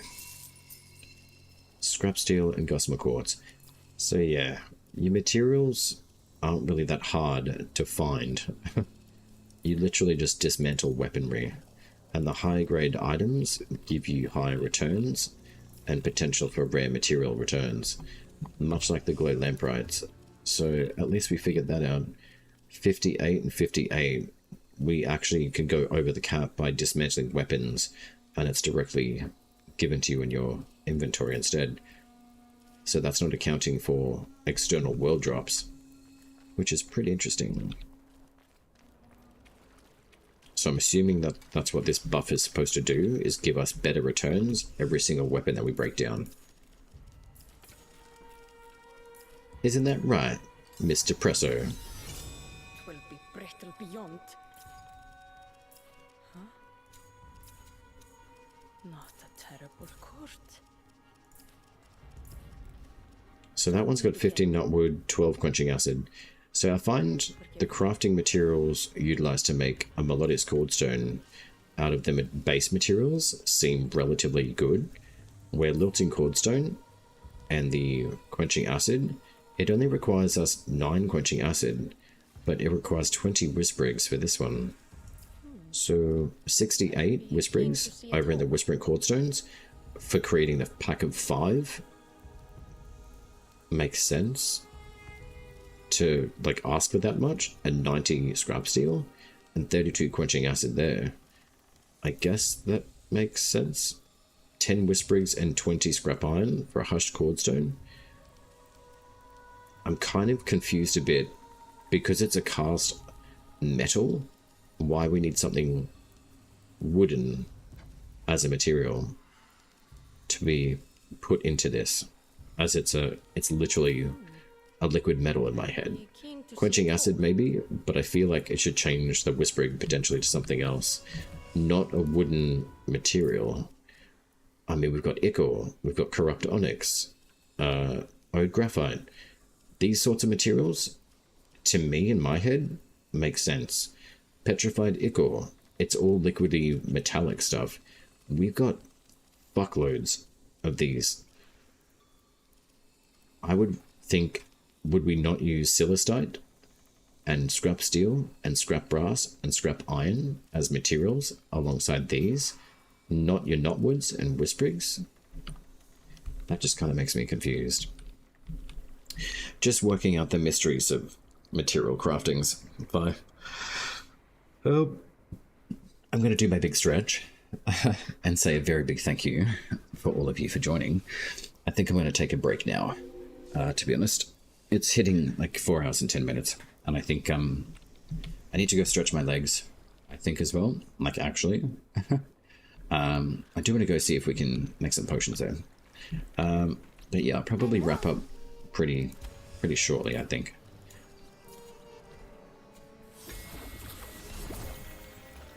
Curads. Let's have a look.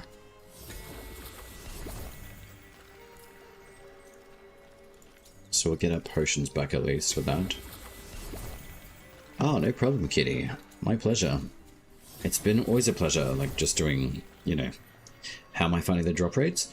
They're okay. I mean, look, in all honesty, like, shit's dropping, right? Like... Something I said. It's okay. It's not anything like... It's not supposed to be, like, a huge shift, right? Like, I think... Wisprigs are going to drop. Like, I've got 74. I've gotten a relatively, like, decent amount. I haven't focused on Wisprigs, though.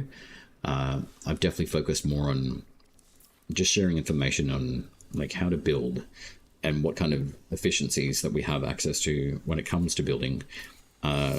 More so in the terms of capabilities of your virtue systems and how they transition between each pact. Their abilities, their passives, the weapon setups, the armor synergies, totems that you can utilize, building your armor. If you don't have good armor in actuality, then you do have different armor within your totem systems, like armor code and rune setups. What kind of runes are really useful? You know, hold on to them. In terms of, say, like pulse mites, basically, just more like build mechanics, mostly. Weapon synergies and tempers, how they operate, what they do, how your joineries interact with all of your different weapon styles, spirit, grace, and courage, all those sorts of elements. That's pretty much more of what I focused on over and above, like the Westbrig stuff. It's really not too much of a bad farm, in my opinion. You just got to go do them, basically. So if people are saying it's not fixing an issue, well, you're not fixing the issue without playing the game. That's how I think about it. So if you don't do your votives and you're not, like, expanding your horizons of, like, say, like your territories of where you're actually playing in the game, I think people need to really reevaluate. I'm just saying this in, like, a general broad stroke. Like, if you're finding it difficult to, like, find certain materials, etc., like, what I've recommended in the past was just doing this circuit. It's got plenty of world votives, and it's got every single circuit thing that you can possibly do. I think there's a bit of, I don't know, just focus on doing, like, high-level content where that's not really valuable, especially if you're trying to, like, build up materials and farming. So that's pretty much what I think about. The grind for loot game needs me to grind for the loot. I know. Shock horror, right? You've actually got to fucking do something. That was fuck in French. It means seal. But I did figure out the caps on these. It's from more of your legendary drops in your inventory. So I was kindly sacrificing things to the RNG gods, like this grin. Oh wait, it won't let me do it outside the Nightfield. Ugh. I kind of wish I could just do it like anywhere else. But anyway, I've got the buff from Tubal Carne, which allows me to get, I think, more like other things. So if I've got like a legendary grin, do I really want to? That's actually a pretty decent one. What other grin do I have? I've got so many decent grins. I really do. I'm quite lucky. Sovereign. Let's do that. 128.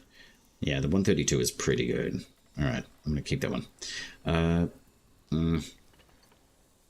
Let's do this one. So if I dismantle this one, I get 11 scrap steel, 9 ichor, corrupt onyx, 1 glow lamprite, 1 amber lamprite. Yeah, so the sovereign, like, drops aren't too bad. So I've been having a look at what the glow lamprite, I guess, caps are, and we can certainly step over them, which is nice. And it's basically from just dismantling weapons, and that's how the caps are higher for these. So yeah, interesting stuff. She gets a blessing, giving the 2x temper to put on another weapon. Oh, is that the one that I picked up? Maybe that's the one, because I do have the hammer. Is that what that means? I don't know, let me have a look. I didn't really, like, the pop-ups just kind of pop up and then they just go away. And it's like, oh, what the fuck was that? Again, I was saying seal in French. I'm going to stick with that every single time I say it now. Is it this one?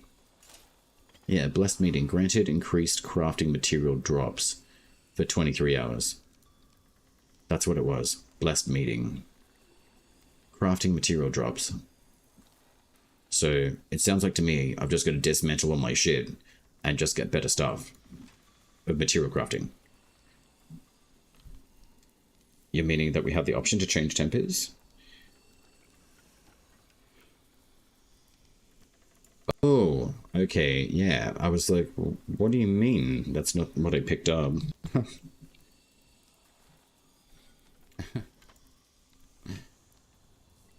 What's not real? You meaning we have the option to change tempers? But we do. And not quite yet, but we will. You've also got to remember, like, I'm very literal when you guys put things in chat. Very literal. Ugh. 3 arcs to rush that? I don't think so. No. I'm going to rebalance this, this back, though. We can't wait to feed you. That's right. The puppies are so well done.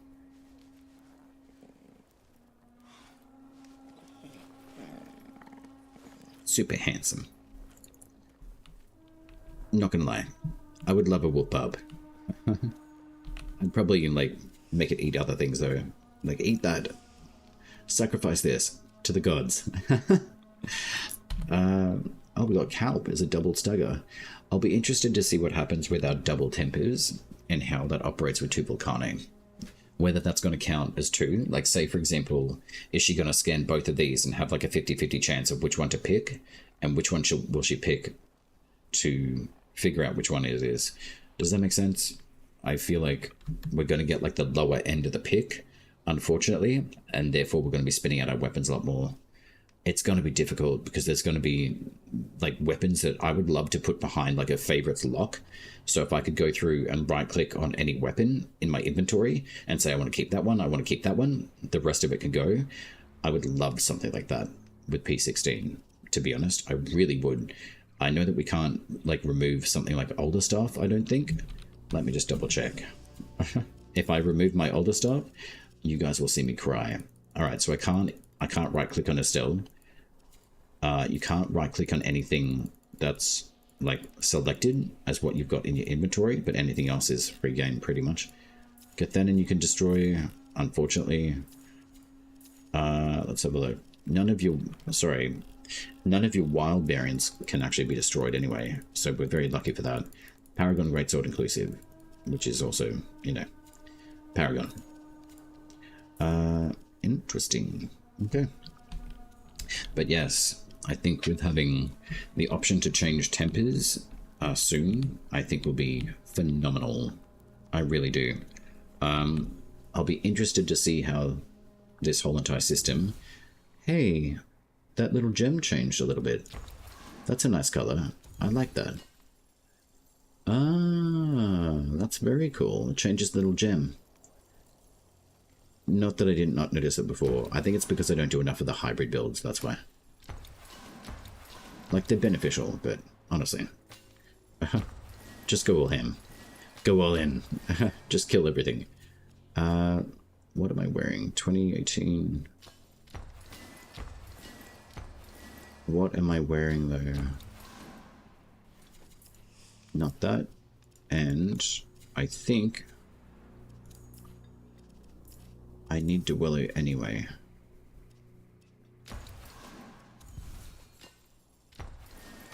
What is it? Paragon 10, 12, 13. Alright, hang on. Let me just refresh this.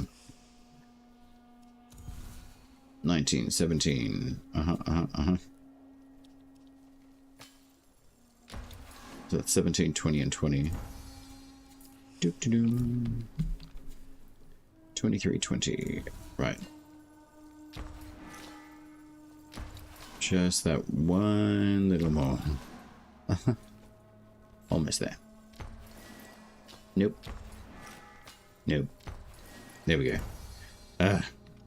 I honestly would love just be able to press rebalance and just it literally slip back into the neutral middle.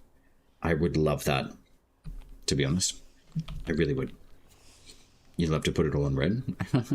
Indeed. Courage is amazing. It really is. Like Super Tank, sure.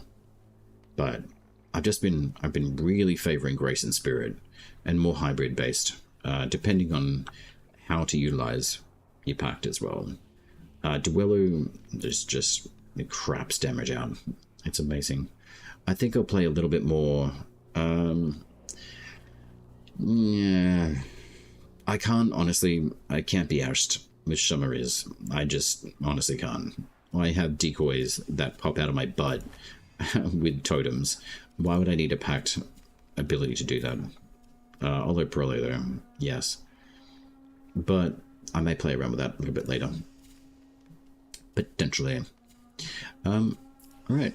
Well, I think that's build my Envoy for today. Thank you very much, everyone, for joining. It's been an absolute pleasure. For everyone who hasn't been here before, thank you very much for joining. It's been an absolute sensational afternoon, I think, for me, and I hope for you guys too. And I hope you've taken some very valuable information away. I think the Northern Hemisphere will be able to get more of the information, or different time zone in the Northern Hemisphere, basically. We'll be able to. I had a look at one of the VODs last night, and yeah, people seem to be gravitating to them quite a lot. So, and also like the YouTube stuff. So everyone on YouTube, thank you. But everyone in Twitch chat, just in collectively, it's been a pleasure. It always is. So, I will be able to send you guys on Twitch side off with love. YouTube, I'm just going to cut you and release you. But the like and subscribe. I'm kidding. You can do as you wish.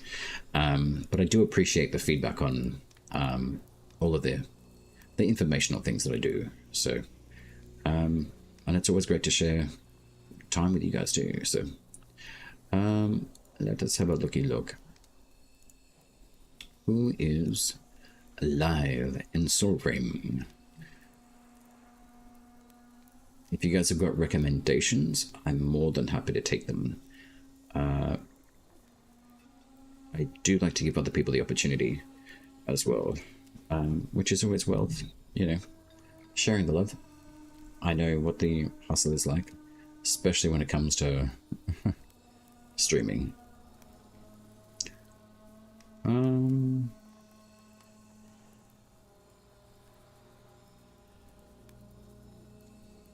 Oh, we've got someone who used to play World of Warcraft. Very cool. Are they in the Nightfold?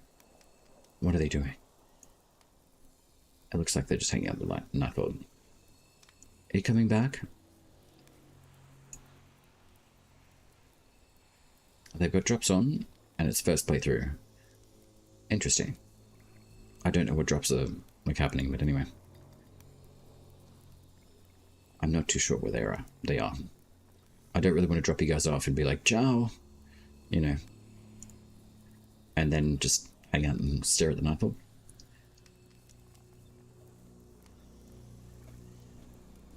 Alright. I think I may have found someone. Potentially.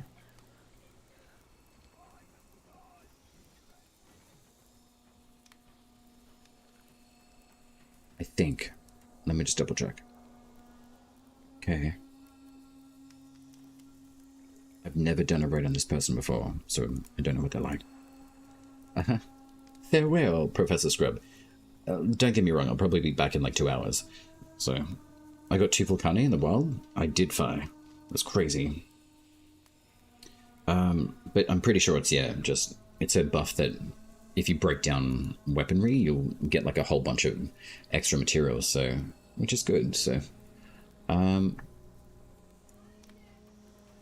I think that we've got a relatively relaxed person. They look relatively new. They're at the College of Pensives, and I can tell because they don't have anything translated. Let's go share some love with them, shall we? I don't know if they've got like any mic on or anything like that, but I guess they seem nice enough. Alright. Let us go and annoy them, shall we? I assume no spoilers. I know what we're all like, so it's very good to share with information, but go ham, I say, if they ask for it. So hopefully they've got a mic and everything and they do like talking, so we'll see. All right, thank you very much for joining. It was really great to see you guys. I will see you guys possibly later or early tomorrow morning as well. So let's go say hi to Goo Crafted. Interesting name. I'll see you guys on the other side. Ciao for now.